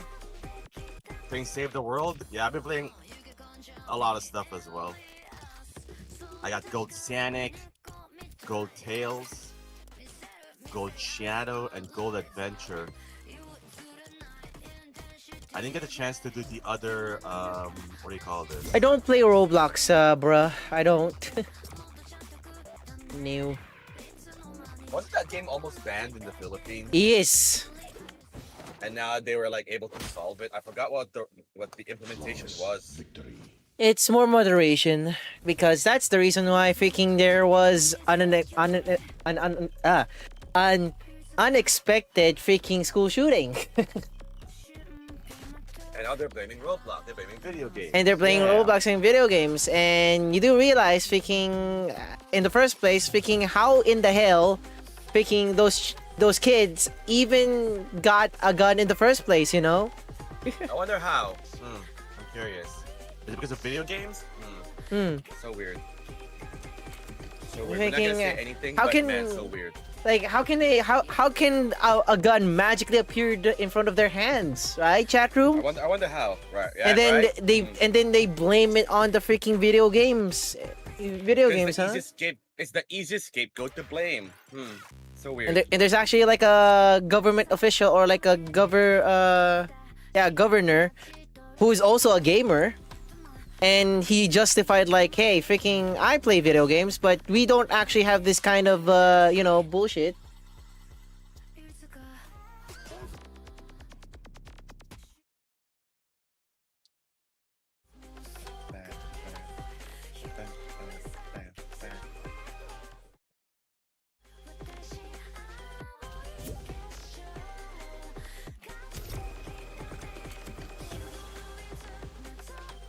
And there it is. The inevitable matchmaking error. No, I'm getting internet hiccups all of a sudden. There you go, we're back. Okay, we're back. I think that's why there was a matchmaking error. Just a teeny tiny bit. But yeah, chat room, freaking, there was a government here that says like, hey, I'm a gamer, but we don't actually do this. And then there are a lot of people saying like, okay, if video games is actually like the reason why we lead to violence, then freaking back in the when we go to like the internet cafes and stuff, like where we're playing Counter-Strike, does that mean we also does that mean it also applies back in the day where we're doing like shooter games and all that stuff? No, not really. Not really.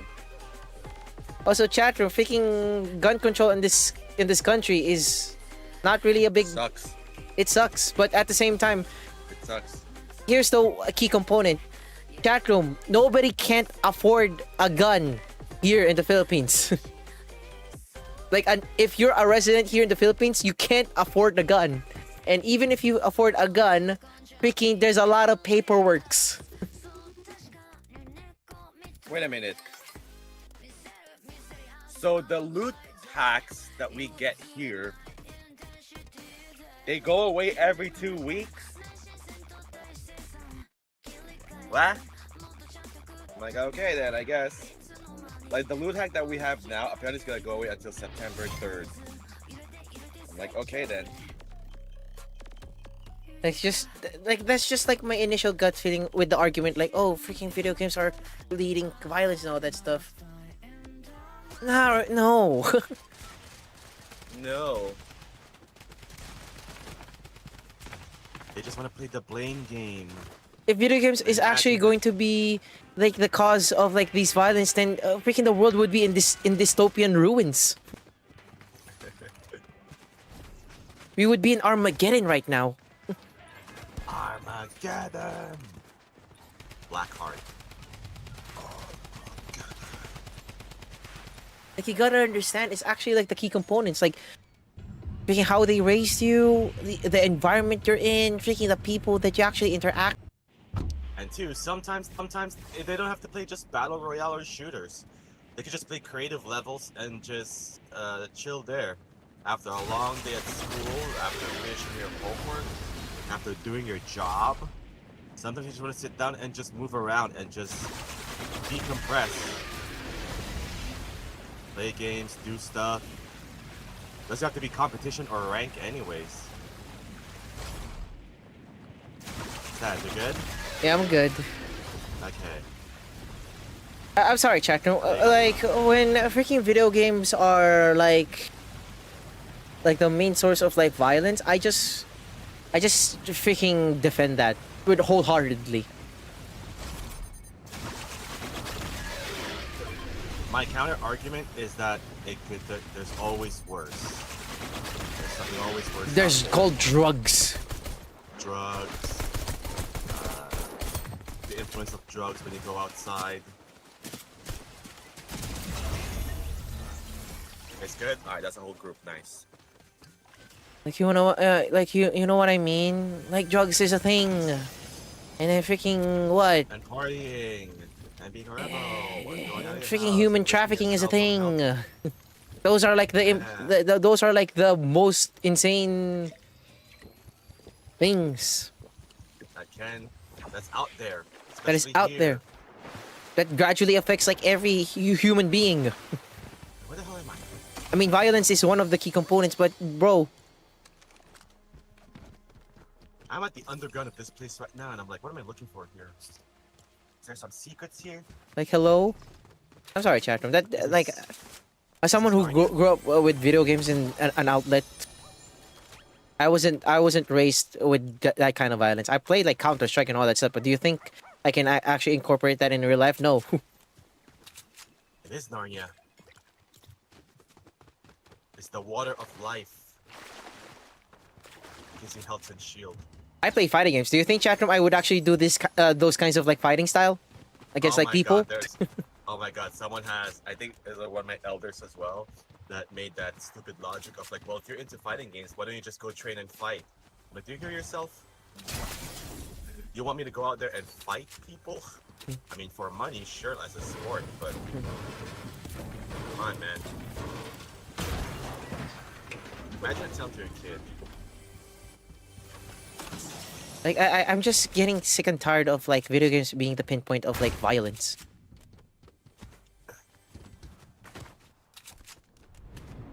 I'm going here. Then I'll catch up.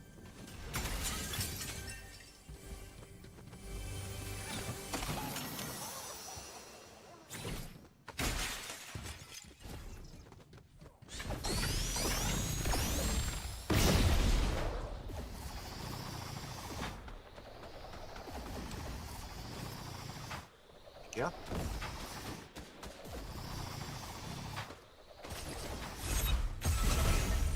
Nice. We all heard that. And we're here now. Sorry, chat room. I mean, like that actually just pisses me off. So, Ratchet, I don't know if you figured this out yet or what. In order to rank up your crown sprite, you need to have the crown sprite equipped first, and then you have to find an adventure sprite, because the adventure sprite, what it does is like it upgrades a random item in your inventory, and you just hope that of all the things that you have, that gets upgraded. And then if it goes to like a level up or something, use the portable extractor to keep it safe. And also for Draco as well, if you want to figure that out, on how to get the other sprites. What's up, Joey? Hi, Joey. We just started. After this? Yeah, this is our literally first game. I was waiting for people for some Marvel Rivals, but you know what? Chat room, a while ago while I was doing Marvel Rivals, I can't stop winning. Didn't you play Rivals already?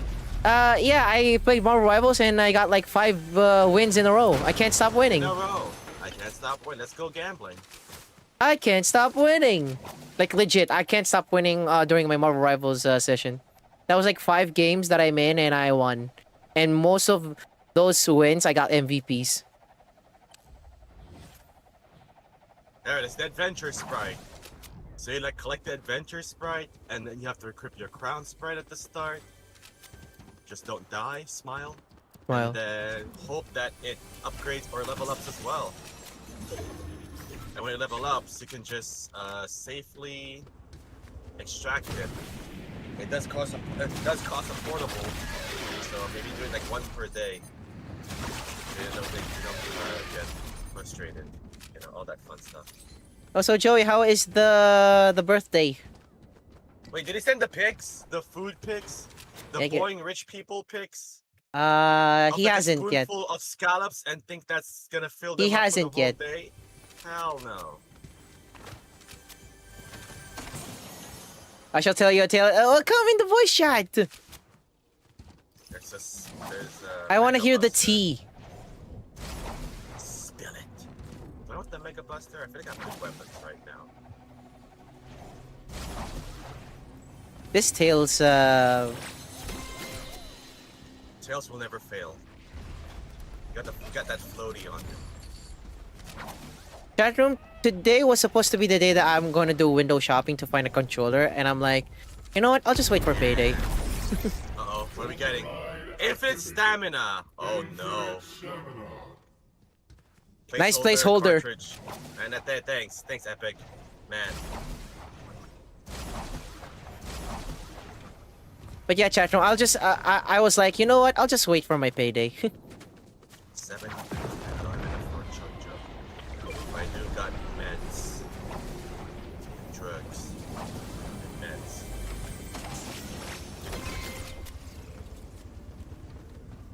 Yeah, whenever I get the chance to get one of those cartridges on the map, I'll always prioritize the pickaxe.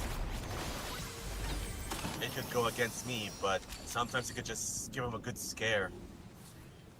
Like, oh, they hit you with a shotgun, they need one more, you need one swing with the axe, boom.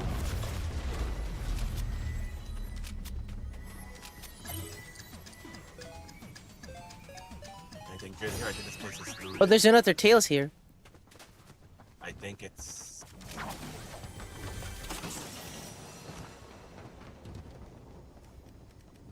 What is this? Left, down, up. Sir? That is... Come on, man. It's like, whenever you input those codes in that specific position, it blocks your view. Like, you have to memorize it. You have to memorize it before you type it in. Otherwise, you're gonna be stuck.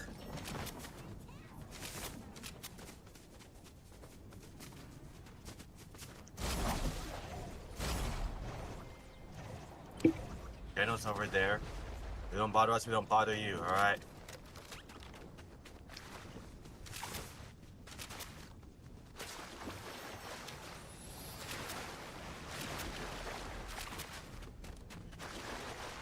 Yeah, we get infinite sprint.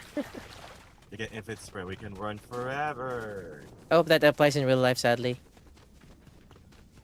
But it doesn't. So if we find someone with that and Sonic shoes, GG's. We're never gonna catch them. Hey, what's up, Cryptic? Shot the Green Hill Zone. What's up, Cryptic? Hope you're well, man. You know, nothing against CJ. I know I keep bringing him up. But, no. This time it's not gonna make a joke or anything. You know, it's his first fighting game, like 2XKO. When he's like taking a break from watching the stream for a while. To just simmer it down and let his feelings process. I'm like, welcome to the fighting games, bruh. Is this your first fighting game getting cancelled? First time? Okay, I can get a chug jug now. Let me get a chug jug first. Knew it. And let me get this. You guys good? Come in.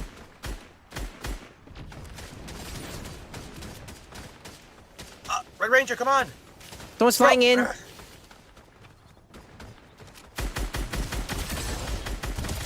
Downed. There we go. Now they're not.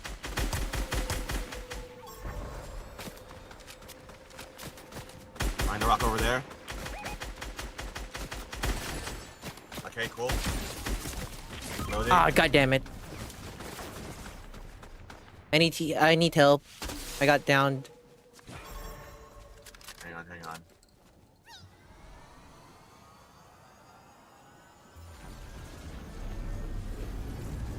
Are you coming towards this? He's healing. Oh my god, again. I provide the distraction we need.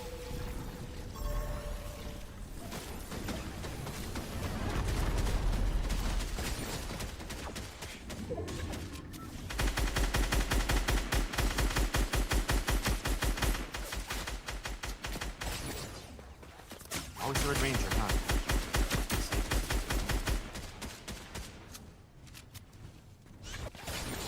Wow! How?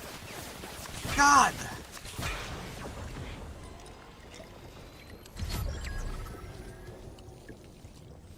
Trickle's gonna get us, we gotta move soon. Do you guys have the The what? sneakers? No. Remember behind this rock.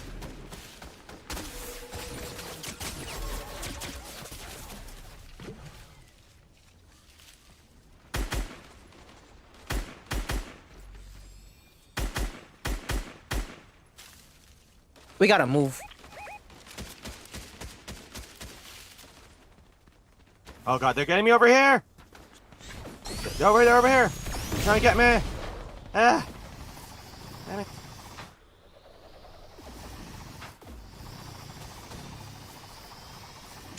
Are they moving forward on us? I'm just gonna Sonic, yeah. I'm sonicking just in case.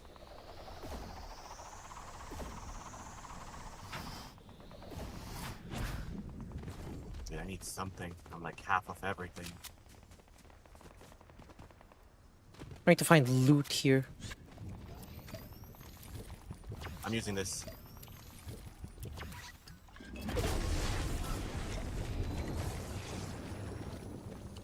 There's a boss here. Yes, there is. I have to reload everything. Hang on. Load the cartridge. Load the AR. There we go. Find the boss? Someone might snipe us from behind. Careful.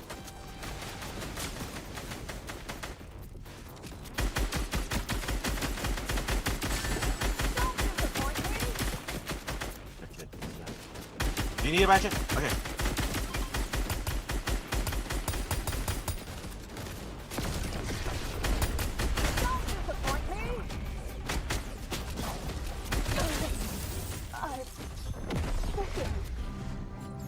Reaper fan, yeah, whatever.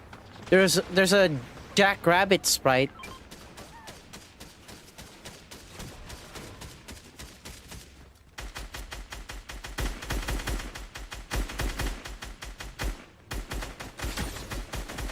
Whoa, whoa, whoa, whoa, where's that? Oh, they're up there! Dang it!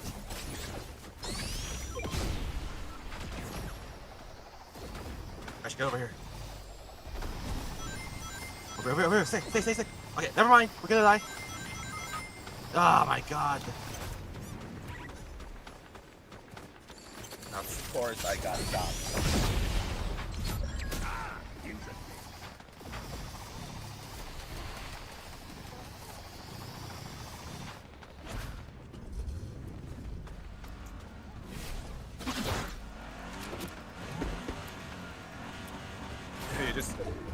You do the reboot there. Do the reboot there, Stas. Can you do it?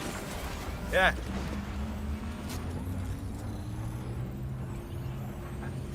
They're driving it while you're rebooting us.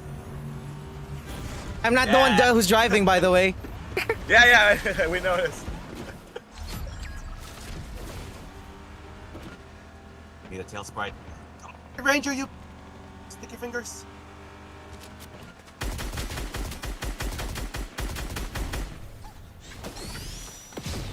The squid, come on. Here we go. Thanks. Imagine.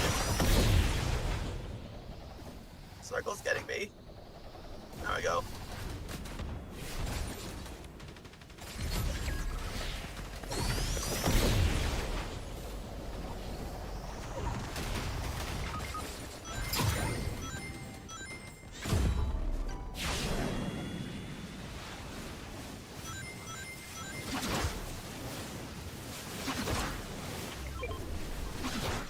That guy's almost down. They're at 20.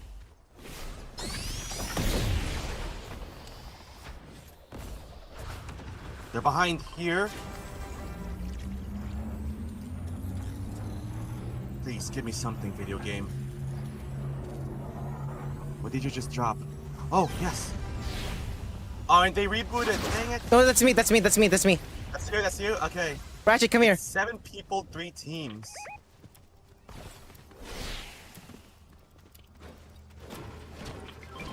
This place is safe. We're gonna hold it for us. This area is safe. You guys wanna go while we wait? One of them is up here.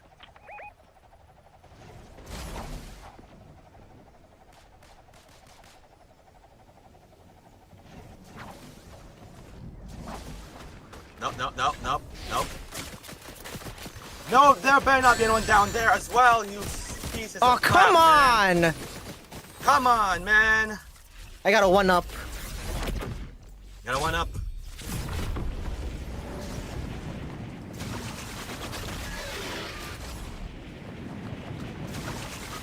Dang it! Ah! Wow. I'm here, and I'm being tracked on both sides, and that's awesome. And I cannot be saved. Ugh.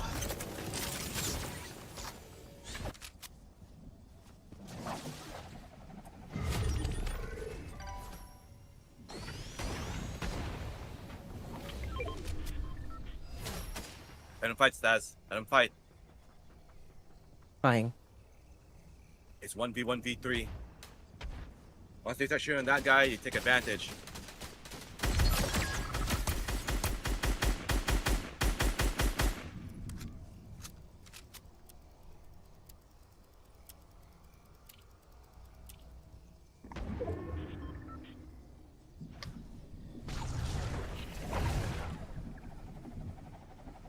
Yeah, there we go.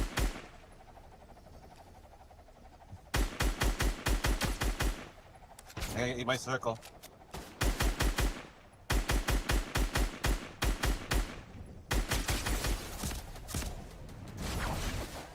You have a 1-up, right? Ah, god damn it. It's too late. I can't get a clear shot. I can't get a clear shot on them because I'm flying. Ugh. Second place. They saw me first again. Oh, my shots were so bad. I could have like downed one of them too. Alright, Joey, wanna join in? Yeah, he's raiding. Oh, he waiting.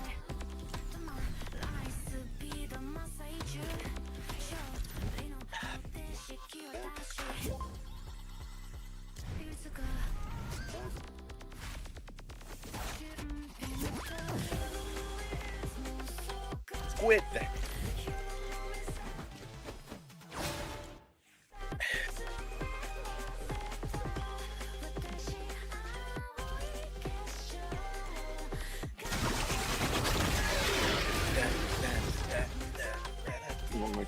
Why can't I hear anybody? Okay, my heart. Yo, what's up, Joey? My heart was racing on that confrontation.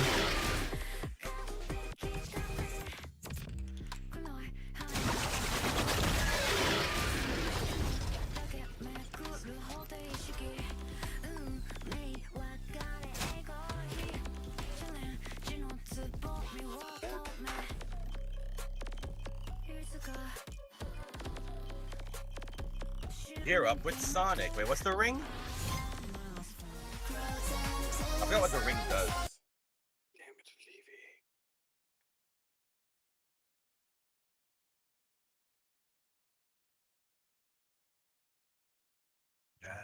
Alright,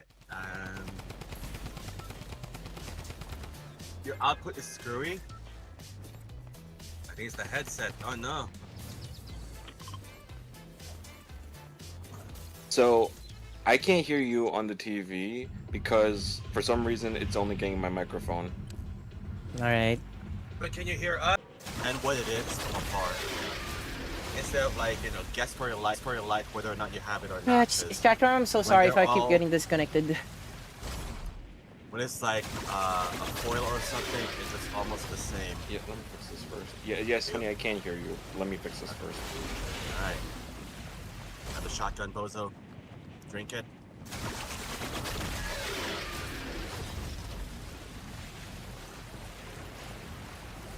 Get better weapons, Trini.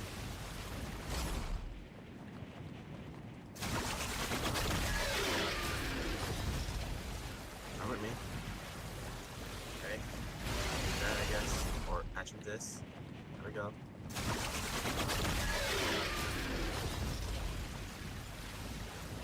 That. This.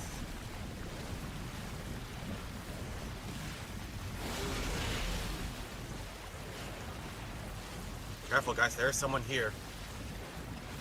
So let's be on the lookout. You know what? I have 3 of these, so I'm gonna use it.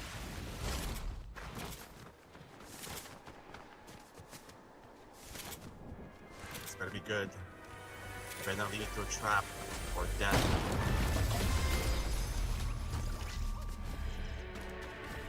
Trini?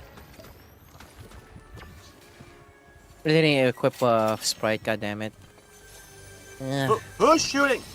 Already? Already, guys?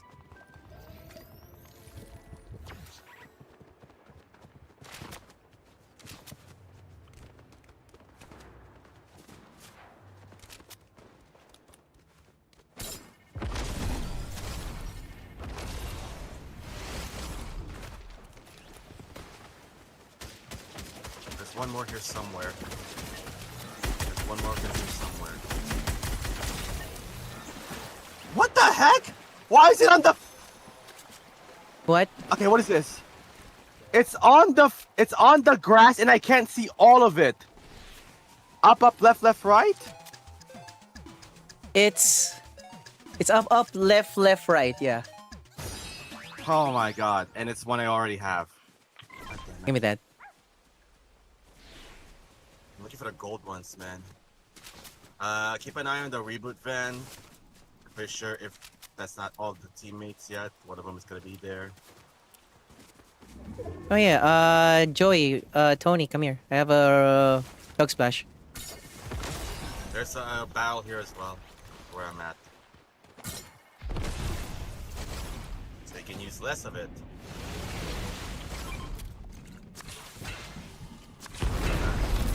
Match override. Increase sprint over time. Gotta go fast.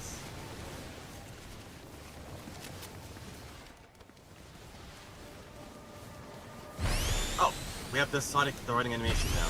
Good.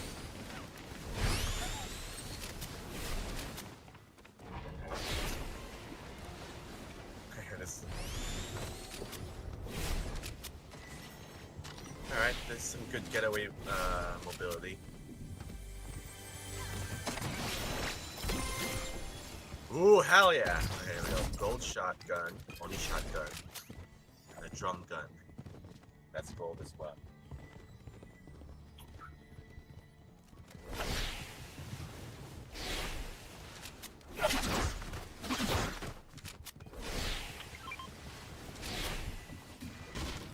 Alright, now I need ammo.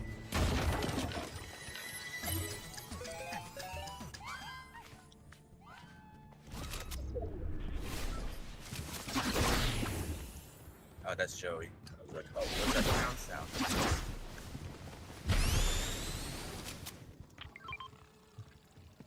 Chuck splash, I'll take that. Drink this.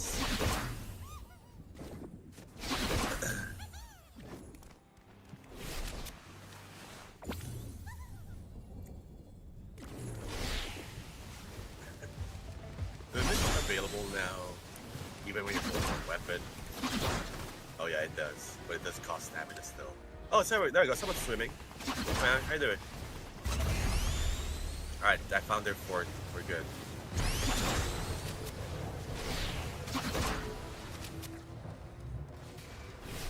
Shotgun ammo. There we go. Shotgun. Yeah, in my gold rush yesterday, when I checked this out, it was 2 second places in a row before I got the win. Because with the 1-up coin, it makes the games go longer, and when you thought you eliminated someone that's done for good, it's like, nope, I still get eliminated earlier, you're gonna have to wait for me. God damn it.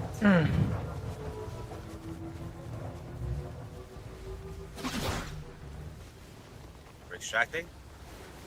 I hear extracting noises. Like you go far away. So what's the gadget that... Extraction accelerator, okay. Ooh, that's right. We gotta use our taco party. If one of the squads eat it, I think we all get it as long as we're all close.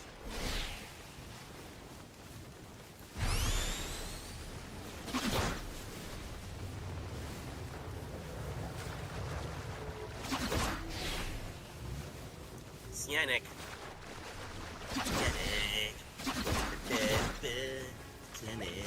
Someone say it's got an attitude. Cyanic.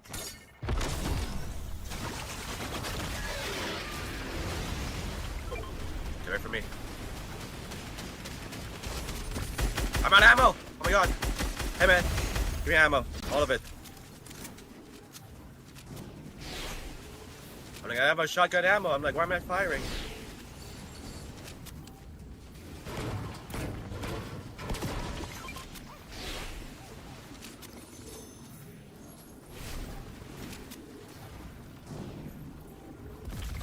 Running around at the speed of sound. Should be a barrel here. Right? Okay, I'll take that.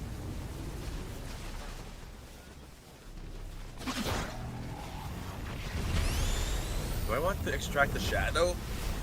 Sure, I need sprites. But do I want to extract the shadow? Sure, I need currency. Match override. Gain constant health and shield region over time when not in combat. Well, that's gonna be fun. It's gonna make the matches super longer now.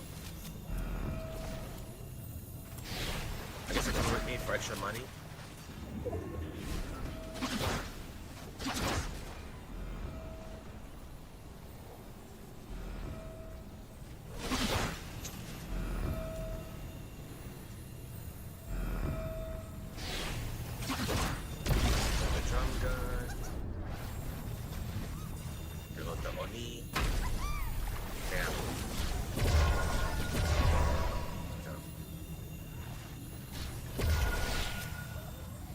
Vending machine here. Hope it's good.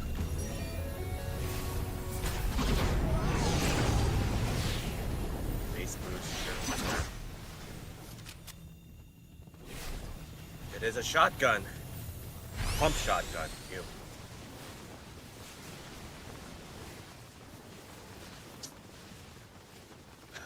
Where do we want to go next?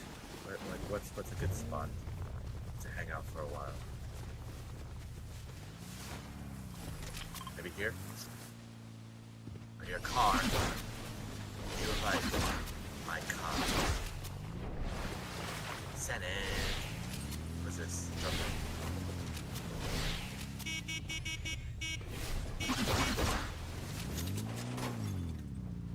I'm gonna keep running until I run into someone and then get eliminated. Yeah.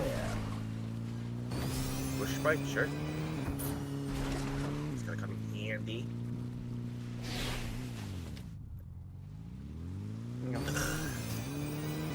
Teenage Mutant Ninja Turtles. Man, they have not been in the shop for almost a year now. Ever since the Zero event. Somebody's actually extracting. You wanna extract? No, I'm good. I'm good.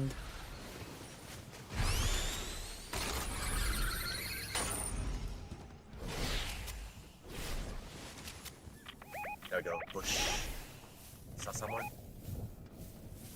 Oh, they're far over there. Okay. We just chilling right now.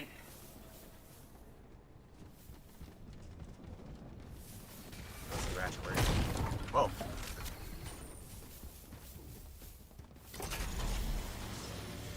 We're going? Okay, we're going. Zipline! Have you ziplined before? I think it's one of the things I do when I try. Wait. Someone's here! Someone's here! Yep, knew it.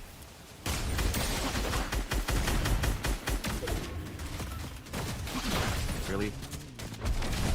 Really? God damn it. We're gonna destroy this van now. Yeah, how about that? Oh my god, yep. The rest of the crew's here over here. Oh my god. And that's awesome. And that's my fault. That's actually my fault. I didn't even realize we're actually in a yep. That is my fault. The danger zone? Yeah, that's my fault. My bad. Oh, that's everyone. That is my fault. Yeah, there's like I didn't even realize we're actually in a sandwich pile. Yep. That's my fault. That's my bad. It's cool. I know they can hear us, but I don't care. I just want to make sure we're in a safe area first. Yeah, it's my fault. Speaking, I didn't even we got pincered. There's like two teams too. We're gonna go to the house. God fucking damn it. Awesome's here as well? Okay, awesome.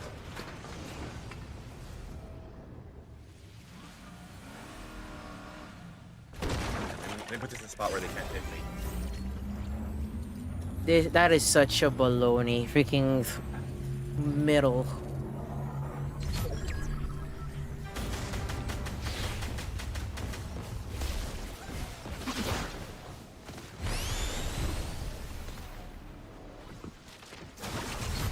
In the window, Trini!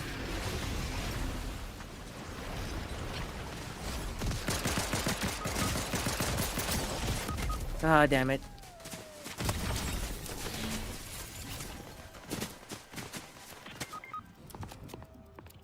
Jesus.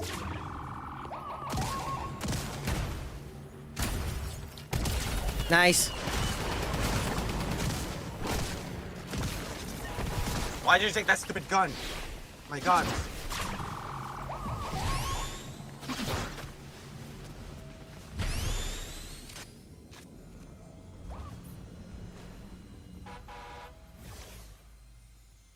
Joey got healed? No. Like 3 teams too.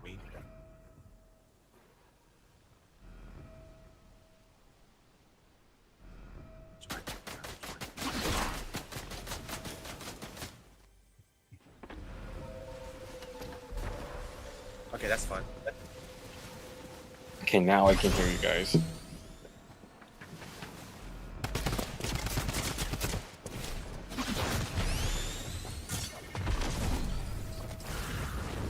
Use the. Oh my god.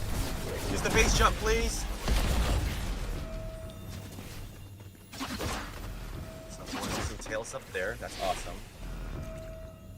Okay, yeah, that's not gonna stop. It's never gonna stop. Don't stop till you get enough.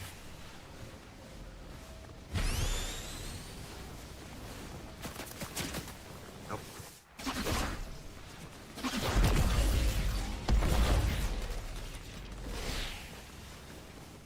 Oh, they're really gunning, aren't you?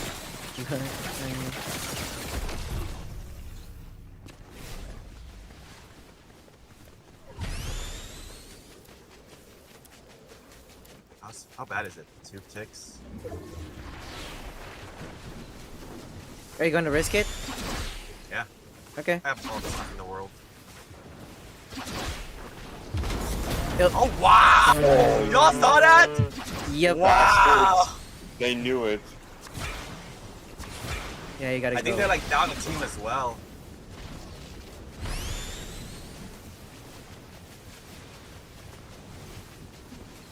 Any other reboot vents outside the circle? No. No? This one is actually, this is your closest. One of them's inside the circle. Let's find a way back inside, I guess.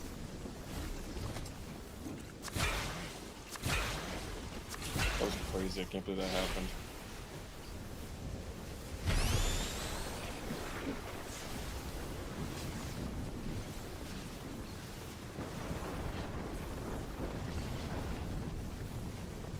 Alright, let's think here for a sec.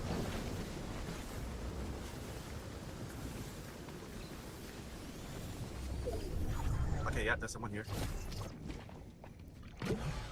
Oh my god, it's behind you as well. The next circle is behind you. It's behind you! Oh my god, yep! Sir, truce! I said truce! Now it's 1v4. Oh, that was. Oh my god, that sucks. Oh, what? No, it's 3rd place!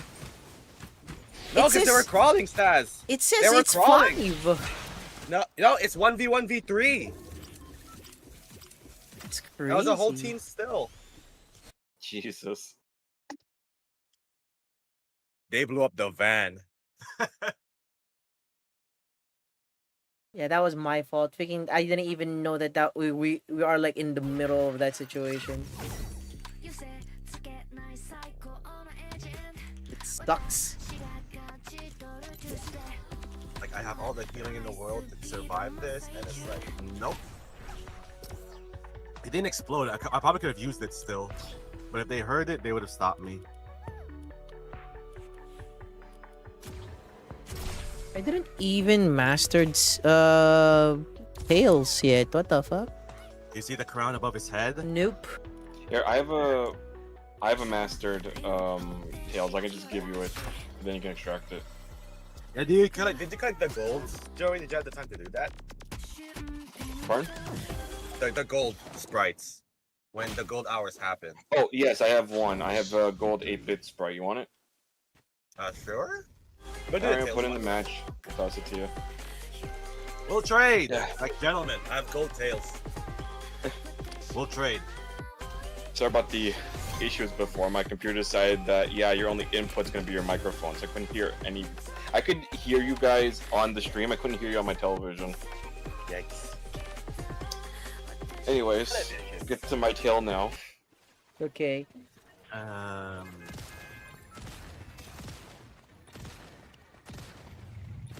You have a gold So- kit? Nice. Where are we going?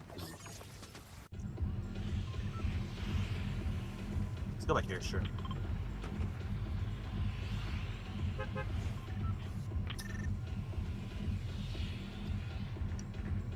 Yeah, it was interesting dinner.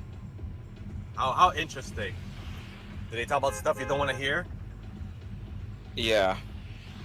Like economics and the news and how how they boast about what they have. Oh my god. Get me out of here. Like, I know my mother goes on a lot of trips, and I've been on her with you, but it's like, yes, I was there. I'm aware what happened.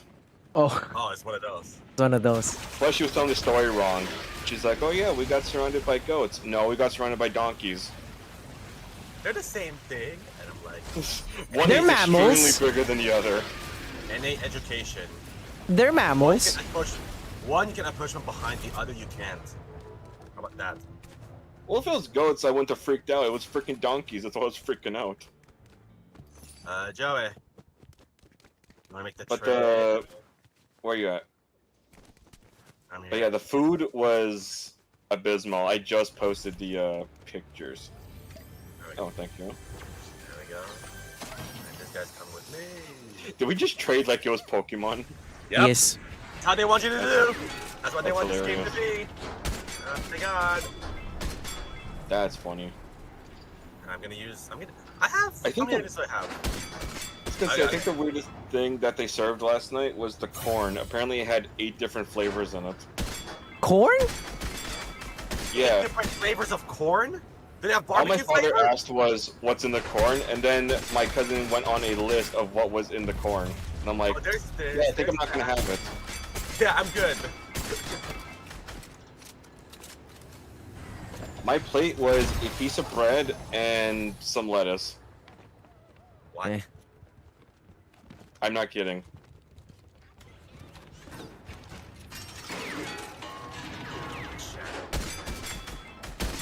Are you guys doing it again? I keep wasting my cheat codes, bro. I think it's gonna be someone new. No. Well, I mean, I think it's just like more rare drop in the purple ones at least. But like, yeah, the blue ones, nah, you're gonna get like the same one all the time. The purple one.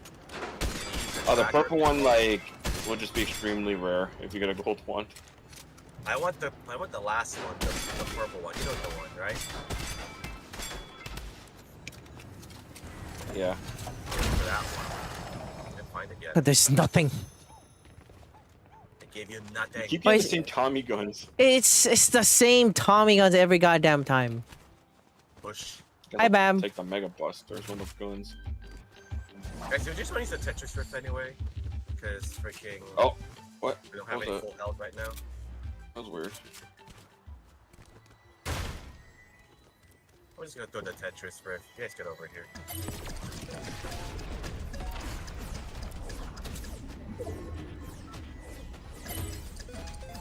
Come on, Joey! Yeah. Ah! It's alright. Oh. We'll find shields.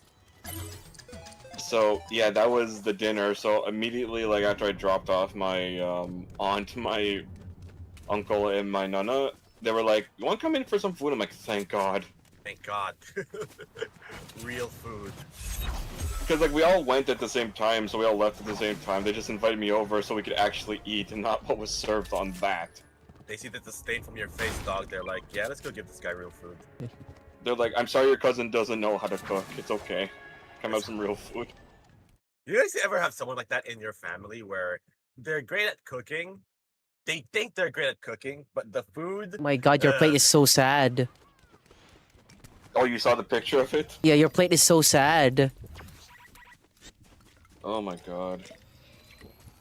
Damn it. Like, there's a I shield was so here. glad it's like, do you have food? My nana proceeds to cook me pasta, my aunt made me a cheese sandwich, and then they brought out cookies, and I'm like, thank you. Thank God. Real food, real human consumption. Real food made from the heart. Cooked. Cook and made. Cook and made, not store-bought. With love.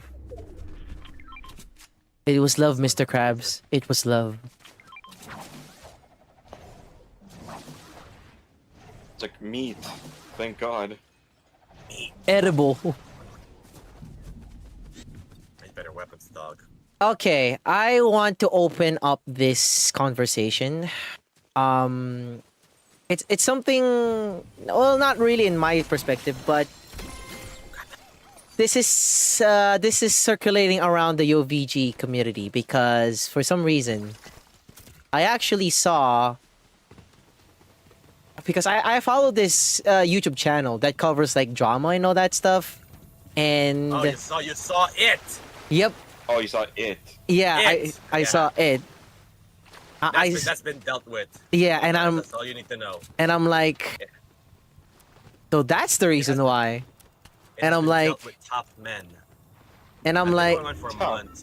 and I'm like, you know what? I'm not a part of it. Thank God. Yeah, just wipe your hands clean. I'm out of here. And that's not a me problem. And I'm like, this is. That's an issue, not an ish me. Yeah. And I'm like, this is so wrong. Yeah, don't worry. They have been officially, I'm gonna say this reference. They have been officially Chris Benoit from the OVG community. Oh, really? Yes. So there's been one of those members. It's one of those where what they did was so wrong that it's not welcomed anymore. Jesus. They're not welcomed anymore. It's that type of stuff. Even though they're quote unquote, we call this like supporting said person that did this. It's like, yeah, no. They didn't do the crime, but they're like part of it. They're a part of it, and that person should have actually be aware of it, I guess. Jesus. I guess. I don't wrong people. They've been excommunicado. That is so sad, actually. I can bring it up here because you brought it up. I don't want to bring it up on my channel.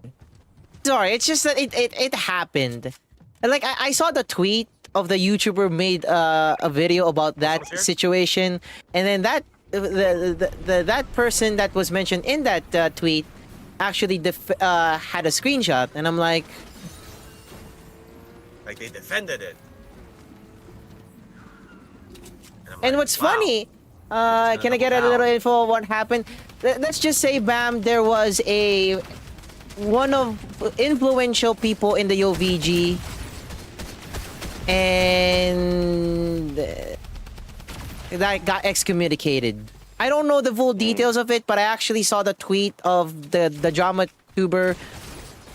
It's weird, and no disrespect to that person that was actually having the drama. It's just that I had a hunch. That person, I actually had a hunch from the start. But I'm not saying that person is a bad person. It's more of like that person could have actually dealt themselves with the wrong people. Yep. Yeah. It's not welcome in our small circle, and they're like, nah, I know them. Like so that's what's we're not gonna name drop it, but I'm pretty sure the guys know. Speaking of name drop, I saw that tweet as well. So Stas, do you remember on Steve's stream yesterday, someone was like, "Hey, what are you doing? Right? Are you?"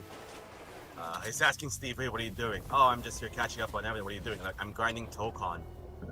And then the person proceeds to like call Steve out as to why not catching up on this stuff, right? On Tokon and whatever.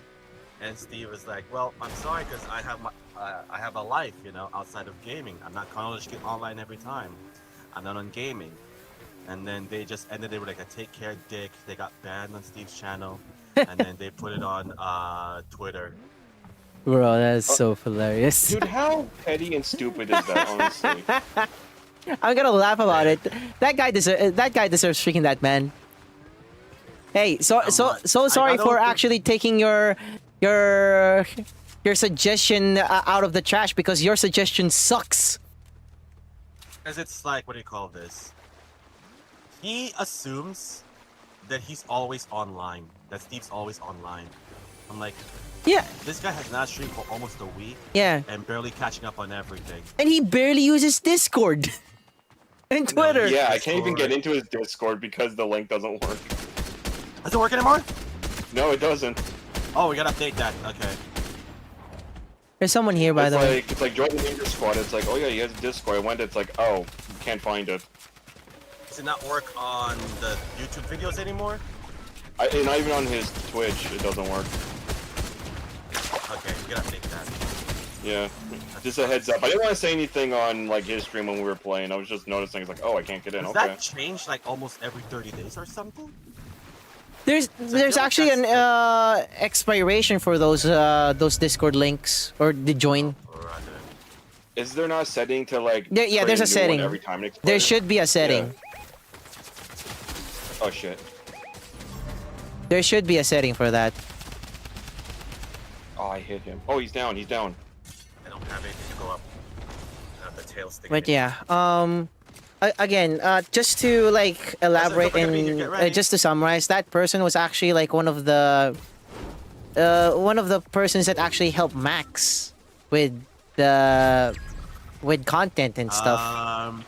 Guys, there's What, somebody what's wrong? here. Get ready. Oh fuck. They have the medallion. They could be here. But No yeah, footsteps yet.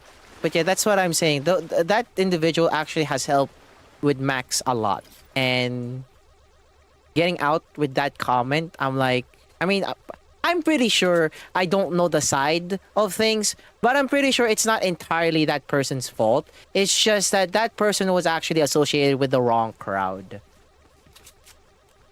It's been on the mod Discord for a while, but we were told not to speak up on it. Yep. Until something happens. That's the reboot van. Awesome. Who's here? Are you in the bush? Y'all saw that, right? There's a medallion thing here. And there's still no one here. Like, I was literally wondering, like, what happened to that person? Like, why that person became hiatus, and then, oh, I get it. That's the reason why. But, yeah. It's another case of Voldemort in the UVG.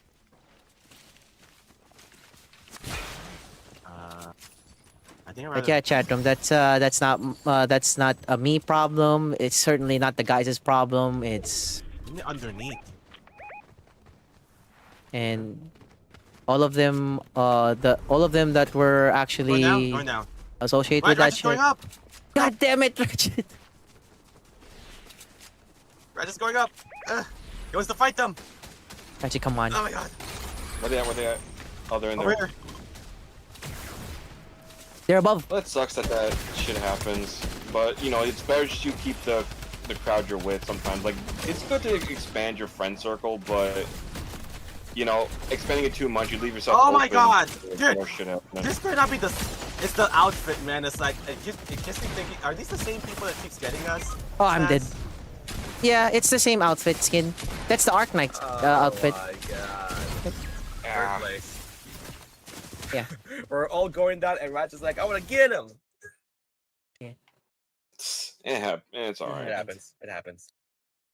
We'll have our moment. But to be honest, chat room, you know what's actually the worst freaking Voldemort situation is like the Voldemort on Steve's community situation and Kenny's situation. That shit was insane. Not to be insensitive like Steve's community, but it's like, you know, you gotta go in like carefully, just because, you know, shit might happen. This is why chat room I distance. I mean, I pick people to associate with. Not necessarily like not necessarily like freaking okay, just because like we have a relationship at one point I try to drift away with it. No, not really. It's more of I'm tired. I'm pretty sure everybody is actually tired of being a people pleaser in this day and age. That's why you have to naturally associate with people who are actually not because you're streaming or you're doing content. It's because you're being a part of a community or, you know, circle of friends. We're just gonna come out and say, who are you talking about? We're not allowed to say it. But, yeah. We can't say it. Like, let's just say chat room. Tony has his own association with friends. I have my association with friends. Cryptic, Joey, Bam. I can give you another like crew in the UVG community. Jatsu, Brando has their association with other people and all that stuff. You know, Muffin has an associate. Even Dylan, Chris, or C4 Sages has an association with people. But does it make us like what, freaking enemies? Not really. Not at all. It's like factions. It's like factions, yeah. I wanted to say frats, but I was like that. Oh, okay, that's too much. It's factions. There's the Sumo faction. There's the Helldivers faction. There's this faction, you know. But do we hate each other for having different factions? No. There's some people that we can't actually associate with each other because we can't relate to their humor. There you go. To their humor, Also, and that's fine. Also, Steve's chat, I think it's the easiest to vibe with of all the chat room between the 4 dudes. Like, that's the thing. And also, chat room, if you're going to vent out with a different association, at the end of that, you're going to be the loser. Damn. Because if they don't actually make a response, or they're going to ignore you and you keep babbling like the boy who cried wolf, you're the loser. Yep. They would actually give you like the response like, it's not a big deal, but there you go, I'm back. There you go, I'm back. Fucking it. Ah! I got cut out on my conversation, god damn it. But yeah, just TLDR chat room. The community that we are in right now, the UVG community, there's a lot of factions. And it's a good thing there's no such thing as faction kill. Yeah. If there is, there will be blood. Virtual blood. There will be contact. I don't know how, but there will be. There will be perspiration. Where are these guys? You get them? I thought that was a player. It's an NPC. You're fighting them? Yeah, I thought it was a player. They're just walking around. Oh, it's a boss. Right. Yeah, it's the boss. I'm like... Damn it. Hit him, Sonic! Come on! Hit him with your ring, Sonic! There you go. I need weapons. I don't have any weapons. Alright, I'm using the Tetris Rift. Everyone stay close. Okay. My green Ratchet, AR was... Ratchet, get up here. There you go. Thank you. The AR that I use actually ran out of ammo. I'm like, fuck. I didn't even know, chat room, that was a freaking boss. You didn't see the red skull on the map? Like, I just got my internet back. Got a hiccup again. Oh no. It's like mini spectrums, but bad.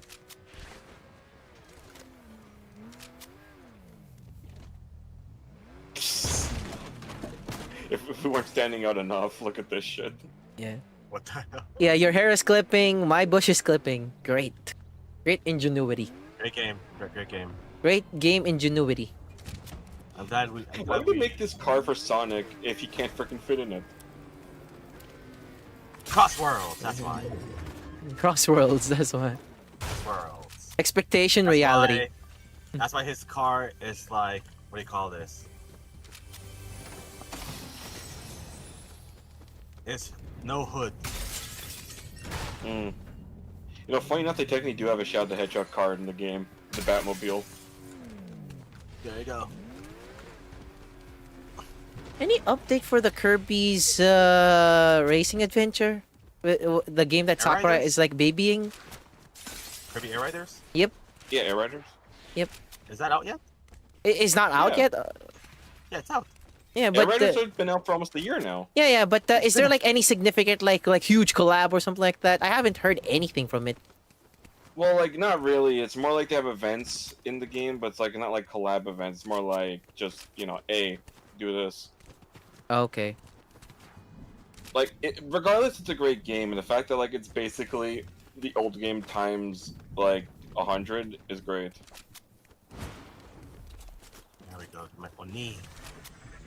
I'm really thinking about the Harada, the future Harada game at this point. I think it's gonna be another 3D fighter. I don't think it will be. I mean, considering what happened with 2XKO, that's a little worrisome, to be honest. Yeah, If it's going to be like if it's like a 2D, if Harada is going to be like a 2D fighting game, I would support it. honestly, with what Tekken 8 scenario is, like, during his, like, reign, it's kind of sad if you think about it. The thing is, like, I don't even hate Tekken 8, but, like, I play 7 and I'm like, why is this to feel better? And honestly, it's not his fault. It's the executives. The shareholders. The shareholders. Like, you don't actually see that back in Tekken 7. Well, the other problem is duplicating DLC doesn't help the community. And it's DLC again. And the fact that, like, Ed and Kuma were DLC again was pretty discouraging. And a character who was in the game, in the last game, was a DLC character now kind of bugs people. You know, I'll give credit to Tekken where it's due. In a world where you can only have up to over 20 fighters at launch, they were at 32. Yeah.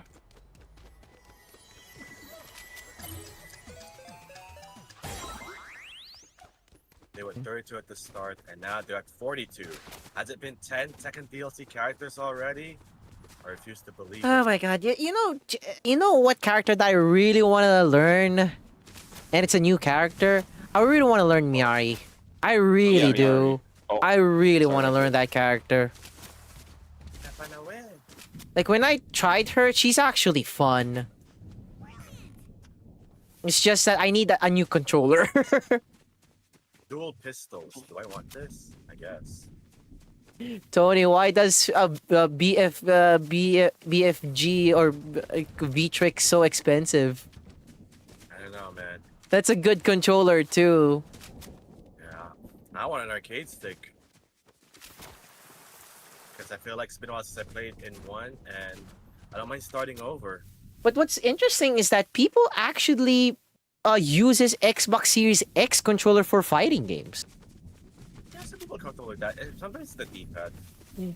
Like the D-pad Yeah, I hate that, like, sucks. Yeah, I hate that my current, like, fight stick is technically outdated. Like, it only works on PS4. Oh, do you have a Brooks converter? I don't think so. Because I actually have like a Brooks. The Brooks actually helps me a lot. Look for the one that Jabali used, that CEO, and get that one.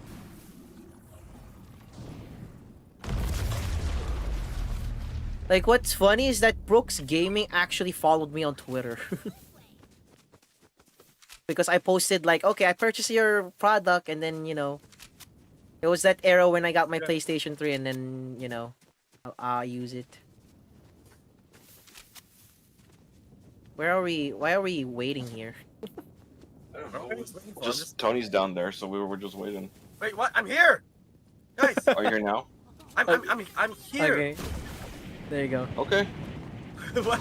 I was like, why are we waiting? Who are we waiting? Well, like, Tony was at the building. We were just staring, making sure he was good. Then he just Protect the president. You protect the president. Looking for stuff, man. Oh, and Johnson, Mr. President, suck my balls. Suck my balls. Okay. Oh man, I hope this is a good one. Come on. It's a kill switch. I don't see my tails in my backpack right now, but you guys do, right? Yeah, I do. Yeah, I don't see it on my end. That's just not a bug, huh? Yeah, it's just a bug. This is the thing about Fortnite. Every time they update it, something goes wrong. Yep. Oh, it's something that goes wrong. I'm still salty about that jungle season, I think, or one of the seasons where, okay, there's a bug where you can't sprint. That and there was also a bug where, like, you couldn't jump over certain objects. Like, you can't sprint and then you can't slide. I'm like, what the fuck? Yeah, that was really bad. Like, my mobility.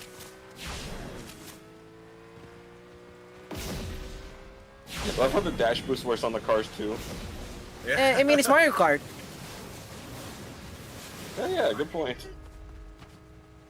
God, I keep playing that N64 Mario Kart. I love that game so much.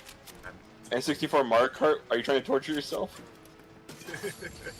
Or no, not N64, SNES. Or Okay, NES. SNES is fine. The N64 one, like, you're just asking for trouble. Like the SNES, sorry. The one that it has been ported into Game Boy as well. And 20 gold short for a chug jug. I love that. I love that game so much. A lot of people are like, oh, N64 Mario Kart is one of the best Mario Karts. Like, are you mad? That shit was so hard as a kid.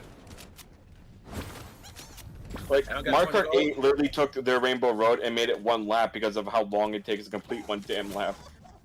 Oh, I hate those freaking maps that take too long. I'm looking for a treasure chest quick. I'll be back. Dude, one lap was almost 5 minutes. I'm not kidding.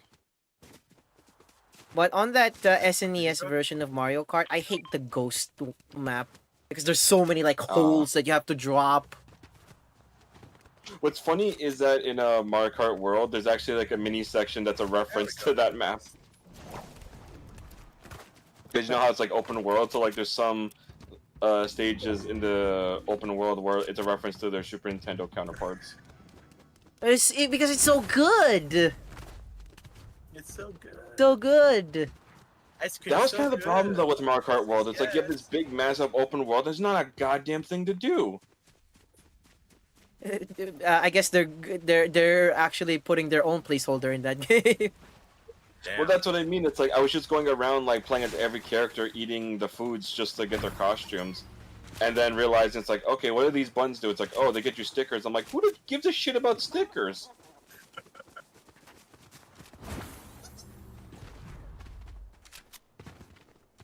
I still haven't gotten the fish skeleton just because the drop rate's so shit. And do you think they have like a good update right now? I honestly have not gone back to play it since the day I bought it. Like, there's nothing there to actually do. Mario Kart World? Yeah, it's like, I literally, like, I could technically complete the game, and it's like, even with friends, it's like, want to play Mario Kart World? They're like, nah, do you want to play Smash Bros? Like, alright. Literally, it's like, let's play Smash Bros. That loads in 1 second on the Switch 2 instead of playing the brand new game made for the console. Who's over here? Can we hire you? So you're coming with us. I only have $85. There we go. There you go. Flare gun, if you guys want to expose someone. You shoot the flare gun to where I you need think they are, mobility. that's That's That's the what thing. it does? Yes, it pings the opponent. I didn't know, I thought it was just a gun. No, it's a flare gun. So you get I exposed feel so to someone stupid now. if they're hiding. It's so good. Every time I play this game, I'm discovering shit I should have known already. Yeah, I'm on the same boat as well. Like, there's so much new stuff in this game. I'm like, what does this do again? Like, in the first game, right? I think you saw that, Joey. I threw the Tetris block at the opponent in the final 3. I thought that was I don't blame you. We thought it was a shield. We thought it was gonna squash them. Because, you know, it's the Tetris effect. No, it's a healing item. So I healed them accidentally. It's not like the junk rift, where the junk rift actually like lands a bunch of like junk and it actually deals damage. Yeah. So, this thing on the mini map, like, what is that crap? The white flickery thing? They have a sprite that makes them, I think, stronger, but they expose themselves. I think if you have the Oh, kill I switch, think I know which one that is. There you go. Yeah. Okay. I think that's the kill switch. Okay, my Twitch kill and my switch. YouTube chat works. Okay, because my chat is actually quiet because of what happened. I think they're locking in like we are. They're locked in. They're locked in. Okay, yeah, we made the right call to just stay here for a bit. Jesus. I have my Sonic sneakers on. Like, Let me see. There you go. I got it ready just in case. If I You know what's funny? Like, I put the shadow sneakers on Sonic and they look cursed. we can take over that building. Because for like a his bit. feet get smaller. That is not proportionate. That's good. I'm That's not good. kidding. Like if you have Sonic unlocked and you put sneakers on him, take a look. His feet get smaller. It's so fucked up. Oh, it's 4v4 now. And I hear footsteps. Oh. I'm Yeah, using somebody the here. building. I'm using the building to be on top. Alright, I'm gonna go make my way down.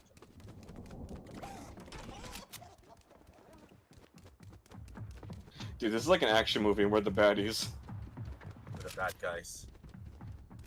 It's like he's in the building. Let's go get him. Are they in the building? I don't see footsteps. I don't see them anymore. I think he dipped. We gotta go here. It's the higher ground. You guys get your star shoes and everything? Shockwaves? I got tails, so I'm good. I saw bullets. We getting shot at? Not I see them. They're in the water. There's one dude flying at us. They're in the high ground. They're gonna be here. Pin them? I see him. I actually, I almost killed the one guy. One was over here. They're flying, they're flying. I see him.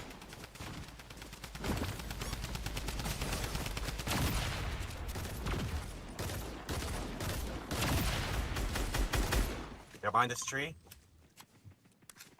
Now I wish I had the Mega Buster. I see him. Damn, our fourth guy died. There goes the Guardian. They're over here! They're here, they're here! Oh, bless you. I'm okay, I'm okay. I'm like, who? 47? 42?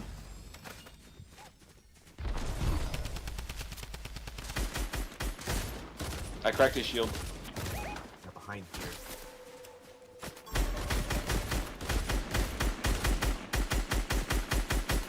Damn it. Oh no, we're getting hit. Guess what? Tetris. Wait, what's the circle? Oh, let me pin it. Oh god. Oh god. There we go. Run. Spin dash, fly, do what you gotta do. He's in the tree, he's in the tree.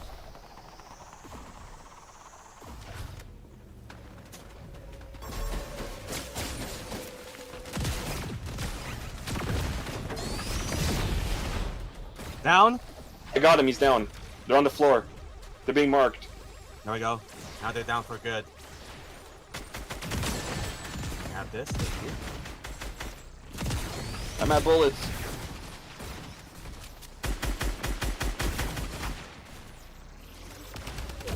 He's in the bush. They're being marked. There we go. They're making Manning. They're trying to get the high ground. 50? 50?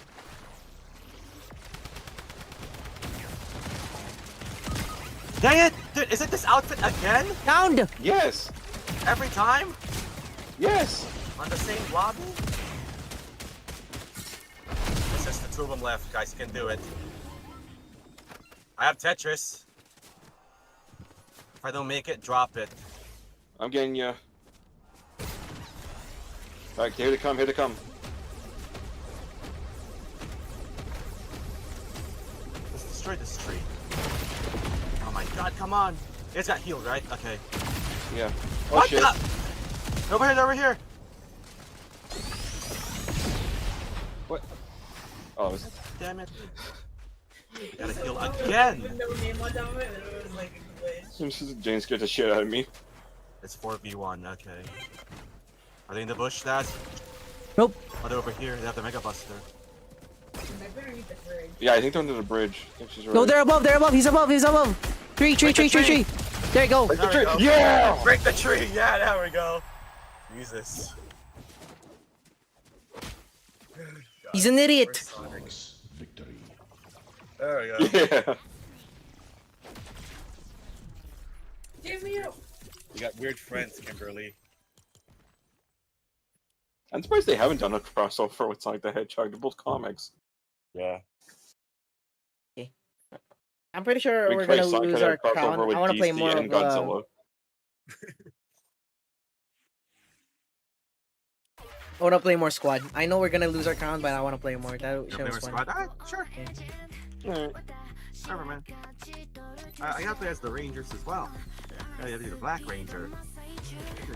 Which one? Either. Neither. They're both cool.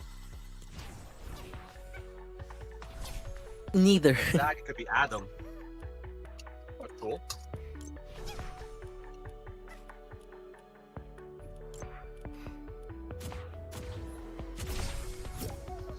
I really don't want to go to work tomorrow, chat room. Yeah, work. Is it gonna have to be busy but you don't want to? Because this week is gonna be freaking painful. But the good thing is, next Monday, I don't have work. Chat, are you gonna be there for me for Tuesday? Huh? Opening night live at Gamescom. Ooh. I think Capcom is heavily gonna be there. Sega's gonna be there. And other stuff. It's Europe E3. It's E4. It's E4. I love how you did that, like, for other, like, promotions. Like, frames. Sega, Capcom, and more. And more. I mean, sure, there's more, but they could make the same 5 things over and over again. Yes, more. Joey, do you know that joke? I was gonna say the Simpsons joke. It's like Marge, Lisa, Bart, and all the rest. Yeah. No, it's the joke of what do you call this? They just showed the same 5 games. It's Soulsborne, it's farming, you're in outer space, first person, survival, narrative, Soulsborne first person, survival third person, all that. Like, oh my god. I guess we gotta put some respect on Wolf Among Us 2 as well. For Draco. What was the one? I don't know if it was like Game Awards. Like, okay, whatever. I hate them. I gotta find this last part. I'm looking for the last part in that part of the map. I'm like, I don't see it. There you go. Sorry, chat room. I keep disconnecting and reconnecting. I mean, I mean, since Capcom's gonna be there, I think it's almost confirmed, hopefully, that we get to see Mega Man gameplay. That's why I'm gonna play Mega Man tomorrow.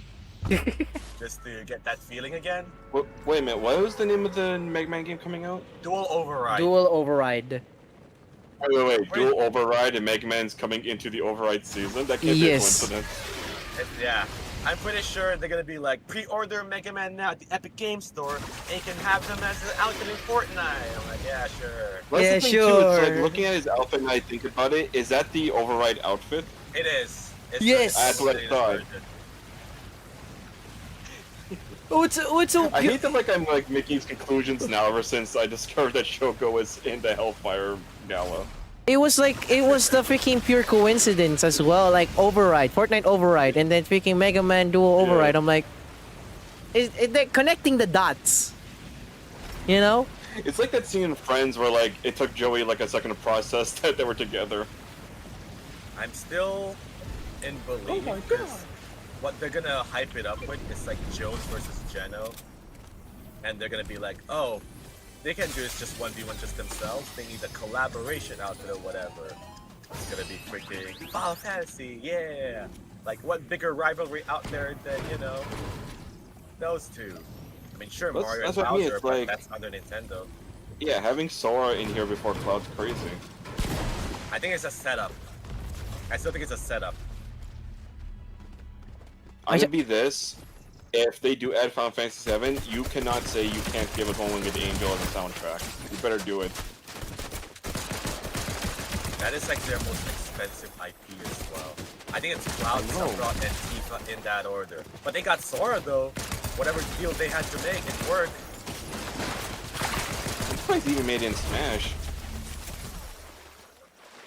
And like the funny thing too is he had the Mickey logo on his sword, so where's that excuse in Fortnite? I think Disney. They don't want to associate Sora using a gun with a Disney icon or a Mickey Mouse icon. You know how many Disney movies there are where characters use guns? That uses gun. Maybe not Kingdom Hearts. Not Kingdom Hearts. Because if Sora is gonna do that, that means heroes are not allowed to use guns. Because if Sora has like a Mickey Mouse on his Keyblade on Fortnite, he will bring the Mickey Mouse Clubhouse meaning to a whole new level. Which is funny too, because like when there are Disney characters in this game, it's the Disney villains, and I think that goes back to my point. Only the villains are allowed. It's the last part. You're all the way over here. Oh, yeah, that's the same thing. Like I couldn't find the damn last part either. It's in there. It's over here.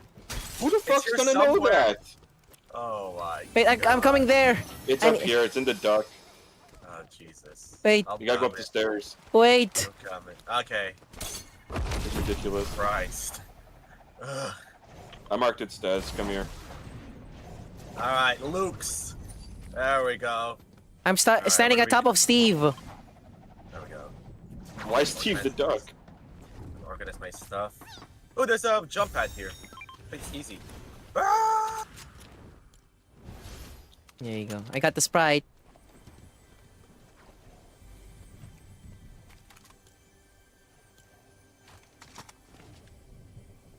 Okay.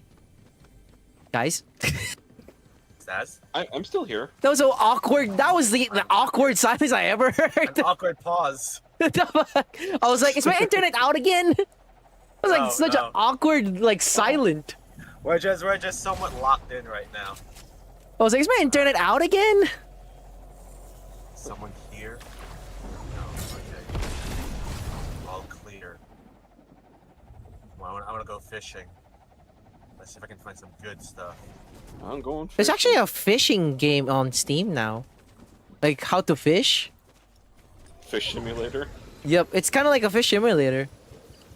Like a fisherman simulator. I read it from somewhere, I don't know if it's true. There's a game where... A game called Needle in a Haystack. But there's like 5 million hays and 1 needle. And you can find it, you can find the needle, or like a DLC, right? For like $1,000 for the magnet. That is so corruptive.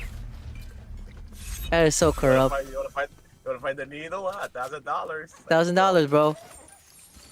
That's so stupid. I think it's on Steam. It's Steam approved. It's pay to win. That sounds pretty pay to win to me. But I actually bought a... I think it was like $1 of a You're game. just reading about that, right, Cryptic? I actually bought a game, a simulator game on Steam that is like $1 or 50 cents, where you get to see the paint dry for 6 hours. Go paint drying, watch paint drying simulator. That's all it is. So it's a Randy Orton match. No switch.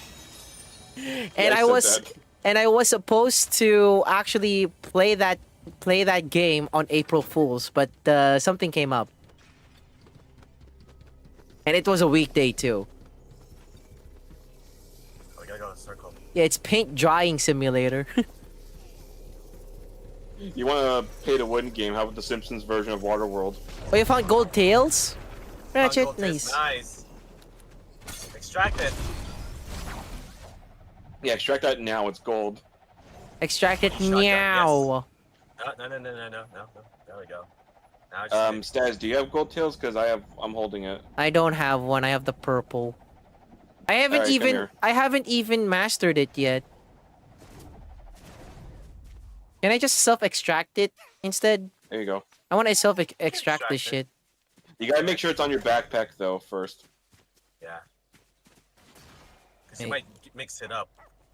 Yeah. Like, oh, I'm extracting it, but you're extracting the one that's Make on sure you your got the back gold one and equipped that's on your back and There then you go. extract it. That's how it works. There you go. Did you see that clip, Joey? Thank you, Joey. It was a duos. The dude got shot while he was crawling. One of them dropped the gold, like rarest Sprite, and he grabbed it before he got shot, and then used the 1-up coin to get out of there. Wow. They were trying to shoot it, and then one of them's like, "Oh shit!" Just started running outside. Like, we gotta find this guy. The sheer panic of the guy that gave the gold Sprite to the other. It's like, "Oh shit, we gotta go find this guy." I was like, "So long, suckers." That's funny.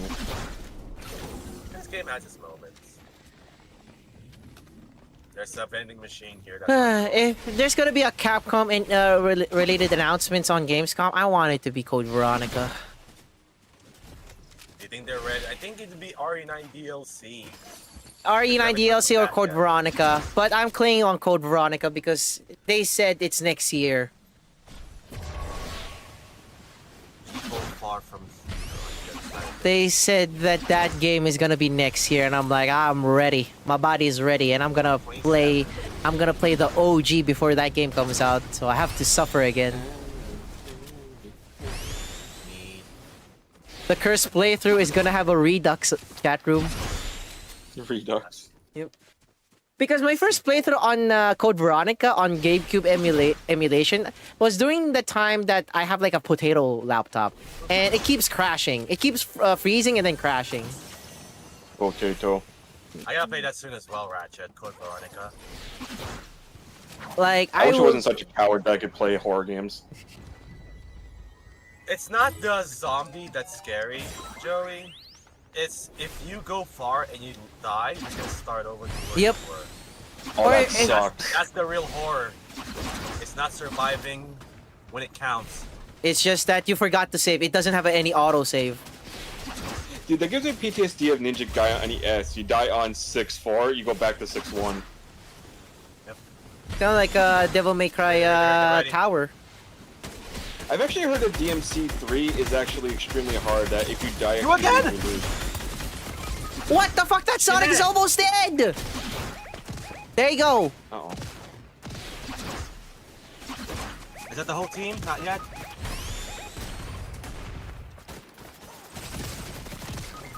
Come on. Bad aim again. Where's Joey? Where are you? I'm gonna go to a reboot van is what I'm gonna do. Can you drive it out of there? Are they coming? I'm pretty sure they are. Also, wait, because they're not out yet. Ratchet and Stats are not out yet.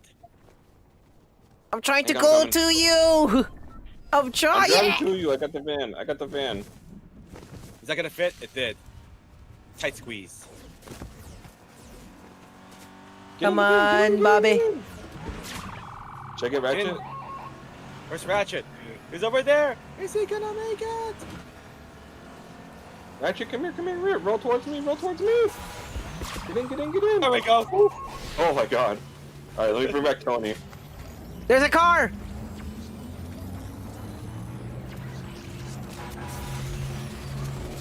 Oh my god. Ratchet, hang on. Go, drive. Drive! Ratchet, drive! Fuck! Get in the car. I'm running away from that. Hell nah. You guys Hell just to get the out of nah. there.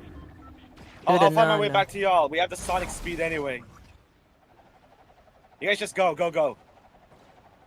I'm more taking it so he doesn't resurrect his friends. You go this way, I go home. I'm actually rotating. Yeah. Okay, I'm getting out. Bail out. It's gonna blow. Yeah, I'll find a way for you guys to get to be there. Trying to. I'm gonna pull a Dreamy Bull. I'm about to blow. Technically, I should destroy it so they can't res it. There's actually gunshots happening here. Alright, Ratchet, get out.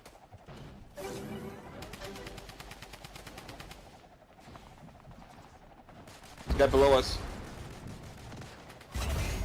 Got him. That's an anyway wipe. That's a team wipe. I think there's one more. Oh, there's another dude. There's one more, yeah. It says 7. 2 more. 3 more. I downed one! Ah! I downed one though! Oh my god. I downed the Spider-Man though! Oh shit. Is that the spot from earlier? Joey, that kept knocking us out? Yeah. I need gold. Ah, damn it. I could find a reboot fan, but I need gold. Get. only I Tony downed the now. Spider-Man. I downed the Spider-Man chat room. Why is there someone pass shooting? Are they gonna use the reboot van as well? They driving it at it? Yeah, they Yep. drove it at it. Motherfuckers. Yeah, Sorry, you can try to find another one. Just get out of there. No, They just see you, they're gonna shoot if you can't find another one, just play the waiting game. I'll try. Like it's not actually worth it if you reboot it us if there's like there's still like teams. Is that a Mega Buster? Nope. Yeah, pick up. There we go. My escape weapons. I really need gold to make this work. I know there's one out there, but I don't have enough moolah.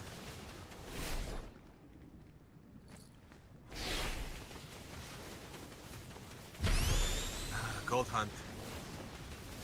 But yeah, chat room, today is actually a very interesting day. I could find some out here. It's one tick right now, so I'm gonna try. Can I drive it? No, if I drive it, people are gonna hear it. You can't. There's a chest there. All right, thanks. Awesome. Again? Huh? It blew up again. I guess that's like what the circle is capable of. That's the storm. Yeah. That was the storm. Yeah, that's the storm. I think they actually made that a thing in the game, in the season now, or in the game where, okay, if it's gonna be consumed by the storm, it's gonna get destroyed. Zach.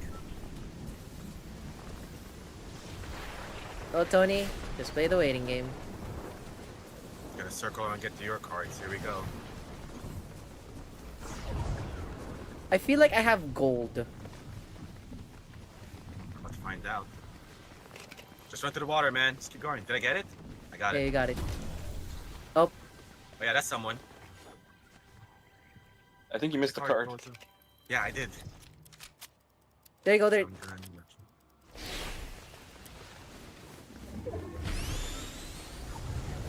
Well, there's actually another. I'm gonna throw the Tetris block while I use this reboot fan. Come on, do it before it explodes. No, it's not available. Just heal. I would say throw the Tetris block down too, just in case. You gotta be kidding me! Can I use it now? No, we just gotta explode. Yep. What the? Why does it explode now? Because it's a thing. It's a thing now in this season, or it's actually a thing now. This. Hurry! There we go. Use the boost to get through. Okay, that's weird. No. What? It doesn't work. We tried. It doesn't work. That was weird, regardless.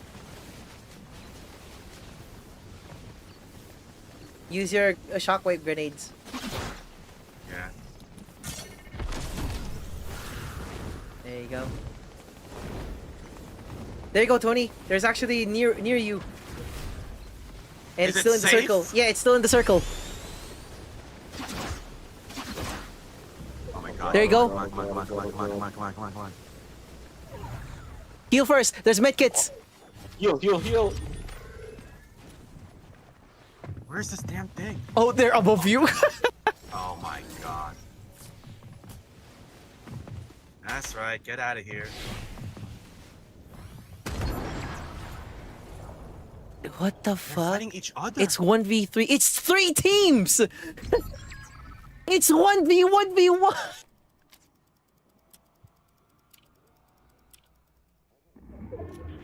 It just camouflage. Be one with the.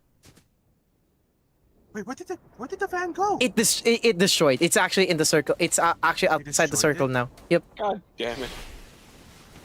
I need good weapons if I want to try and win this. No, give me the minigun.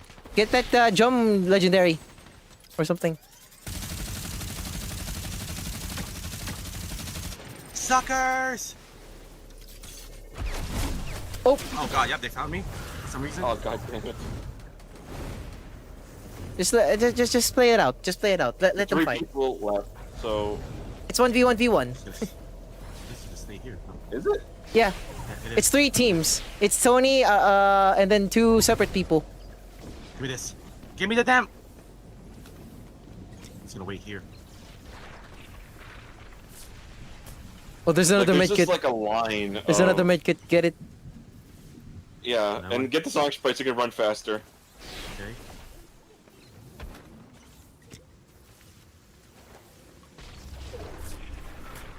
Well, this is crazy. The circle's gotta come back here. You have no choice, bro. You need the. No, yeah, I have 2 more of these. I'm just gonna There's stay more here. med kits on the right. Yeah.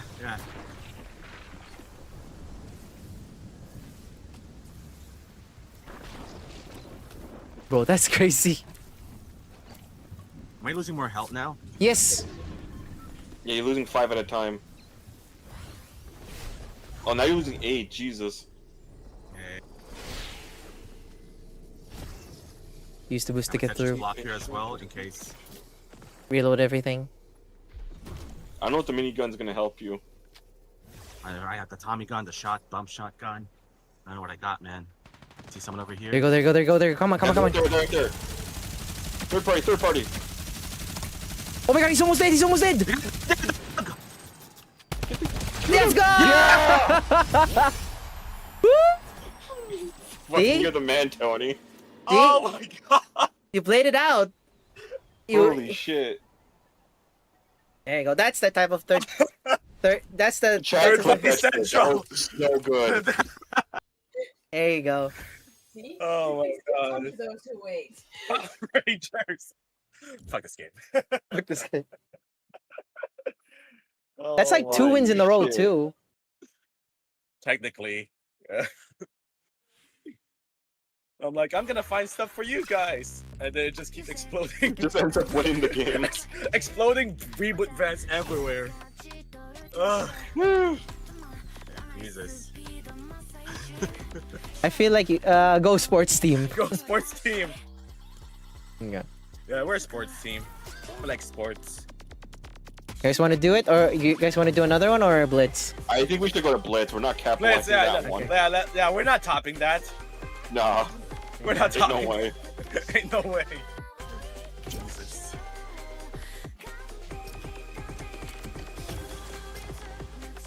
Set Dr. Doom to Chinese. Yeah, yes, chat room. Freaking Tony did what I can't do is clutch. Yeah, he Tyler's waited a out. highlight of the month.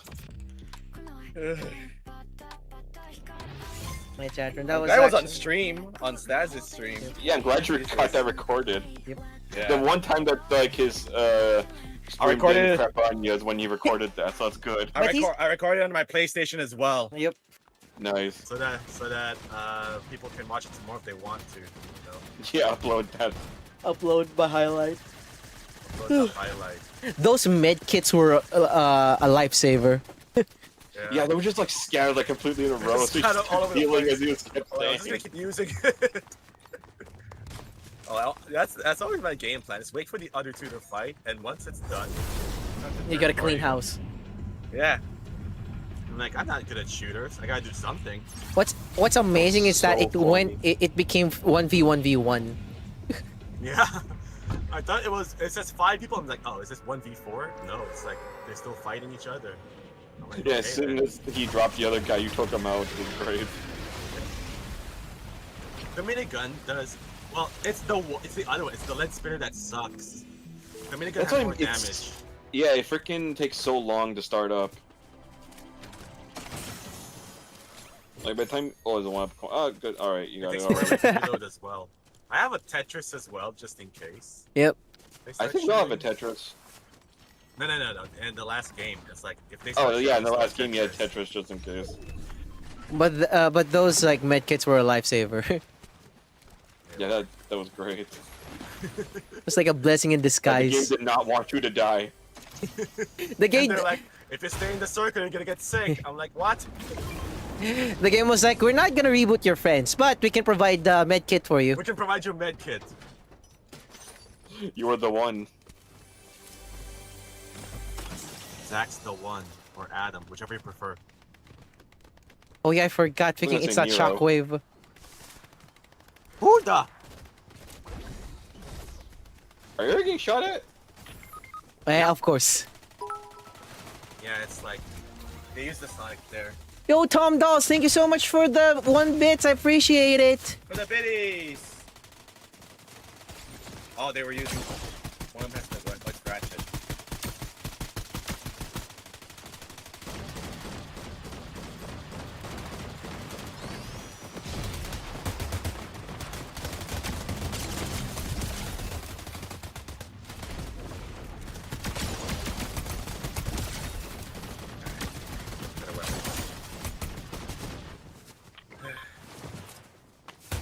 One of the guys ran away. Let me heal up for a bit. Let me get Oh, here, I'm getting shot from behind. make a buster, thanks. Take this. My bullets, damn! I'm running so fast! I'm trying! Fuck, I didn't get it. Is this the same? It's the same dude! Come here. Thank you so much, Tom Dolls, for the 1 bit. I appreciate Come it. on! It's the same dude again that shot me. I'm like, yep. Now they gotta get in. Ah! Fucking A.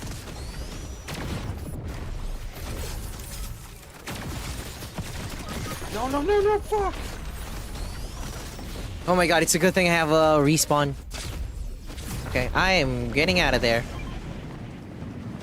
You gotta go like straight to the van immediately.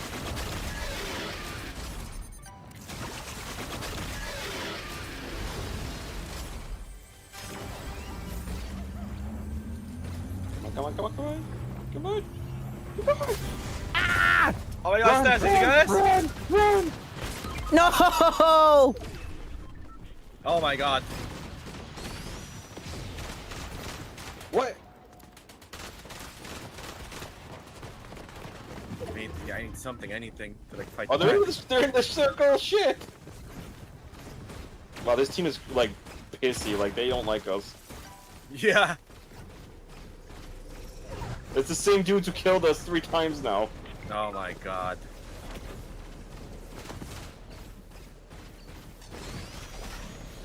I'm dead.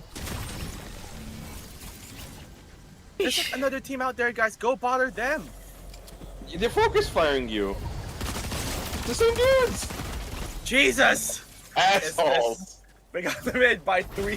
I got eliminated by that same person 3 times in a row. Jesus Christ. Oh my god. Wow. Imagine if that was the same team that lost in the last BR game and they followed us here. That is some Tom Petty shit. That's some petty stuff.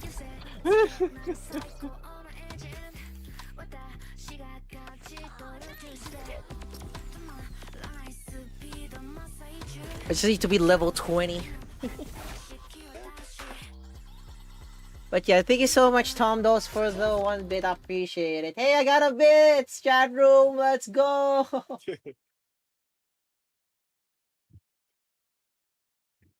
God, at least it's not Nubian bits.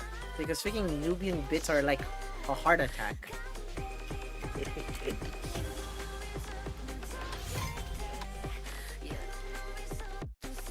Not for the wrong reasons or the bad reasons. It's for the good reasons. Just that, how the hell does that moon actually have like $100 in bits from prepared? At the ready.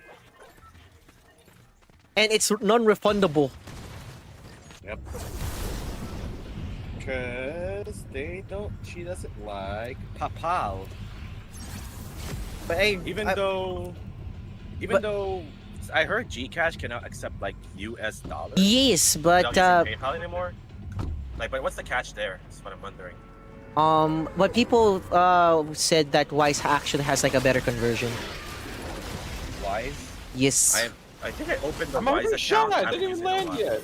Yep, me too. The problem is that I use my personal account on it. It's Sunday night. It's like Sunday, dude. So they gotta go in before they go to work. I downed Kyle!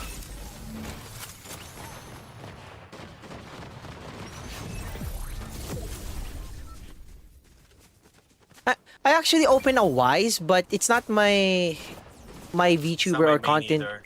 It's I use my personal account on it. Sorry, dude, you're just gonna get it. I gotta check Streamlabs if freaking Wise is actually an option. But if not, I'm probably going to do that for the Twitch payout, I guess.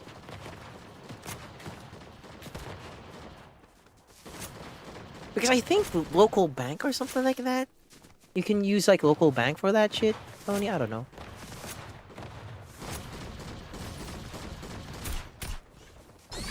I'll have to talk to my my sister about it. Sister. Because she actually has like a far range. She actually has like an idea when it comes to like the Wise. But I need her expertise. Yeah. I got my favorite gun.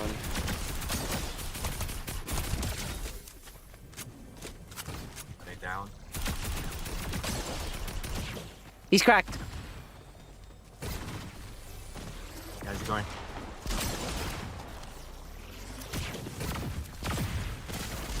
There we go. Oh god. Oh god, the circle's right behind us! Like, we're just running forward and we didn't even see the circle behind us. It's not spin dash. They're trying to catch up with my legs.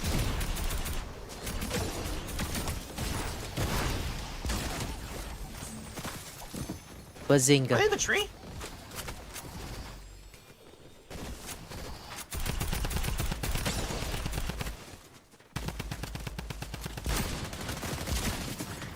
There you go. There we go. Okay, I'll take Okay, it. that was fast. Matchmaking error. Thanks.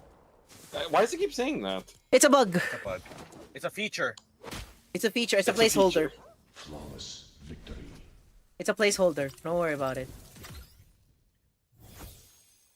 It's I get that games are glitchy, but Jesus Christ, they don't have to go all in. Oh yeah, this the victory wings actually gives you like 2 times boost, right? To get you faster. I have like No, 90 only wins. If what do you call this? Because yesterday it was like 96. No. Sometimes it goes ×2 on your first win on Blitz. Oh. And then it just goes back to normal after.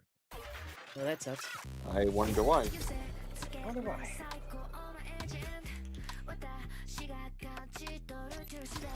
Yeah, ready yet? I think the dailies reset at, I want to say either 8 or 11. I can't remember.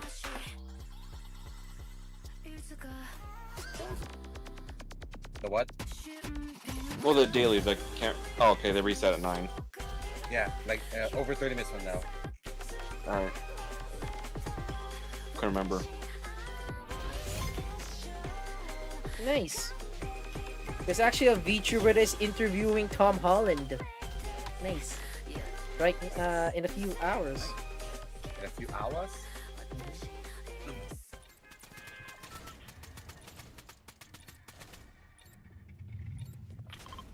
No. We'll try here, because I don't want to be like, there's gonna be 20 people landing there and we're gonna die. You die. You die. Skate or die. We skate again. Die. Skate or die. Die. I find it funny that like the game was called 720, yet it had Skate or Die in it. Like, and there's actually a video game called Skate or Die, so what the hell? They just felt like putting it in, or like did they like, oh, it doesn't say shit about the trademark on Skate or Die, let's make a game out of it. The pretty sure 720 came first.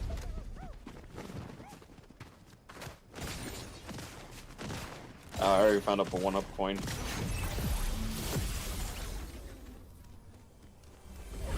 Oh god, that's a storm. Yeah, move. That was quick, damn. No, we're at the edge of it, that's why. There's someone here. Get ready. There's already some dude here. You're not our favorite some dude. Jesus Christ. Oh, hi. Hit the wrong side of town, fool. Oh, that guy's running away now. I was like, okay, I'm good. You're in the wrong neighborhood now, motherfucker. You know how to get to town? Yeah, it's back to where you came. Back to where you came. Linda! Alright. Oh, that's funny. There's a Sonic shoes here. Oh, Sorry. There's Sonic shoes here. There's another Sonic shoes. It's alright, I don't care. You know what? I'll take that pistol. Okay, you have it. Let's pump. There you go. Shotgun. You know what? Prior than what I have now. Is this a pistol? It's a suppressor pistol. Snap shotgun. Oh, it's. I mean, to heal me right now. Crap. Patrick, careful. That's a real team.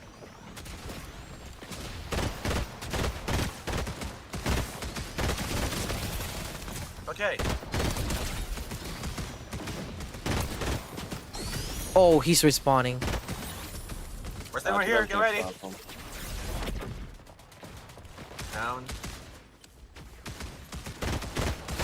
No, it's just the crazy of this sometimes. Which I think where I like Blitz as well.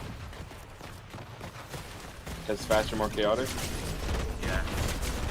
Even though my playstyle Oh shit, I'm gonna die. in third party. Damn. Even though my playstyle is I'm dead. hide in third party. Oh, I'm dead. We got shields though. I mean, that's gonna count for something. Miles.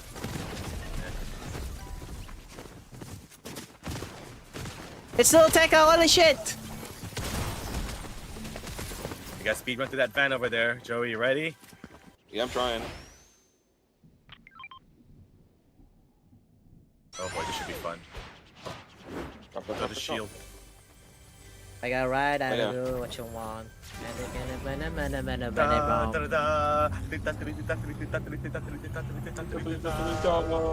There we go. Preparing the Corby party.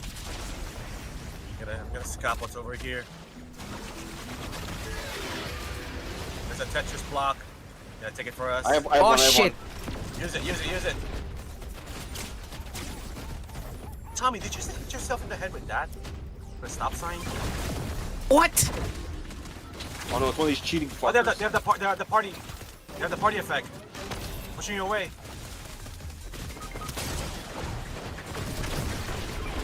Jesus!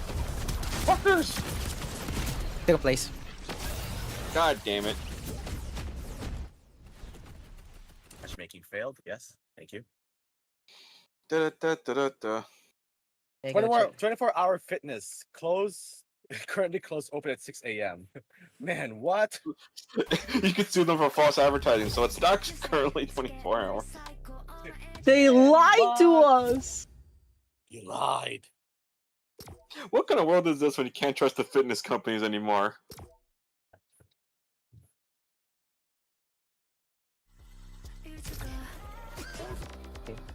There you go, chat. I'm installing Wise.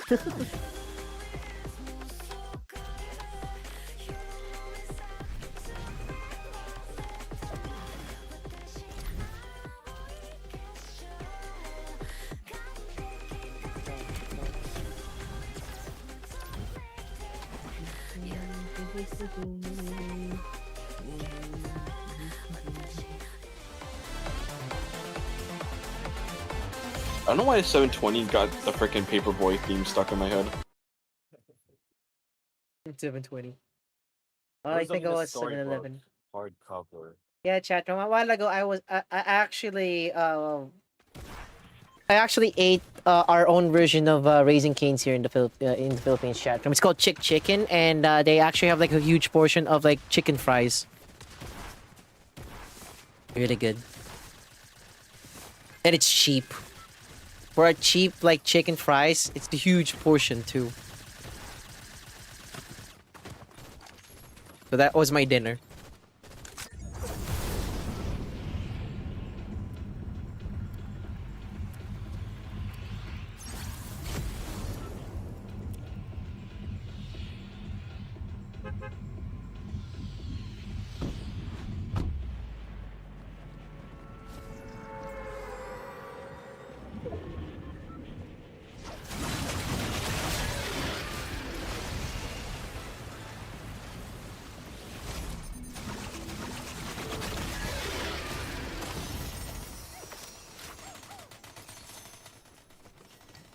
I'll get to you guys in a bit.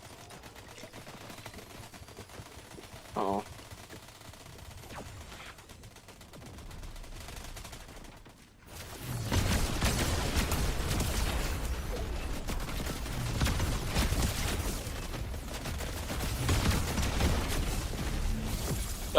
That was funny. The Buster shirt.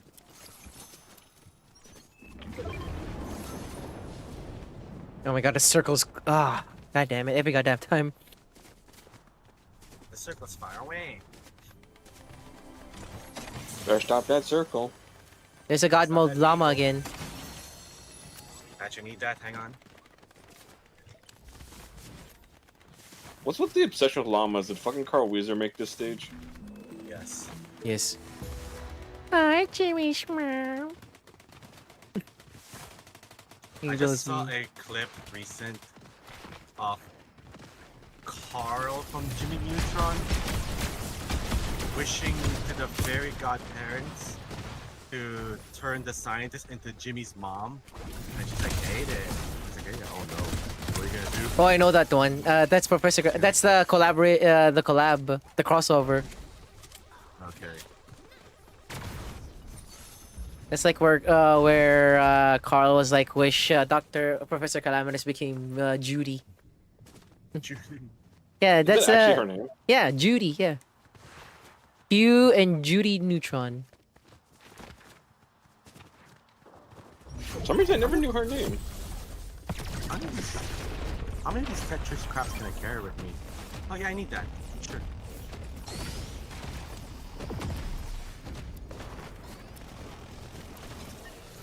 I heard a Gatling gun. That sounds fun. Yep, that's a Gatling gun.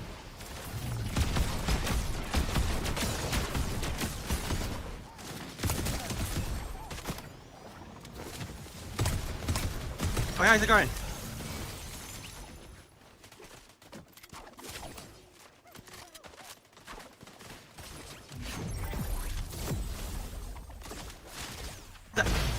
Got him.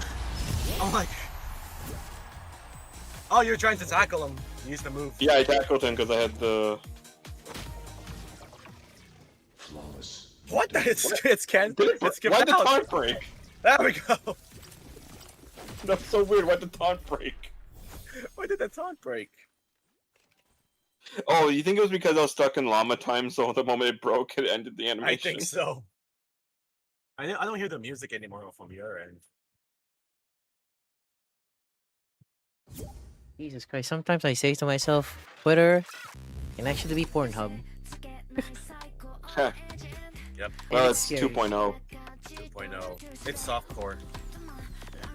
Yeah, sometimes. It's like the gateway thing, right? Hey, you want to see the real thing? Huh? After you got clickbaited, engagement formed by this, you know where to look.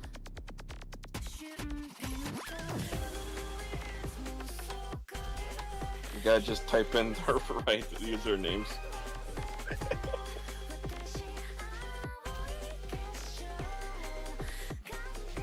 Spider-Man tattoos.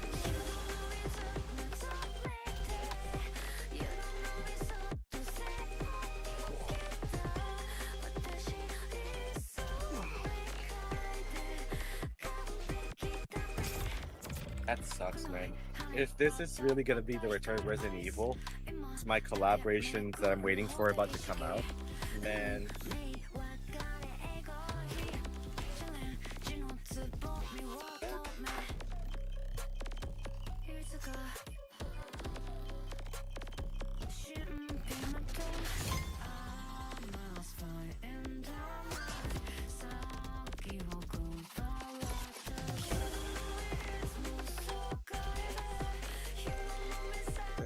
That's interesting. No, it's just like randomly like went on Dokkan, we were waiting, and apparently they just added Game Center. Yeah, so now I literally like unlocked every achievement by just logging in. Because I played the game for almost over 6 years now. Your shield automatically replenishes over time. Okay, that's good. I mean, didn't it always do that? No, that's a medallion. Oh, a shield. I thought it was the overshield. Never mind. I'm stupid. There you go. I ran to an overshield the other day, or me and Stats is like 150. Or wait, you were there as well, right? Yeah, I was there with you. Overshield went to 150 as a hack. Like, wow. Yeah, that was cool. Like, these hacks be crazy, man. They're making me crazy. I need to read more. I gotta stop playing Yu-Gi-Oh. What the hell? Like, is someone there? I can watch?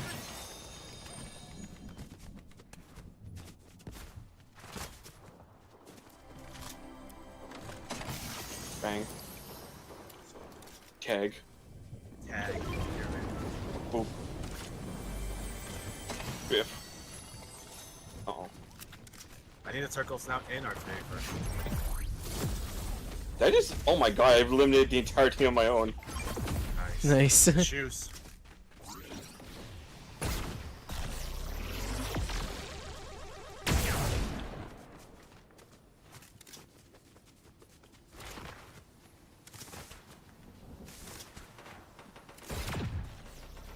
Still waiting for Fortnite to add some more Sonic raps. Probably in Twitch drops. Definitely. Because it did for MK. Oh my god, are you serious? Did you get down? Yeah, I got downed. Uh-oh.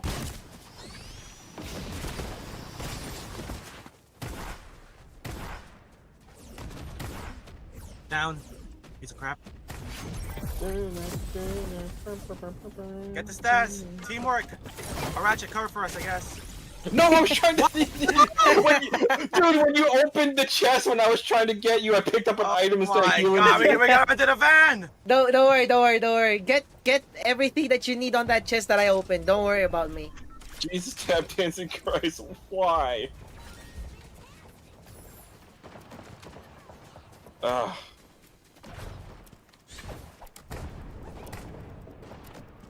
just accept fate. Alright, I'm scrolling. Try to roll to the van. I'm coming with. I got your back.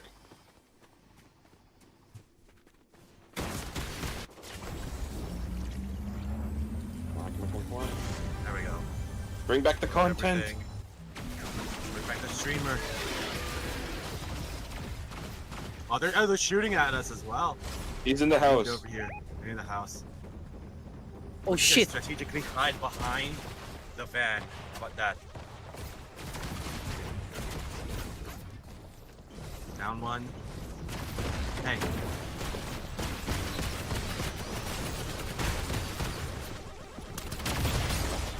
Guys, where we at? Oh my god, he's one shot. Oh my god. Use the damn thing! Why are you throwing it like it's a... I don't know why they do that. Like, you throw it, it's like, oh, you throw the item, not use it.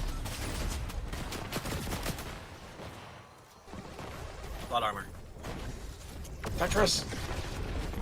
Sir? Dad, get back, I have Tetris, get back here! We gotta move with the circle. Chich. Just give me that. Yeah. Oh my god. Are they stuck here? What? There you go. Oh, he actually is going to revive himself. Come on, survive! Yeah, God! Huh? I'm dead. Oh my god!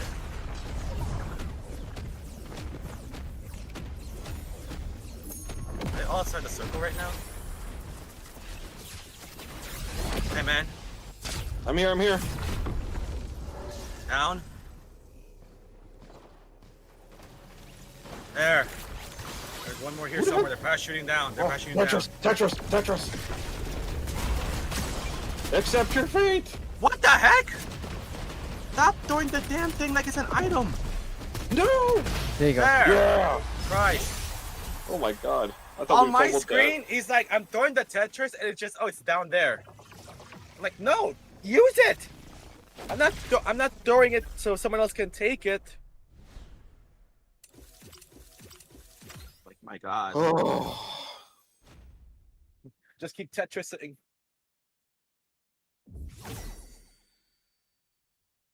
I don't know why that felt so stressful.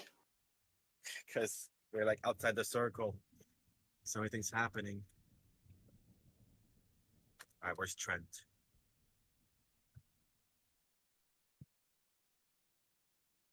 And they gotta be the Megazords next. And Lord said, oh, Staz, I think it's in trouble again. No, I'm good. You good? Like, did you get disconnected again?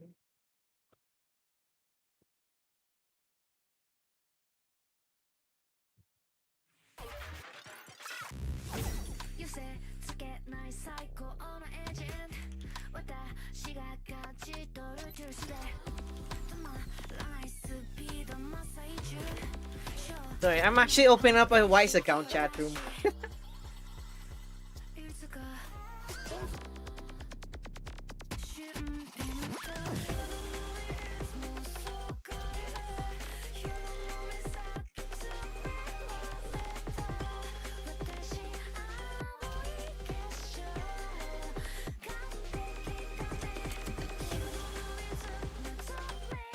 Spooderman. Spooderman, alright.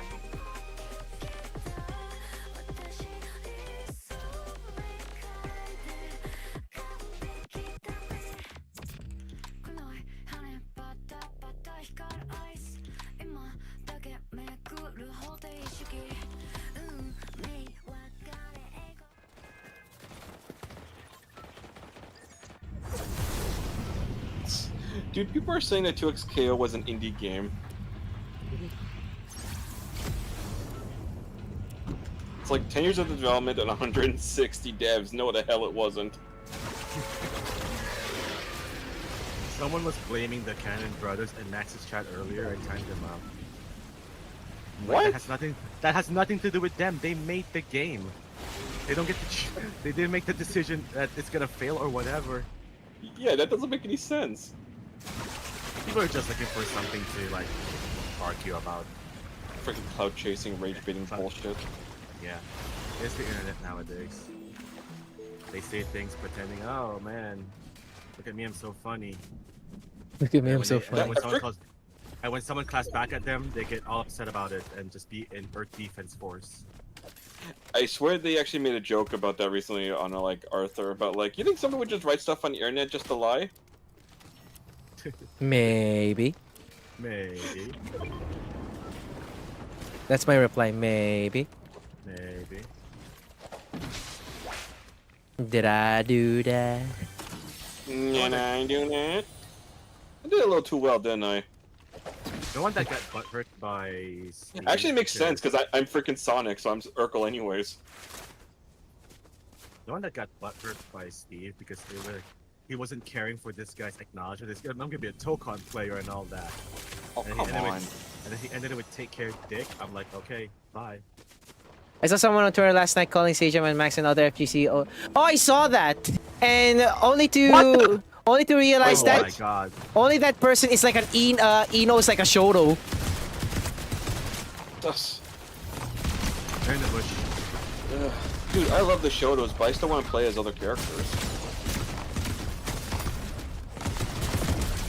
Extra life activating. Come on, activate!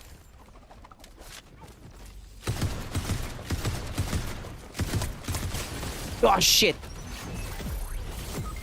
Oh god. I'm dead. Timu Finn? I am supposed to be Timu Finn. What's up with the hate recently for your video games? What's going on? People want their opinions to be right and be acknowledged by the people, the ones that getting called out. Opinions. They're like. I remember like this first started just because like they gave a tier list of like some of their favorite like I forget, well, I think it was like PS3 games, and then everyone's like, oh, you guys are wrong. It's like, well, it's their opinion. If you don't like it, make your own video. Can I get in the van? I can do this though. Too slow. Whoever I just saved, you're saved. That was so weird.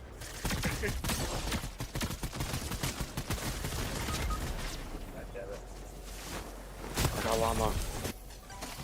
You got a llama? So you should just stay up in the air for a while, land, and then use the llama. But, Okay, there's like one more reboot van left. There's one reboot van left, and I'm pretty sure they're gonna hoard it. Oh, you're gonna go now? Yeah. You don't have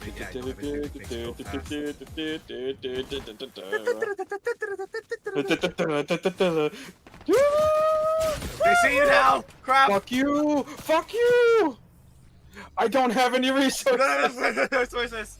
Don't have enough money! This should be fun. Why did I lose my money? I see gold! There you go. There's the Sonic shoes if you need to run! Where's the shoes? Where's the shoes?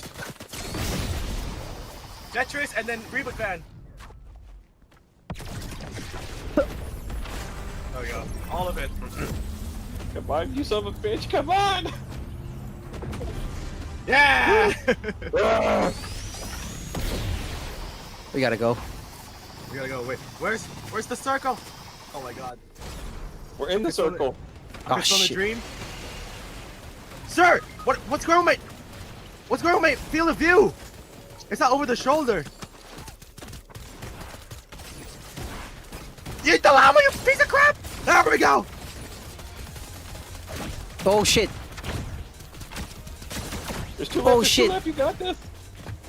Tony, please. There you go. That comeback is real. Dude, it's so weird. My camera was like at the middle. Like, it wasn't over the shoulder, it threw me off! Why am I crouching? Am I too tall? Am I crouching? You guys are too tall, man! I was crouching during the time. That's so It emasculating. is one buggy season, that's for sure. I guess that's actually the part of the season because it's games. You also have like Oh game my bugs. God. Dude, that was a great dub. I like that one. Give me a moment. Like Give me that a one? moment. Yeah. Alright, yeah, take a second after that one. Stats needs to decompress. I'm like, what just happened? Dude, like I dropped every defensive item I had just to make sure I would not fuck that up. Yeah. You're a Megazord riding another Megazord. That's right. A Megazord riding a Megazord. What other demons do I have here? Yeah. Anti-shark spray. My anti-bat shark spray. Shark repellent. Shark repellent. There you go. Imagine that, right? In one of the episodes of Power Rangers, you see a Megazord surfing. Industry plants? Max has been doing this for like 10 plus years. How the hell is he an industry plant? They're just raging in, bro. They don't like it. I started watching Max since 2013, for Christ's sake, because when he was playing Killer Instinct. Like, how the hell is that industry plant? Since 2011 for me, when I was looking for guides for systems. You ready, Stas?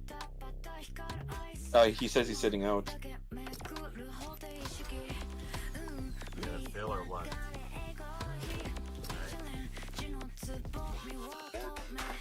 Go Megazord. Oh god. Like I've been like technically part of the community since 2013. It's just like I didn't like make myself vocal until Kenny started playing Monster Hunter. Bro posted his Fortnite skin on the slide before his newborn. And then when the comment says, everyone can have a baby, but not everyone can have a Fortnite skin. BAM! Priorities, bitch! Bro, that's a good one. Yeah, everyone was a newborn at one point. Did you see Staz's stream the other day when we were just making fat jokes at Bob?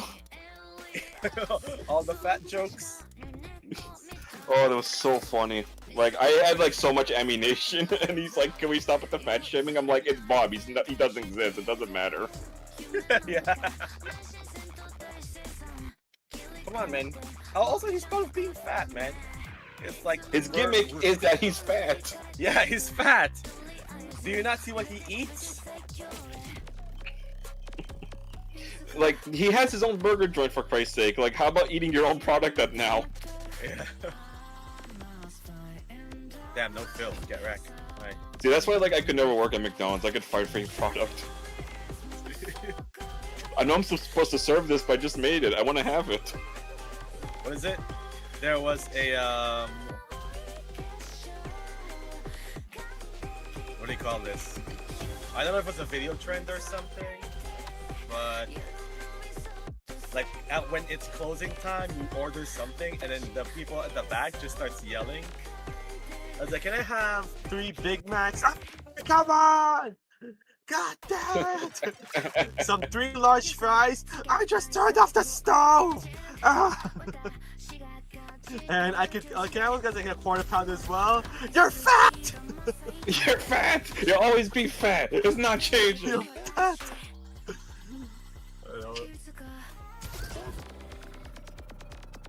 There you go. Alright, I'm back. Oh, you're back? Yeah. Hi? We're just doing our own thing right now? Shit, we literally just started. Yeah. It's okay. That was gonna be a long break. Let's continue. See how fast we can kill these mofos. Oh, we have our fort. There we go.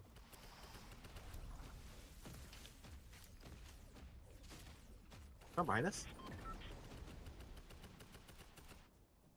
Uh-oh. Oh. Remy! Oh god! Oh god! What the? Nailed it. Bye! Have a beautiful time!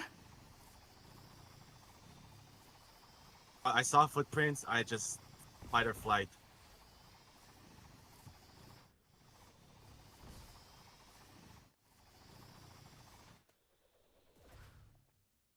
What's the status on? Okay, yeah. Whatever, dude. Oh my god, whatever. Go for the van as well.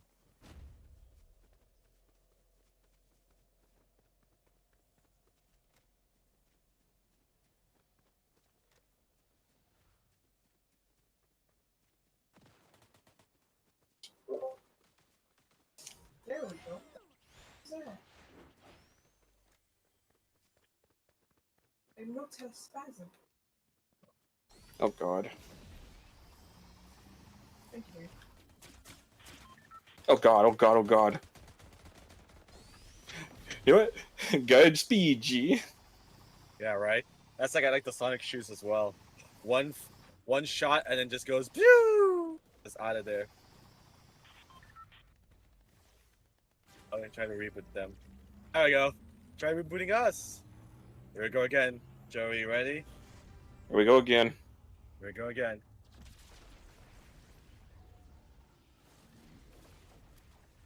Is there a chest here? There is. I got distracted for a sec. For some reason, Jess was making notes on her phone and it just starts deleting shit. What? On its own? Yeah, it's just like, it just glitched out and it started deleting the shit she wrote. So what happened is I opened it up and like 3/4 of my note was like gone. The hell? Goddamn Apple. So like I closed Oh my it god, and back guys. up and all my note was back. I'm like, what the fuck? Yeah, so like she closed notes, opened it back up, and it came back.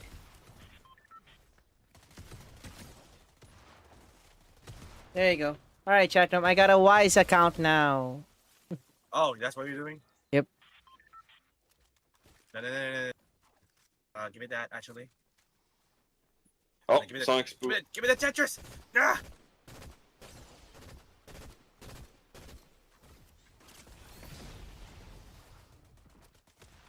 There you go.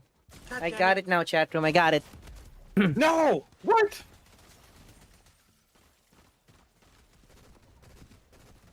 Godzilla outside!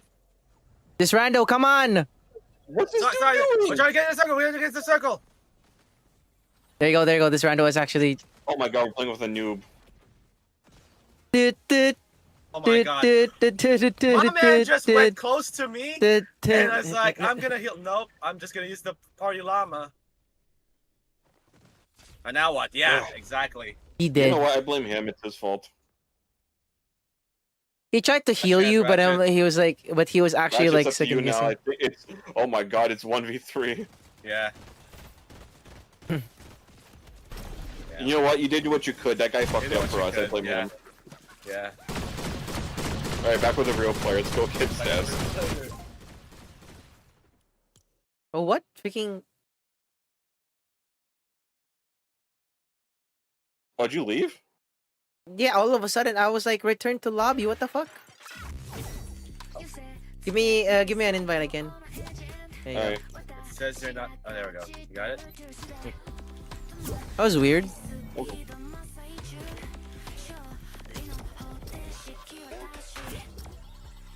That was hella bizarre.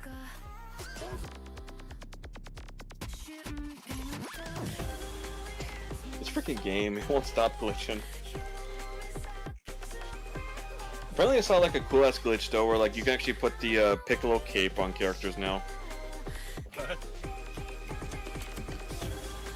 Like Knuckles actually looked pretty sick with it on.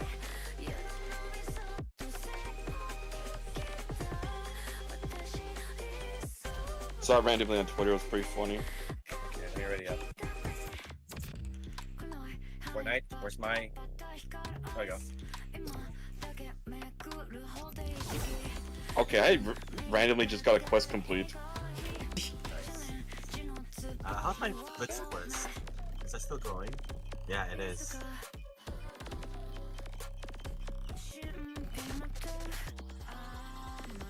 How many more of these Rixels do I need to get? Green Hill Zone, ask Jones about his Rixel outfit, ask Kobo about her Rixel outfit, Ziggy Quest. Okay. Purchase or loot hack upgrades? What is that? It's the coin. Oh. You have to do it during gold hours or whatever. To make it easier. Hmm.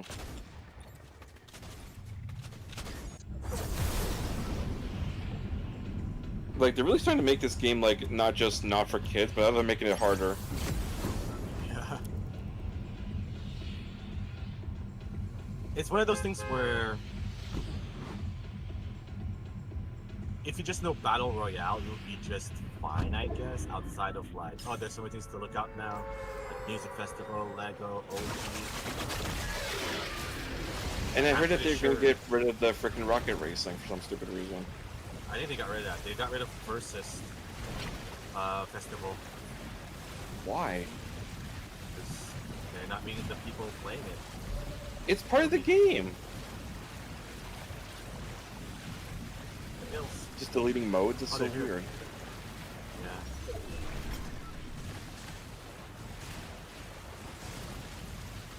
Come here, man.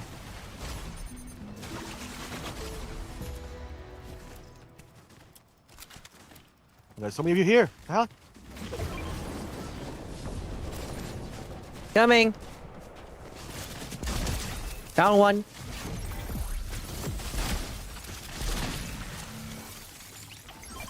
We good? Oh my god. Please give me something other than a shotgun. I don't trust myself. Oh, I got. Where?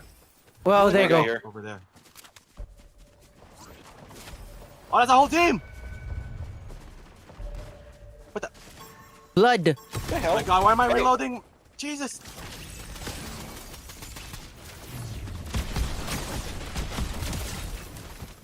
So you're just standing there, we can see you. I gotta reload everything, hang on. Stand still. The vision is based upon movement. If it leads, we can kill it. Yeah. Reload this. How many Tetris can I carry? Up to 4. Up to 4. Yeah, up to 4. Could have been 6, you know, because Okay. you started 3. Buddha. Well, it makes sense because it's like, you know, Tetris lines of 4. Yeah. I guess so. It's definitely a reference, otherwise, yeah, they could have given us 6. I'm so stupid. I was shooting that plant thinking it was a person lying on the floor. Dyslexia. You'll have moments, dude.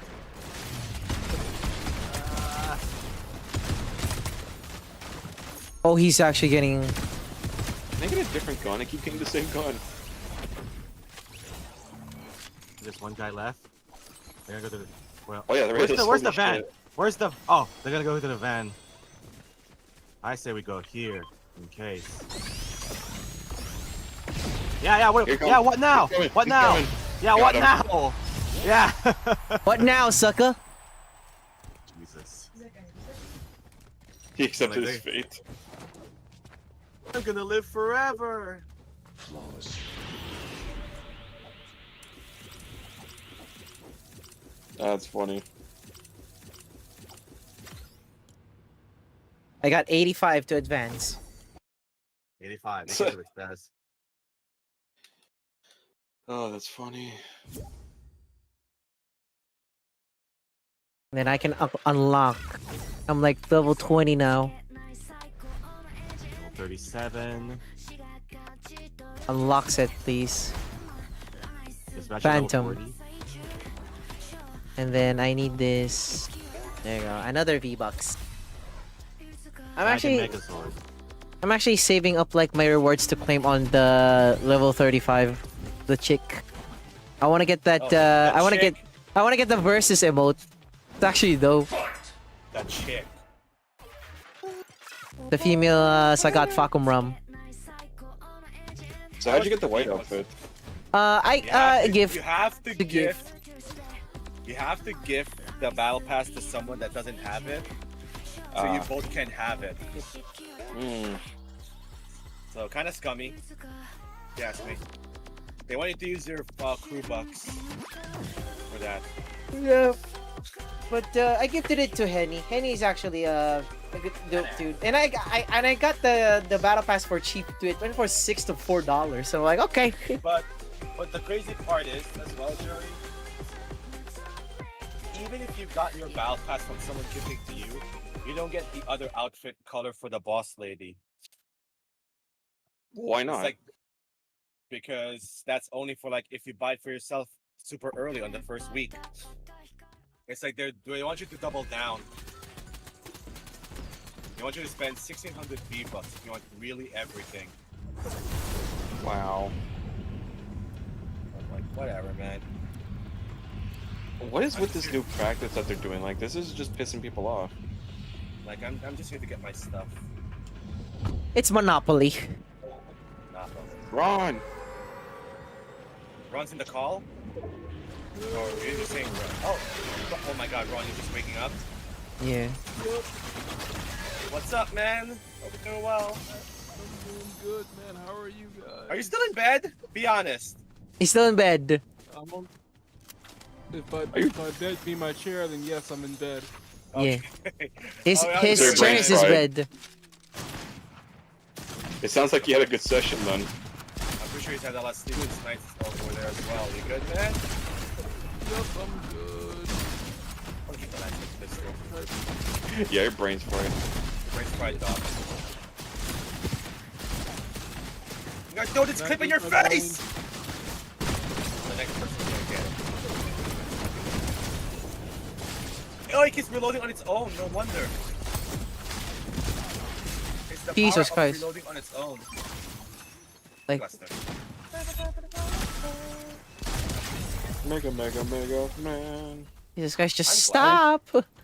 Someone noticed it, and I'm glad that they're not like stuck to just using the Wily game anymore for anything. Yeah, Tony. Behind us? How do you feel about Mega Man being in Fortnite, Tony? It's finally, first of all, but I'm screwed because my V-Bucks, I'm saving them for RE when they arrive. Because it's like, it could be in Fortnite Marathon, it could be when the movie's out. September. It's not, you know, your Leon or whatever. It's like this NPC guy. I'm kind of confused on how that is. Because they did say, oh, it's in the 90s, but freaking...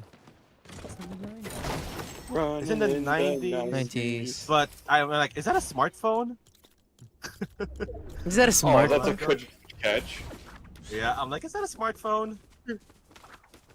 Makes as much sense as Retroville. Retroville. I heard Crash Bandicoot is next week. His Crash Cup or Ranking Cup in Fortnite is like, who the... Did you see that cringe shit about that dude who didn't know who Crash was?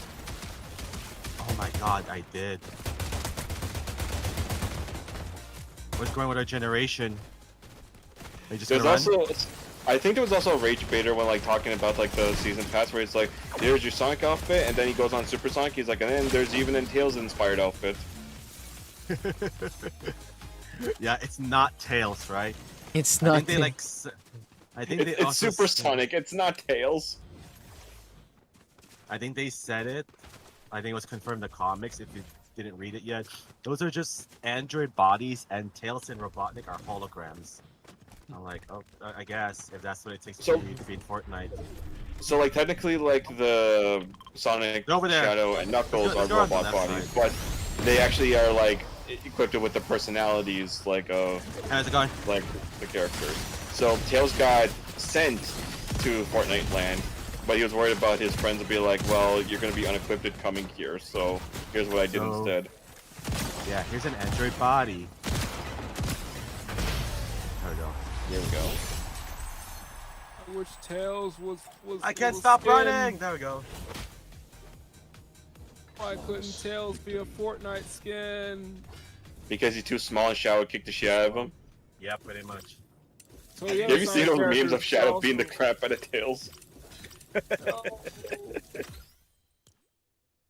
He got done real dirty in Sonic X. It was so funny. Oh, Sonic X. Even they even made a reference to him kicking his ass in Sonic Boom, and then on the Q&A they're like, "You seem to have something out for Tails. Why do you keep picking on him?" I don't know. It's like it's nothing personal. He's just in the wrong place at the wrong time. Whoa. Is that running gag, huh? It's like, so that requires you to spin kick his ass into the wall. Right, you're Ron. You're awake. You ready? Yep, I'm ready. All right, here we go. I'm ready. Draco's not feeling well right now, so we'll just always have someone else. Unless Cryptic wants to join in if his internet is ready. Cryptic said he uninstalled Fortnite. Boo this Damn! man. Why? No!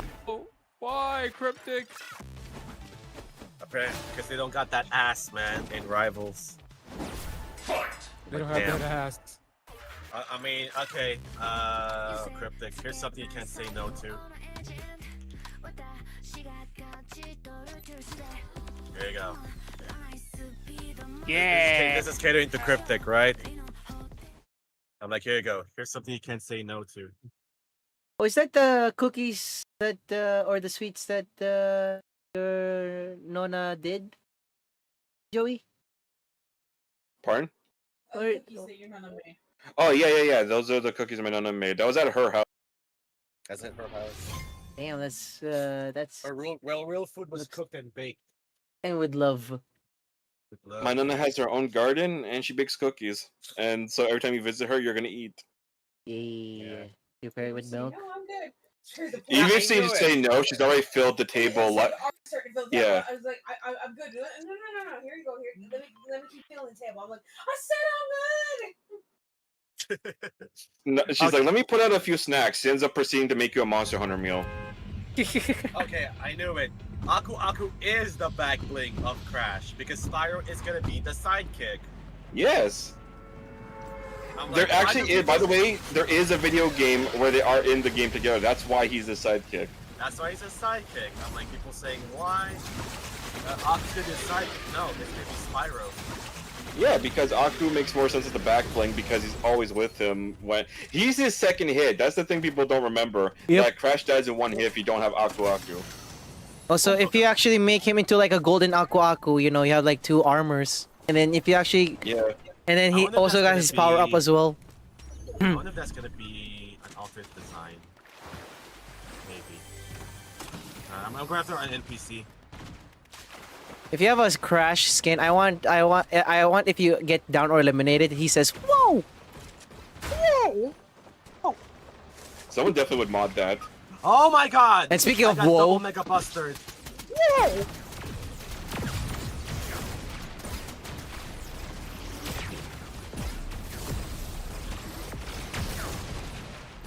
I'm here, Tony. I'll save you. Yeah. Like, I want to save our NPC. I was like, nope, you're gonna die. You gonna die. You gotta learn today. Look, Jessica's wherever gonna get the Mega Man.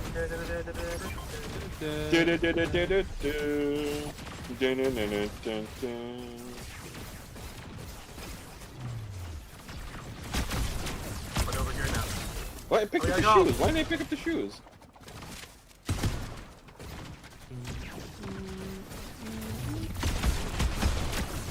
Hey, look at the man, get ready. Shoot him. There he is. Get. Here we go. Oh my god, the goalpost!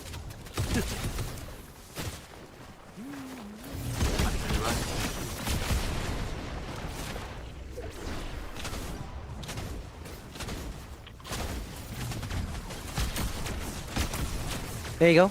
Nice. Nice. Alright, it's... Wait, our fourth guy's out. He won't be missed. What? He won't be missed. In the arms of an angel. I'll be a good guy. Fly away. Come on. Let him join in the celebration. Off your feet. There we go. Ronaldo, me boy. There you go. That's Cryptic. Ronaldo, me boy. Hey, Cryptic. Cryptic. Ron, I don't know how we have not played. See, Ron, now you can give him shit. He's here. That's to happen soon. Now he's here. You can give him shit about uninstalling Fortnite. God mode What has drama. Here we happened? go. Wait, We have what not has played happened? together. We have not played together in Tokon yet, Ron. Come on. We have to. We We have have to. to this Come week. on, man. Yeah, we haven't played have since the to. beta. I need that achievement. You guys We enjoy actually fight for the Tokon. games, man. That's so stupid. Like, I would have understood, like, at least 50 or 100, but 500, are you mad? And it only can be done off online? Yeah, we'll do it together. Screw it. You guys We'll do enjoy this together. Tokon. I'm just gonna like let the game run and be like, all right, let's just turn to the podcast mode. Just keep mashing square. Square, square, square, square, square, square, square, square. I don't need the W. Team energy is 1, 1, 1, 1, 1, 1. There we go. There we go. The other one was I need to perform a certain counter, and the computer just never did it, so I just never got it. I hope the nurse do hello nurse do that achievement. They got 500. I can help you do it. I'm like what? Okay, let me check what trophies I'm missing left. And I think I have like 8 missing. Yeah, it's 8. It's 500 battles, the tutorial, 1 rank match, barf, Arcadia Rumble, view any replay, 100 combos, crossover reflex, and then clear the champion buster course. Did Max just add some Marvel Tokani emotes? It did, yeah. It's like I saw Cryptic using the new one. No. Use Storm, that was a good one. That's funny. I actually want to know what are the skins in this. I think it's 5. Yeah, you just noticed it just now, Tony. The what? The emotes, the token emotes. I've known it for a while. I'm showing to Joey. Where is it? So that's status chat. Okay, yeah, okay, nice. Oh shit, the Street Fighter. I haven't been to Max's like Twitch for a while because like I watch him on YouTube because I know for a fact he's not gonna read any of my messages. He does. You may he think does read your not. message. He does. It's not that he doesn't care, but there's so many. I doubt he's gonna read mine. Oh no, it's he has. Just keep tagging him, Smile. Sometimes he has. I mean, come on, reading a chat that fast. Sometimes you have selective reading. But that's what I'm saying. So I'm like, well, I guess I'm not chatting. But well, you don't know that because sometimes when it gets slow. Oh yeah, the Street Fighter stuff is actually in this. It's back oh in the yeah, store. Street Fighter I don't know how. I don't know how. Always that not all the ones. Like Street Fighter comes back so frequently, but they won't bring back the anime shit. I'm so tempted. I'm so tempted. Max gets a kick whenever he reads someone says Max doesn't read chat and then an insta ban. Like, oh, there's an excuse to insta ban you. There's one less person in my chat. I'm like, damn. Really? Yeah. I guess the Warcraft. Oh, I actually got it. What was I thinking? Wait. Yeah, you have a card too.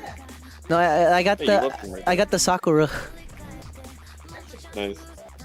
They literally have like collections volume 1 and 2 out. Just go get them. Okay, give me a moment. Don't start up just yet. I was thinking about getting Sakura. Yeah. That's the reason why I actually installed this game, because of Sakura. With me was Trunks. Like the moment that I have Sakura, I'm like, oh, my waifu, my very first waifu, video game waifu. Ready? What the frick was mine? I don't even remember. I don't think I have. I don't think like just in general I have a waifu because I have a real life waifu. Sorry. Like what's surprising is that I actually discovered like Sakura in freaking, it's either Rival Schools or Project Justice where she was in. I think it was like Rival Schools. That PlayStation 1 games. It was a PlayStation 1, yeah. Rival Schools. It was Street Fighter Alpha 2. And I was like, oh, holy crap, Yeah, that Goes to Alpha 3 for me. With Sakura. But yeah, and I didn't know that her first appearance was like Alpha 2. Also, Tony, speaking of... Yeah? Speaking... I saw the YouTube shorts of Max reacting to the Jan Lee meme. Yeah. Chili. I'm gonna fuck you up. Get in the car. Get in the car. I've been seeing more. Well, I've been seeing VTubers react to Max reacting to the F. Yeah, a lot of YouTubers are reacting to Max now. And I love it. And like react to. Yeah, like Thorough and the Marvel 3 ones and the Rivals. Yeah. I'm gonna be next. And you know what video I'm gonna be reacting to? Like technically a VTuber, the way he does his stream. PNG tuber. Yeah, PNG tuber. And I'm gonna be next. But it's like it's moving PNG VTuber that reacts to his voice. Yeah. I'm gonna be next. And you know what video I'm gonna react to? You guys have any hint? Which one? The FGC pocket moments. That one I like. That one I like, but I have two videos that I really want to react from Max. I wanna do a reaction of his boss rage of Killer Instinct because I love that so much.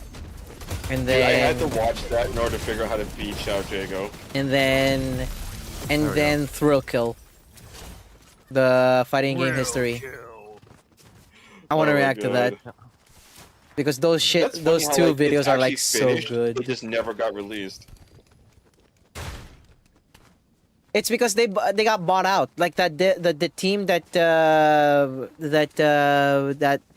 developed that bought out by EA, and EA was like, "Nah, we can't actually like release that to the public." This is below us.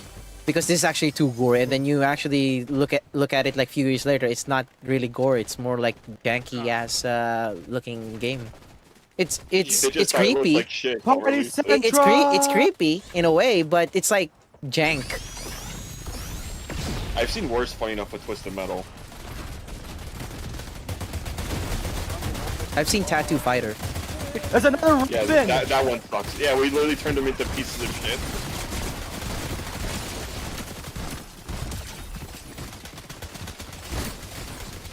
I love Steve's reaction to that. It's a piece of shit.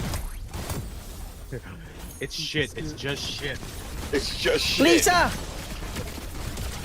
I gotta reload everything. Give me a sec. There you go. Yeah. Yeah, chat. I'm gonna be doing a reaction to those videos. I'm gonna jump in the bandwagon. Gonna get those views. But I did get a decent views on me when I fought Kenny on Tekken 8, and funny enough, the most agreed. Okay. Hey man. Funny enough, the most like videos that I have with the dude is Kenny, because I actually fought him on Alpha 2. That's my first encounter, and then I got him like Tekken 8. And then Steve was like Fall Guys. And then no, I got 3 Steve videos, if I remember correctly. It was Fall Guys, and then it was Guilty Gear Strive with Biken, and then Tekken 8. And then with Kenny was what was it now? Teppen, and now that just makes me sad. You're the last one? You're the last one, alright. And then for Kenny, it was Alpha 2, because I remember he raided me while I was playing Pokemon Black and White. And I asked him like, "Hey Kenny, are you down for some Fightcade? Like we can play some Street Fighter Alpha 2 if you're down for it." And then I played with him. And then I had like wonderful sessions with him too. On Alpha 2 and then Tekken 8. Those were like during the pandemic days. That's really nice. Tifa, your husband has returned. What?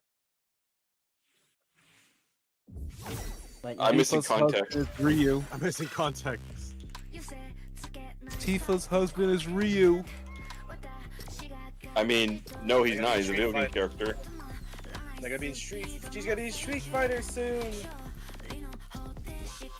But yeah, chat room. I'll actually be I'll be doing like a react content on that one. Heresy.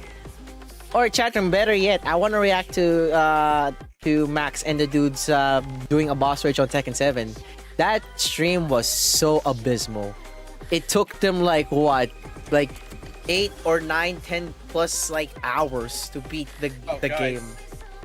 After this, play for all with the number 4 is a code to get the cheat sprite for the adventure. Play for all. Like those are like the videos that I want to react. Or I can actually do like a series where I react to his like assist me. That is so good. Yeah.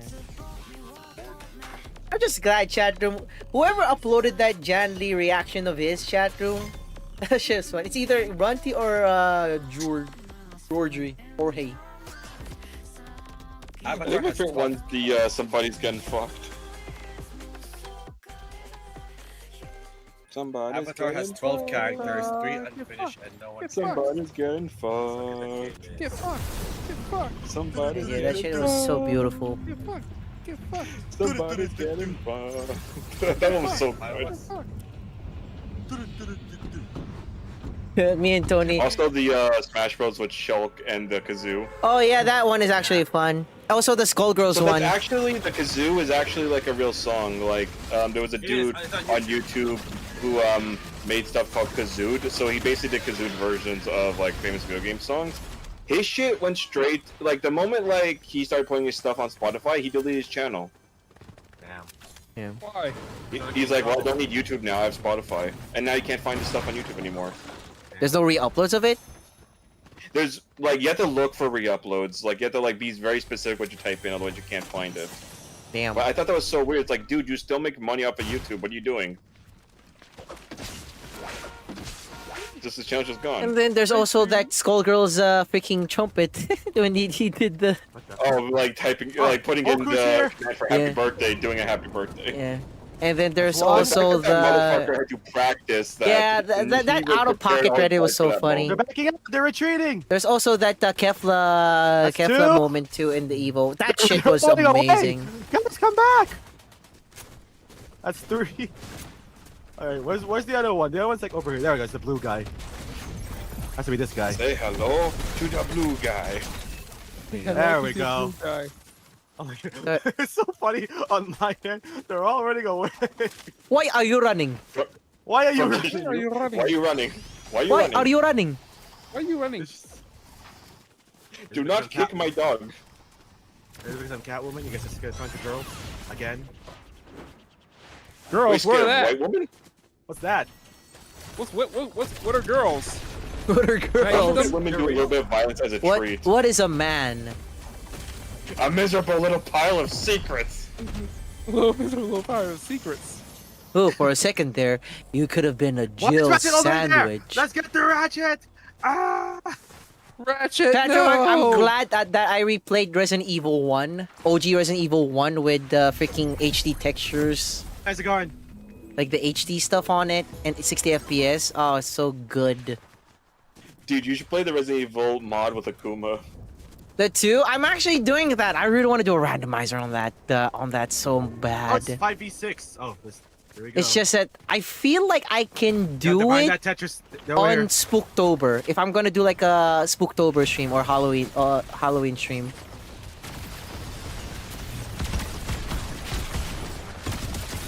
We love video games. There you go. Not so having that one, John Wick. Oh my God. Flawless victory.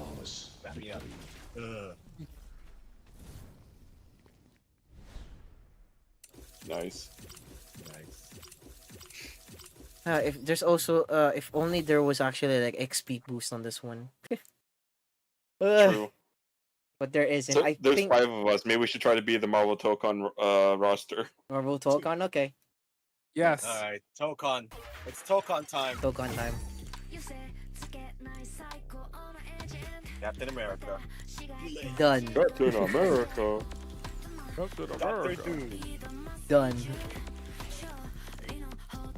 To the top of the stairs. To the top of the stairs. I did catch that from one of my terrorist stuff. I found I can't Hydra! help To the top of the stairs! I have That's found like a- Hydra. That's like an infinite loop as well. In the Doom map. Who else do I have this in? Boss is not in Tokon. Oh, there you Gambit's not go. in Tokon. Yeah, he is. He's in the Garen's background. not in Tokon. Okay, alright. We'll allow it. Marvel. I would have gone his blade, but Ron beat me to it. Marvelous. And Joyce is a background character. I cry.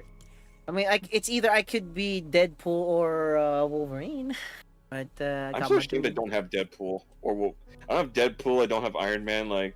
I don't even have Spider-Man, I just have Venom. Wait, you know what? I'ma change. I'ma change for the shits and giggles. I'm gonna You be be that Magic. guy. I don't have But magic. I do have Doom. Wait, I wanted to get Magic, couldn't get her. wait, where the hell is it? Give me my shit, It's goddammit. 2,000 V-Bucks, man. There you go. All right, now I'll be Doom. There you go, chat room. Doom.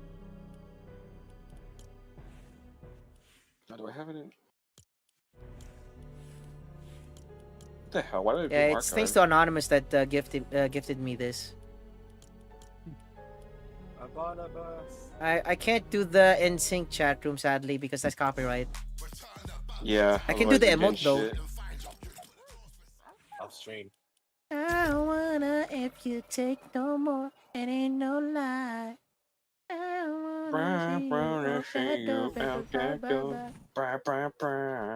don't wanna be a fool to you. Just another game in the day for two. You may Blade hate or me, farming. but it ain't See, I'm not no crazy, lie. Cryptic. Like all Blade does is aura farming, but when he's on his own, apparently Hollywood doesn't know how to write him. Really? That's For why his real. movie got canceled. That's why his movie got canceled. That's why his games is gonna get canceled. Yeah, and the game as well. And that's why his They're like, "Oh, merchandise, fine." and his merchandise is gonna get canceled. Unless he also gets canceled on Twitter. Nah, I don't think so. I'm tired of these bloodsuckers. There you go. There's only ever gonna be one blade. This guy's gonna be so honored. He's like, wait, you're all Marvel characters. Oh, yeah. Marvel. Yeah. One of us. Gooble gobble. One of us.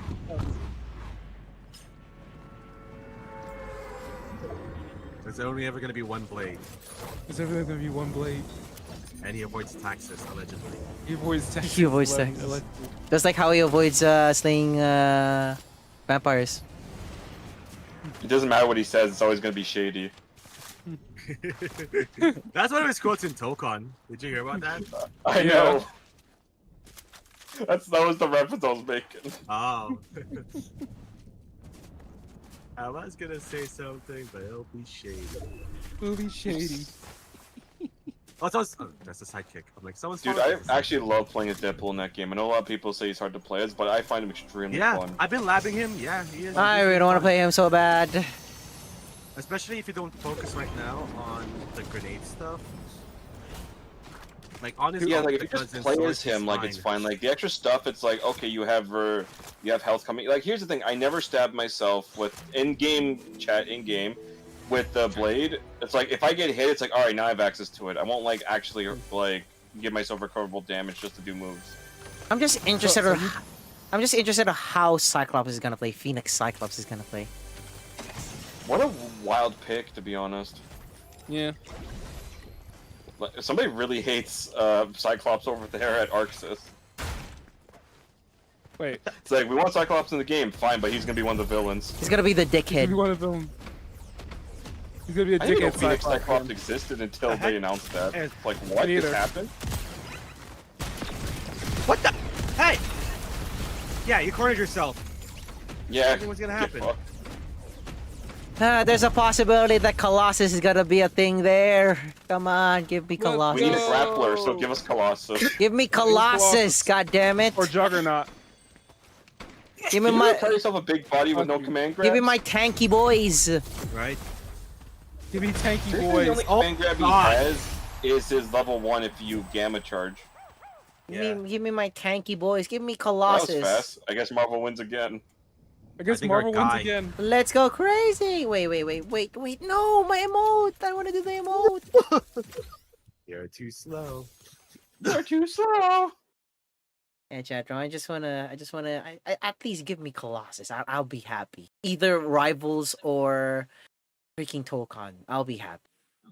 Give me Venom or Nightcrawler and I'll shut up. Like, give me Colossus or Juggernaut to be in Rivals or in Tokon. Give me Blue Marvel and Luke Cage. Blue Waffle? Or if you're gonna make me happier in Rivals, give me Cable. Give me Cable on Marvel Rivals. Freaking Cable And give is him a big gun. Cable is actually like one of the characters that I'm willing to learn because there's a possibility that he has a lot of interactions with Cyclops, with Jean, with Deadpool, with with the X-Men. Come on. I was just thinking that, like, imagine if the season pass for Tokon is all people related to Cyclops. So it's like you get Cyclops, you get Cable, you get Phoenix, and you get Havoc. Yeah, right. Like, give me that. Like, I'll be happy. Put Psylocke in Tokon. She's in the background. She already is in Tokon. You can see her in the lobby. Ooh. Oh yeah, you can. I gotta, yeah. I'll play that on Tuesday, Ron. I want to say one thing though about having Bullseye and Daredevil. How the hell are you supposed to see them unless you do air combos? by heartbeat. Don't worry, they're going to pull a Kenshi on that one. Don't worry.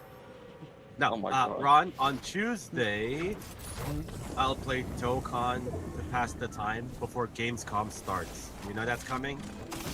No, wait, Gamescom. That's coming? Yeah, August 25th, Tuesday. Huh. Wait, what's gonna be revealed take there? this with a grain of salt, but Blue Marvel is rumored to be coming to Marvel Rivals at some point, Ron. Let's go! I mean, the leaks are true. Now we just have to. Who Blue Marvel is? It's Marvel's Black Superman. Yeah. Cosmic Superman. Wasn't he got experimented on and then he became have those superpowers as well? Wait, I thought it was the Black Marvel. What?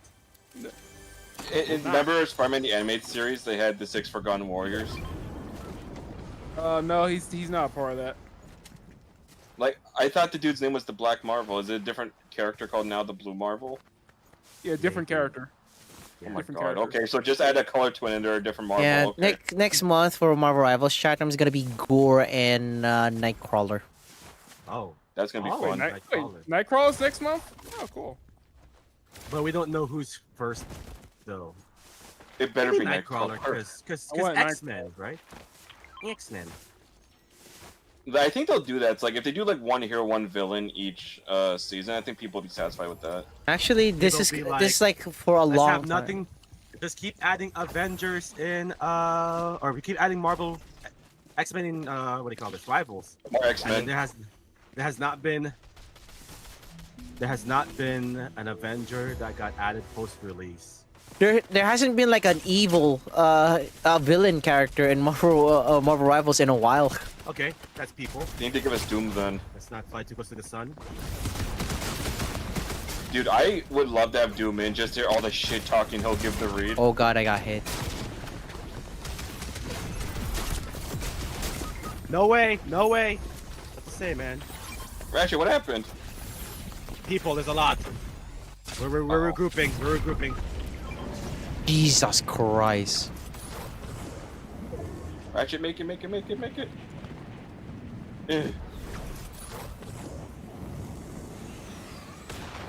Loading. Oh god, there's thousands of those. I don't think Hood is technically villain. He's more of an anti-hero. They try to paint him as like that in Pokemon a little bit until his ending. Point. Where's the next reboot van? Is it up there? Like, the Hood is technically more of an anti-hero than a villain. Ah, shit. Like, in some comics, that he actually does do good. But there are people here.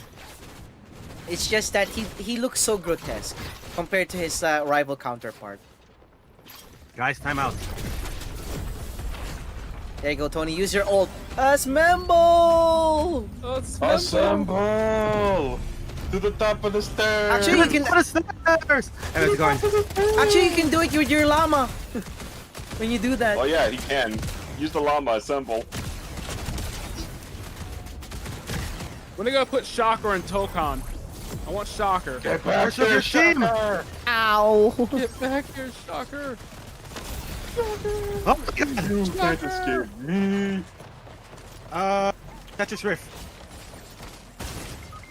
Oh my god. Oh my god, run! Run, no!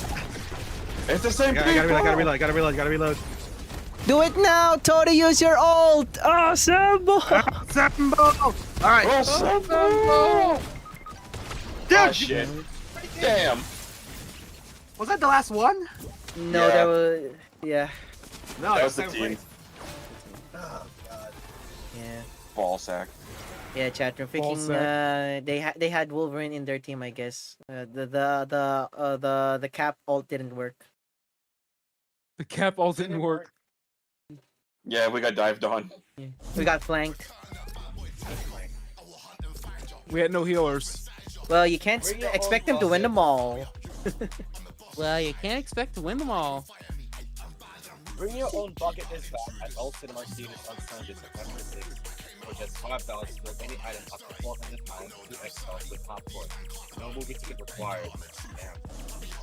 I remember doing that with 7-Eleven Day, where you can bring your own cup for Slurpee. I bought an entire glass jug, a liter jug. Ooh. I was like, yeah, I don't care if I have to pay twice. I'll get it. Alright, that's... I haven't been to the movies in years. Well, I haven't been to the movies since Sonic 3 came out. Yeah. Spider-Man. How long has that been now? What? Spider-Man? Since Why am I Sonic getting 3 came out Christmas in ads in fucking August? It is the time. It Christmas is in August. because it is actually prepping your it's prepping you. Oh, no. Here. Jesus. It means Jump freaking already? Mariah Carey is thawing out. Right. And then cue Mariah Carey's Infinite Money I Clip. don't wanna love for Christmas. Oh, dude, to mention that, I saw the sickest thing. Somebody did that song, but they did it where, like, what if Creed sang that song? It's so good.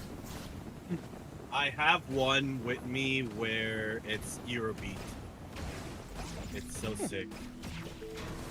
A Deadpool with a bus. Ratchet! Ratchet, what happened? The Mega Buster. The Buster, Mega Buster.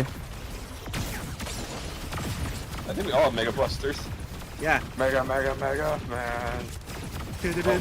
Yeah. Oh shit! No, I'll bring it back. Oh I'll bring my it back. god! I did not Thinking pay my healing attention. factor didn't work. Fuck! He put the collar on you.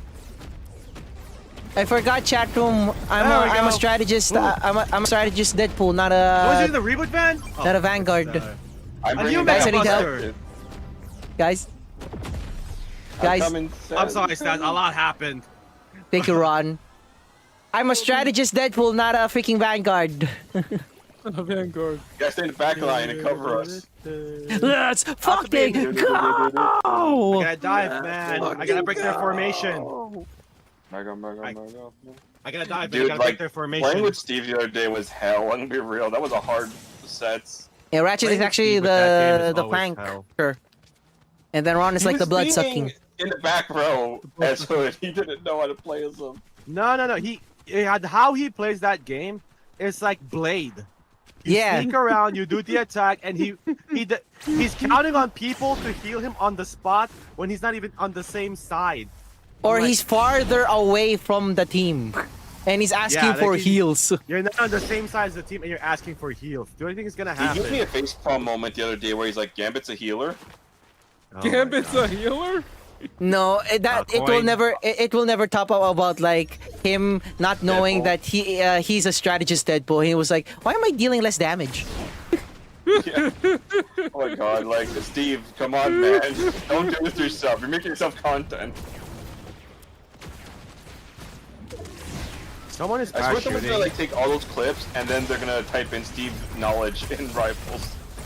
Steve Knowles and Rivals.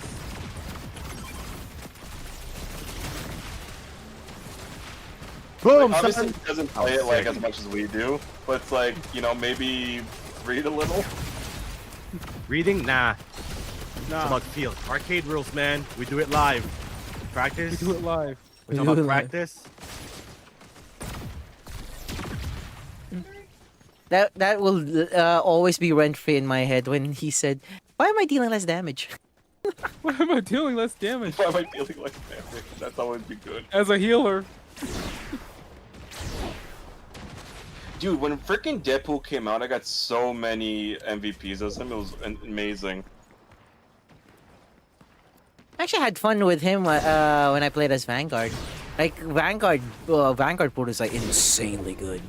and then it My got only complaint nerfed. about Vanguard Deadpool is the plushie. I'd rather throw my icon. Oh, I ran out of Mega Buster. Hell? There's one in here if you want it. Thank you.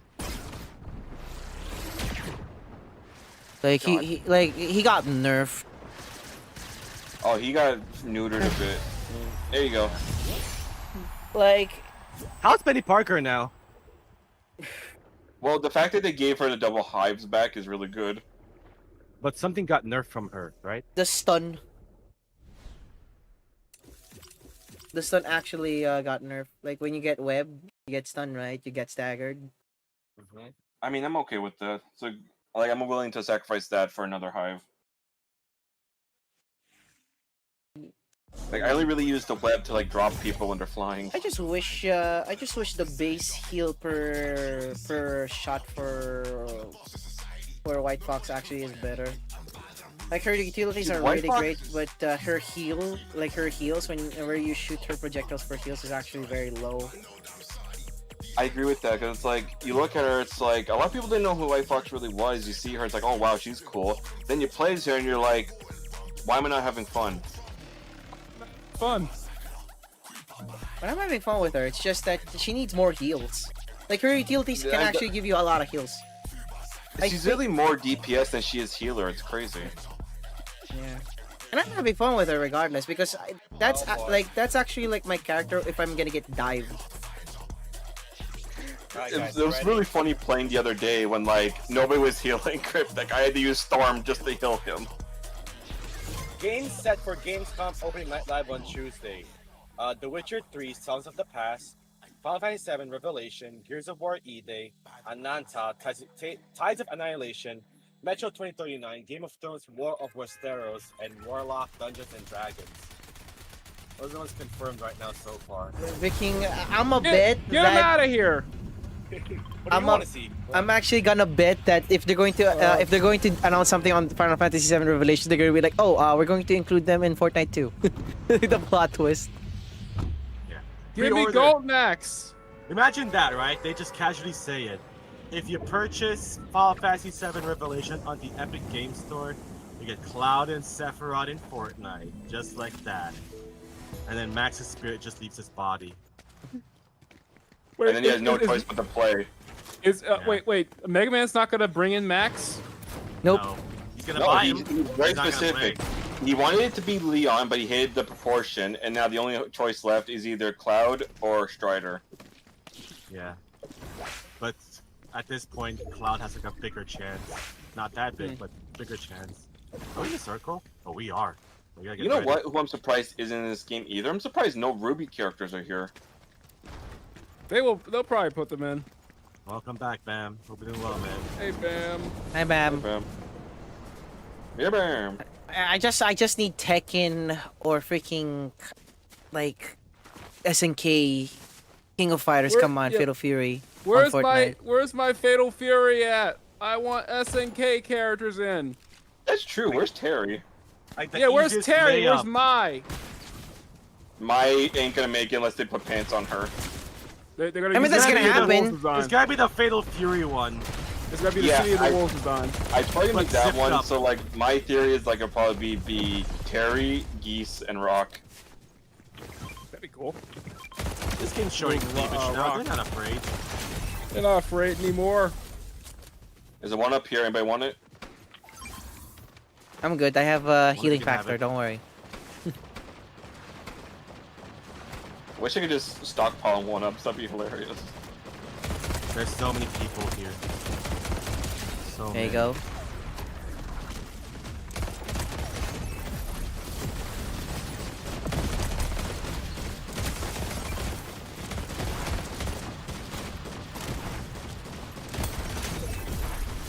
There we go.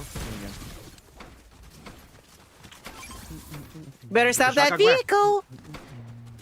Better stop that vehicle. Whatever you say, Galactica.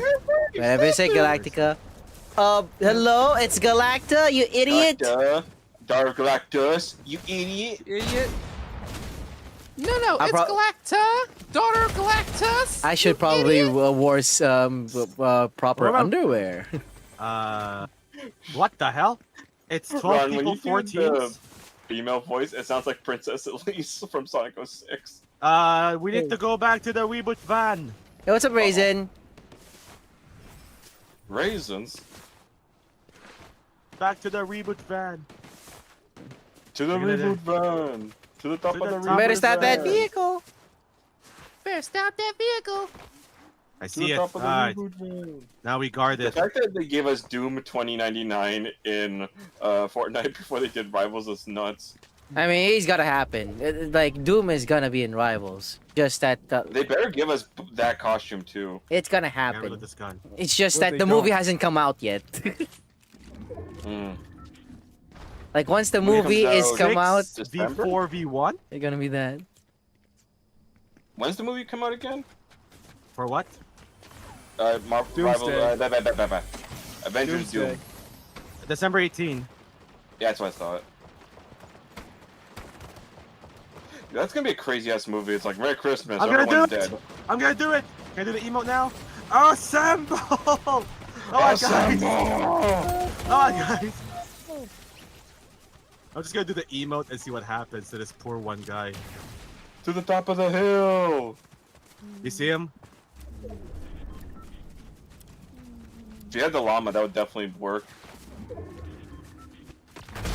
I wanna use it. It's okay, still work. Ratchet got it. To the top of the hill! Assemble! I'm gonna go outside! I gotta do this. There you go. There you go. I don't wanna let you take no more. It ain't no lie. 6 players, Raisin. Somebody stop me. This is what Simmons does with Fortnite now. With the wife and friends. Xenoverse again, let's go. Oh my god, it's funny. Look, it's Marvel Rivals, Raisin. Come on. Marvel Rivals. I Featuring mean, Tails. Doom is gonna come out. Featuring Tails. Doom is gonna come out. I mean, in have you Rivals. seen the Jubilee Sonic mod? It's really cool. What? So Tepeza got a mod for Jubilee that dressed her up as Sonic. Of course. I actually saw But like, a... basically, like, it's not like she is Sonic, it's just her being basically a furry. Okay. I actually saw a It's really freaking Calvin Klein underwear freaking Jubilee, and I wasn't supposed to look at that, but freaking I did on Twitter. God damn Well, I it. think she's of age in Rivals, so Yeah, don't worry it's about just that. that I don't want to look at this. I want to look at Wait, leaks. Calvin Klein who? Calvin Klein No, who? Calvin Klein, the underwear company, so he saw a Jubilee picture of that. No, a mod. It was a mod. Oh, I've seen that. There's also like a comparison with like the with the PC version and then the console version of like Black Cat's like swimsuit. Which is like the PC version is like modded, which is like okay, Yeah. she's like One Piece now. Like exposed. Mm. Like she I has just laughed that at Dead the, or Alive swimsuit on the PC version. Yeah, that comic of her getting sunburned is really funny. The tan line.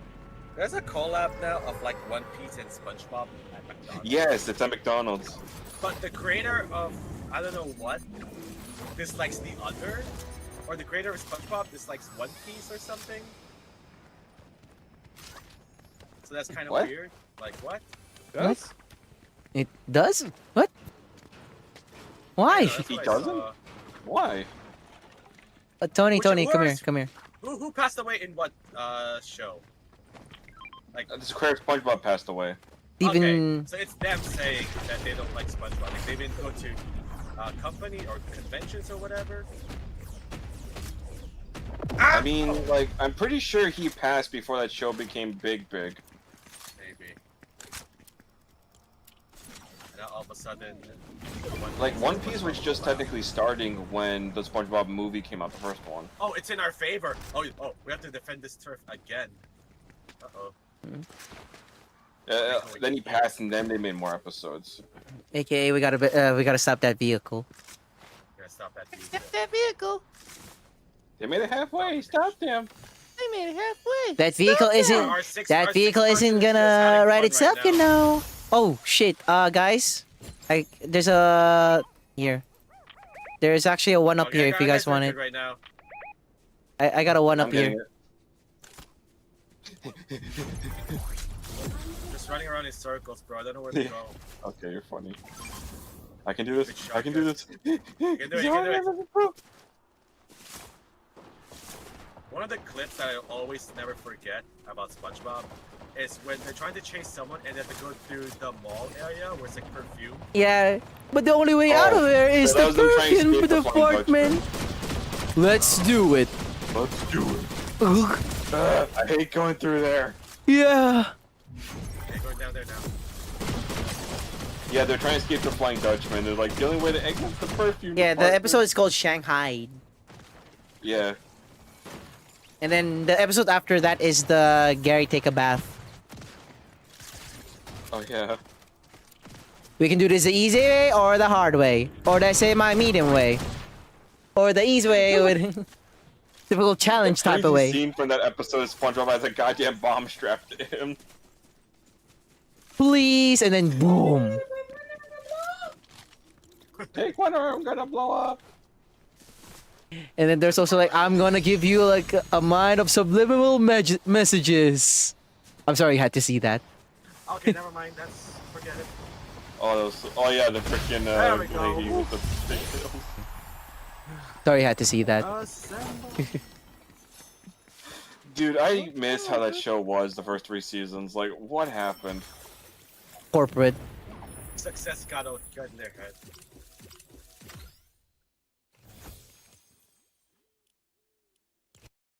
It was corporate. Nothing but corporate.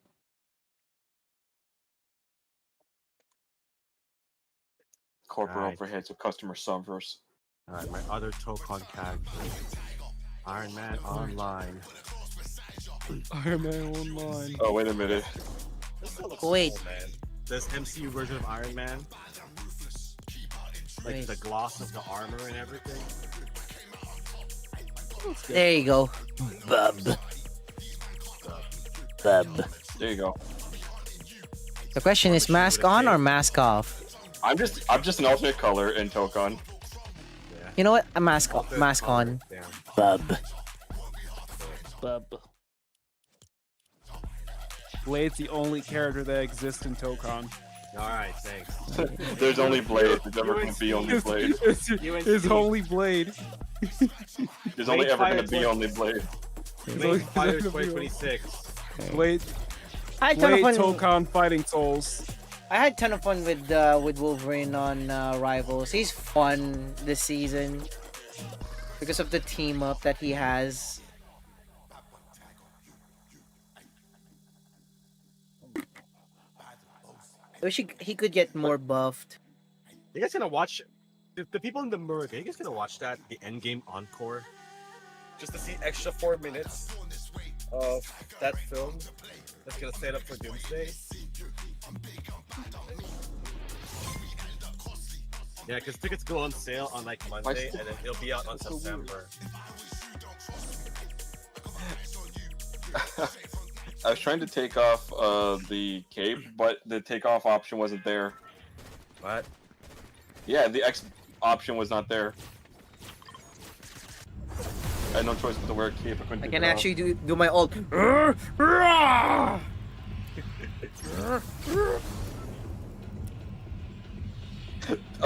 There's a really funny ass video of. I'm not gonna like butcher it because like I don't unfortunately like remember their names.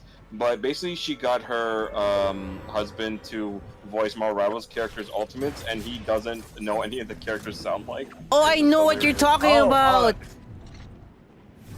She always calls her husband. Her husband to do the voiceover. Yeah, the funniest one was like the Zelda stuff. Like she was pissing herself because of his voice acting. Yeah, like she was holding off for dear life on those like voiceovers. Yeah, she is lucky to get. It's like an insecurity thing. Cause, Yeah, like, the animals as well. A lot of women don't like to smile with like their teeth showing, because like I know she was like covering herself every time she laughed. It's also the same thing as them eating when they chew. And the circle is here again. Okay. Oh. Is Winter Soldier in this game? Yes. Yes, as pen and ink. Oh, that's why. I'm not a fan of the pen and ink stuff. I'm sorry. Damn. What? It depends. It depends on the context. Like, if that's the only option, you're not a fan of it. But if there's something else out there, you're okay with it. But this pen and ink Wolverine is dope though. That's the only Batman I don't have. I don't have the pen and ink Batman or the Crimson Batman. This pen and ink Wolverine is dope though, and then the Deadpool one. I think it's not. I just wish I had a different option. What the fuck? So many one-up coins. So many Joey! one-up coins. Hey. I'm not pushing. I'm not doing that. I'm not doing that. So many one-up coins over there. Why am I flying? Somebody help me. I'm glitching Somebody out. help me! No, seriously, somebody help me. Look I at know. me. Someone help me. There you go. There's a one-up coin. Why am I There's a flying? one-up coin here. Floating? Oh, thank God. There you go. There's a one-up coin here. What the hell happened? Where's the coin? I need it. Oh my God, what's happening? What the hell's happening to me? Why am I What's happening? What is happening? What is happening to me?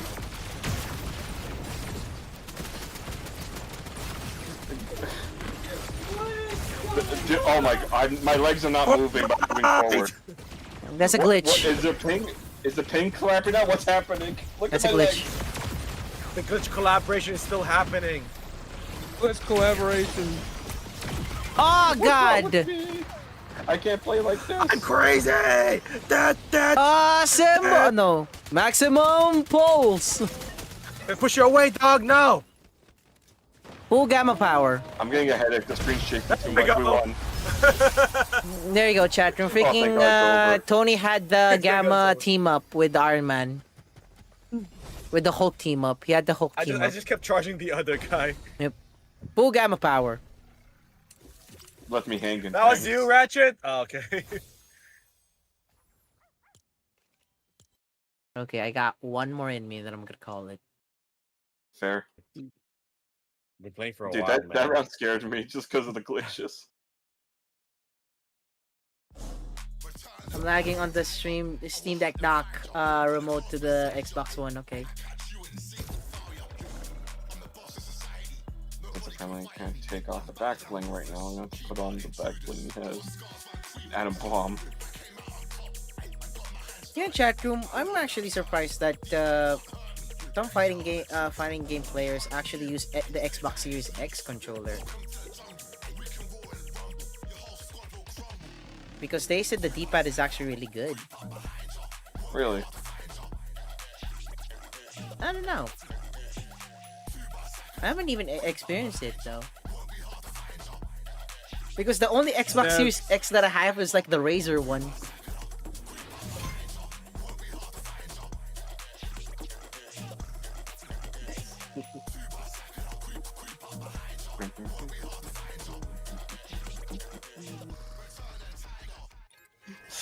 Dude, I think Fortnite's trying to tell us to get off. It keeps glitching.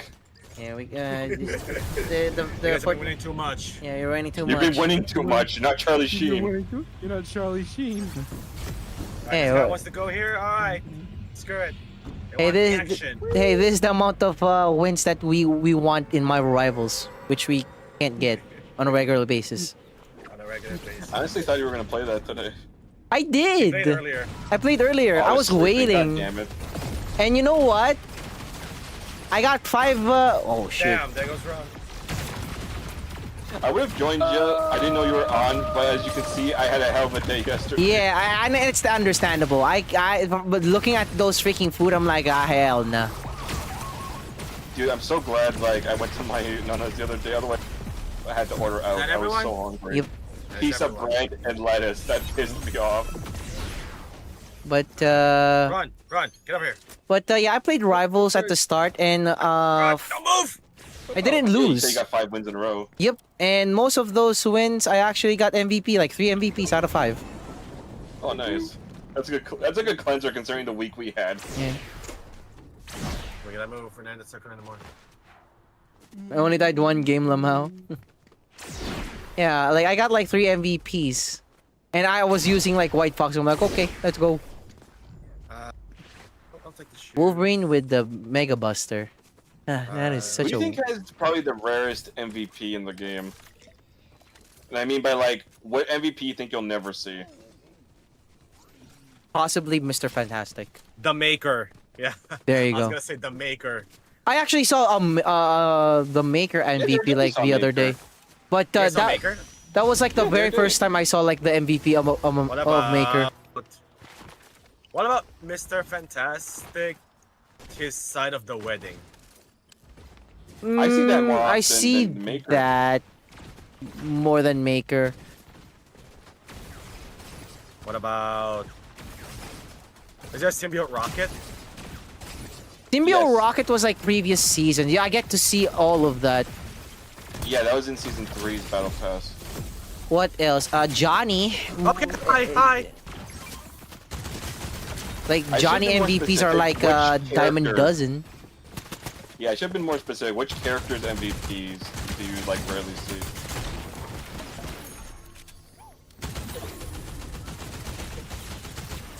Because I do see Human Torch. Like I always see his like speech outfit MVP. Yeah. Like Johnny like MVPs of Johnny, I barely get to see it.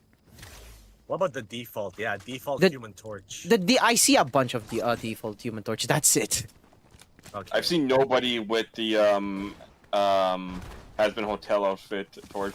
Like that's it. Yeah, I don't see much MVP of Human Torch. It's mostly like default or like the beach one. That's it. I was gonna say, Tony, how cool would it be if Frank West was in the game right now with the Mega Buster? Yeah. Hey, Dead Rising. Mega Buster in Fortnite is just fantastic. I don't know. It's just a good start right now. There we It's go. a good feeling. W. That was fast. That's good. Another one. That was fast. There we go.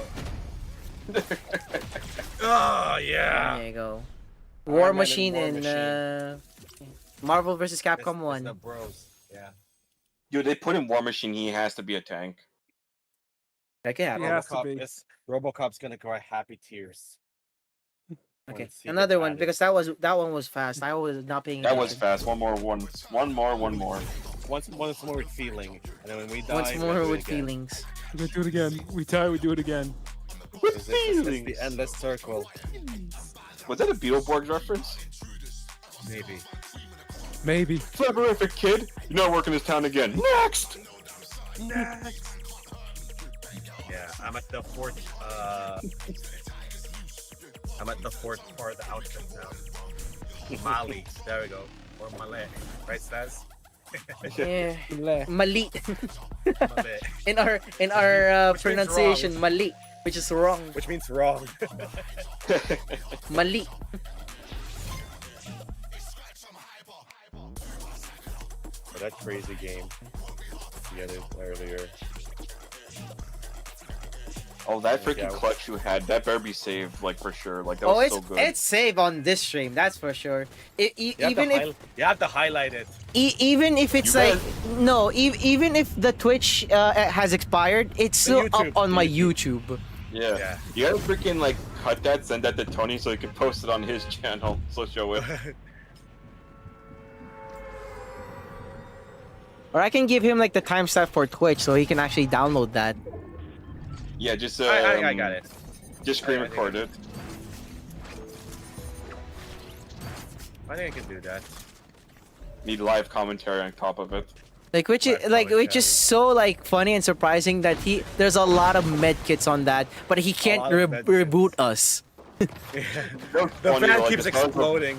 The stars definitely aligned just to make sure he Like didn't the die. game literally tells Tony like, "Oh, we can't reboot your friends, but we can give you like compensation and give you med kits." Here's something you can't say no to. Yeah. It's like, take this free copy.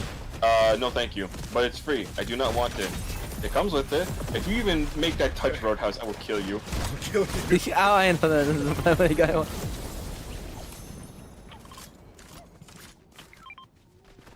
That shit's funny.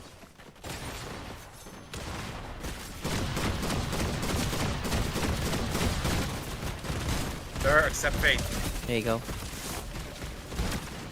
So behind us. Oh my Okay, god. let's go. There's a lot of people behind here. Yeah, how's it going? Hey, how are you? Ron, what happened to your health? You know, stuff. You know, no, don't worry. He's gonna regenerate. He's Blade after all. I'm Blade. He has that skill in Marvel Rivals where he can actually get health by just slashing. I wonder if Ron has watched that skit yet from RDC. I haven't. About that canceling Blade. They got replaced by Agatha. I gotta watch it. Might watch it on stream tomorrow if you're gonna be there. Yay! Is Agatha supposed to be a villain? She's a witch. You can leave it. She's a witch.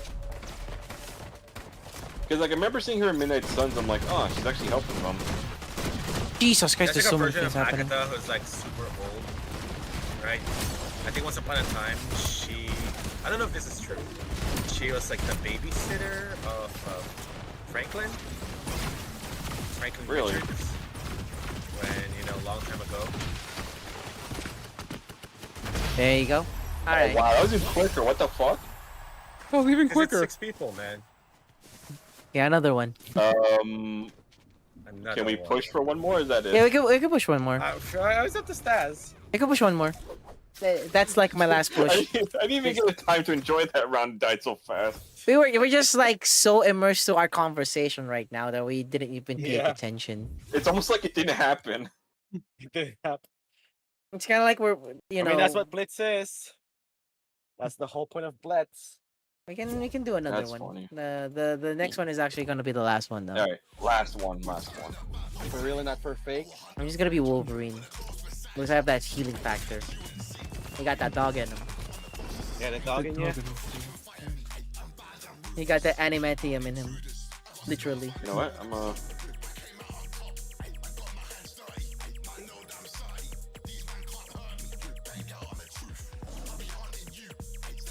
There you go.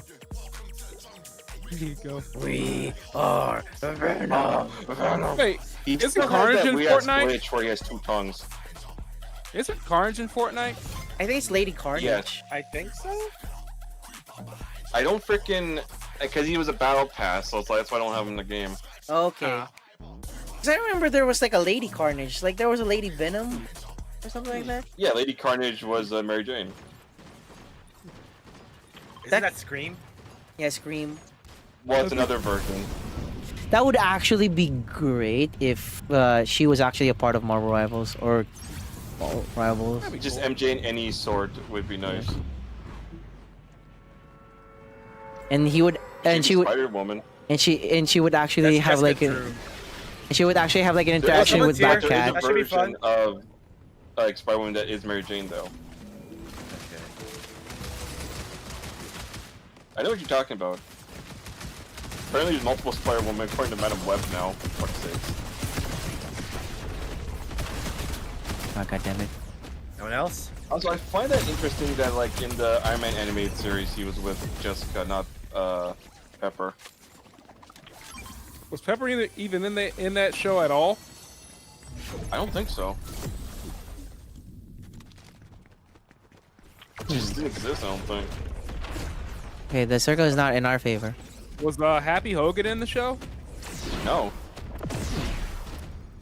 Like a lot of stuff like that we see now just didn't happen back then. They were mostly introduced because of the movies. Like I'm sure they exist in the comics, but I guess they didn't like draw in a factor for the TV shows.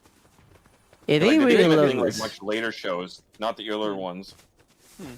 They really love this I know- Arcanite skin.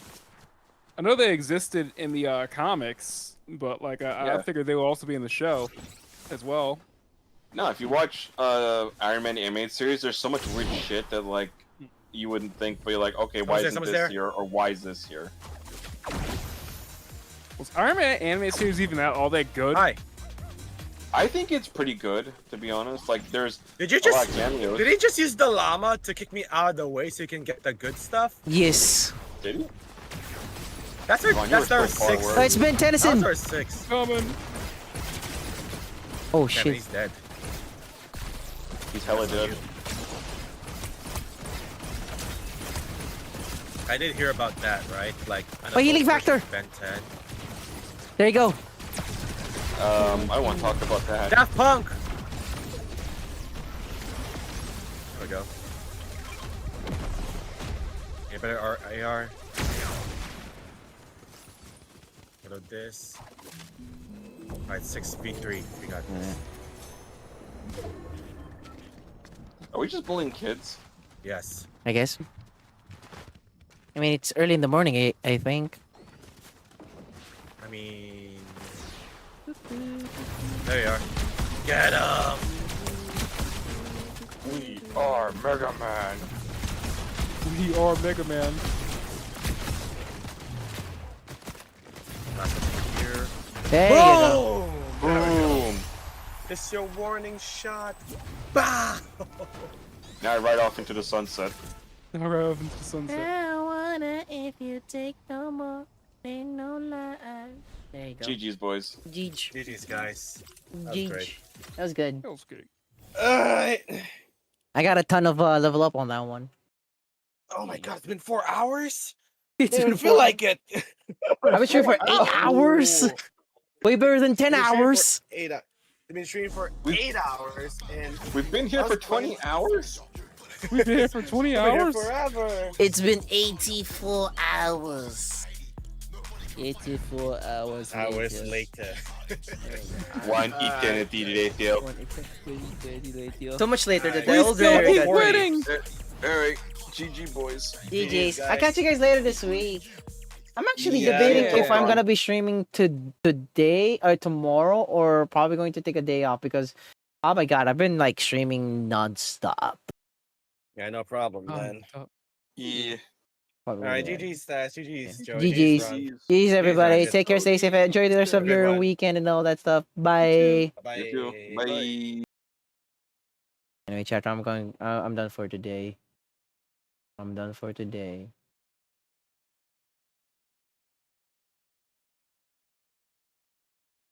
Okay. Give me a moment, chat room. Anyway, thank you guys so much for tuning into the stream. Really appreciate every single one of you, chat room. Thank you guys. Thank you very much.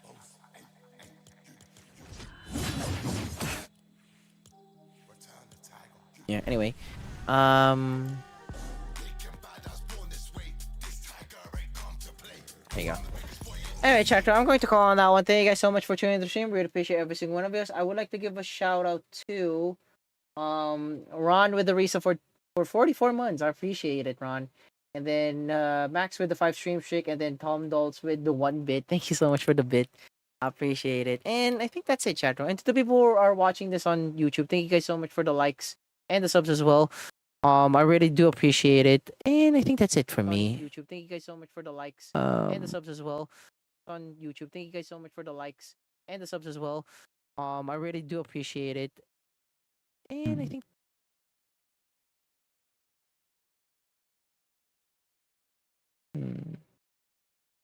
I do not have anyone.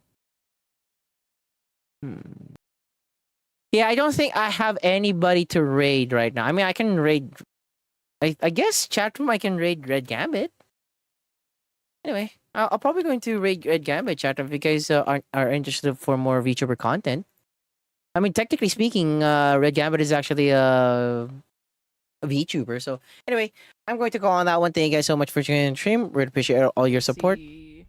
Yeah, Rem Gambit. Yeah, Rem Gambit is actually playing a retro game. I don't know what it is, but they're playing. No, you'll never make a Yeah, they're monkey playing. out of me. Yeah, they're playing Haunted the Demon Forge. So I highly recommend you check them out. But until then, chat room, my name is Vtuber saying take care and stay safe. Enjoy the rest of your weekend as well. I'm not gonna 50-50 chat room if I'm gonna be streaming or not. If I'm not gonna be streaming, that means I'm gonna freaking take a break. And if I'm gonna be streaming, I'm probably going to start like a Deadpool playthrough, chat room, because it's been a while and I really gotta celebrate that anniversary of me playing Deadpool. So yeah, chat room, I'm going to call on that one. Thank you guys so much. This is Vtuber saying take care and stay safe. See ya.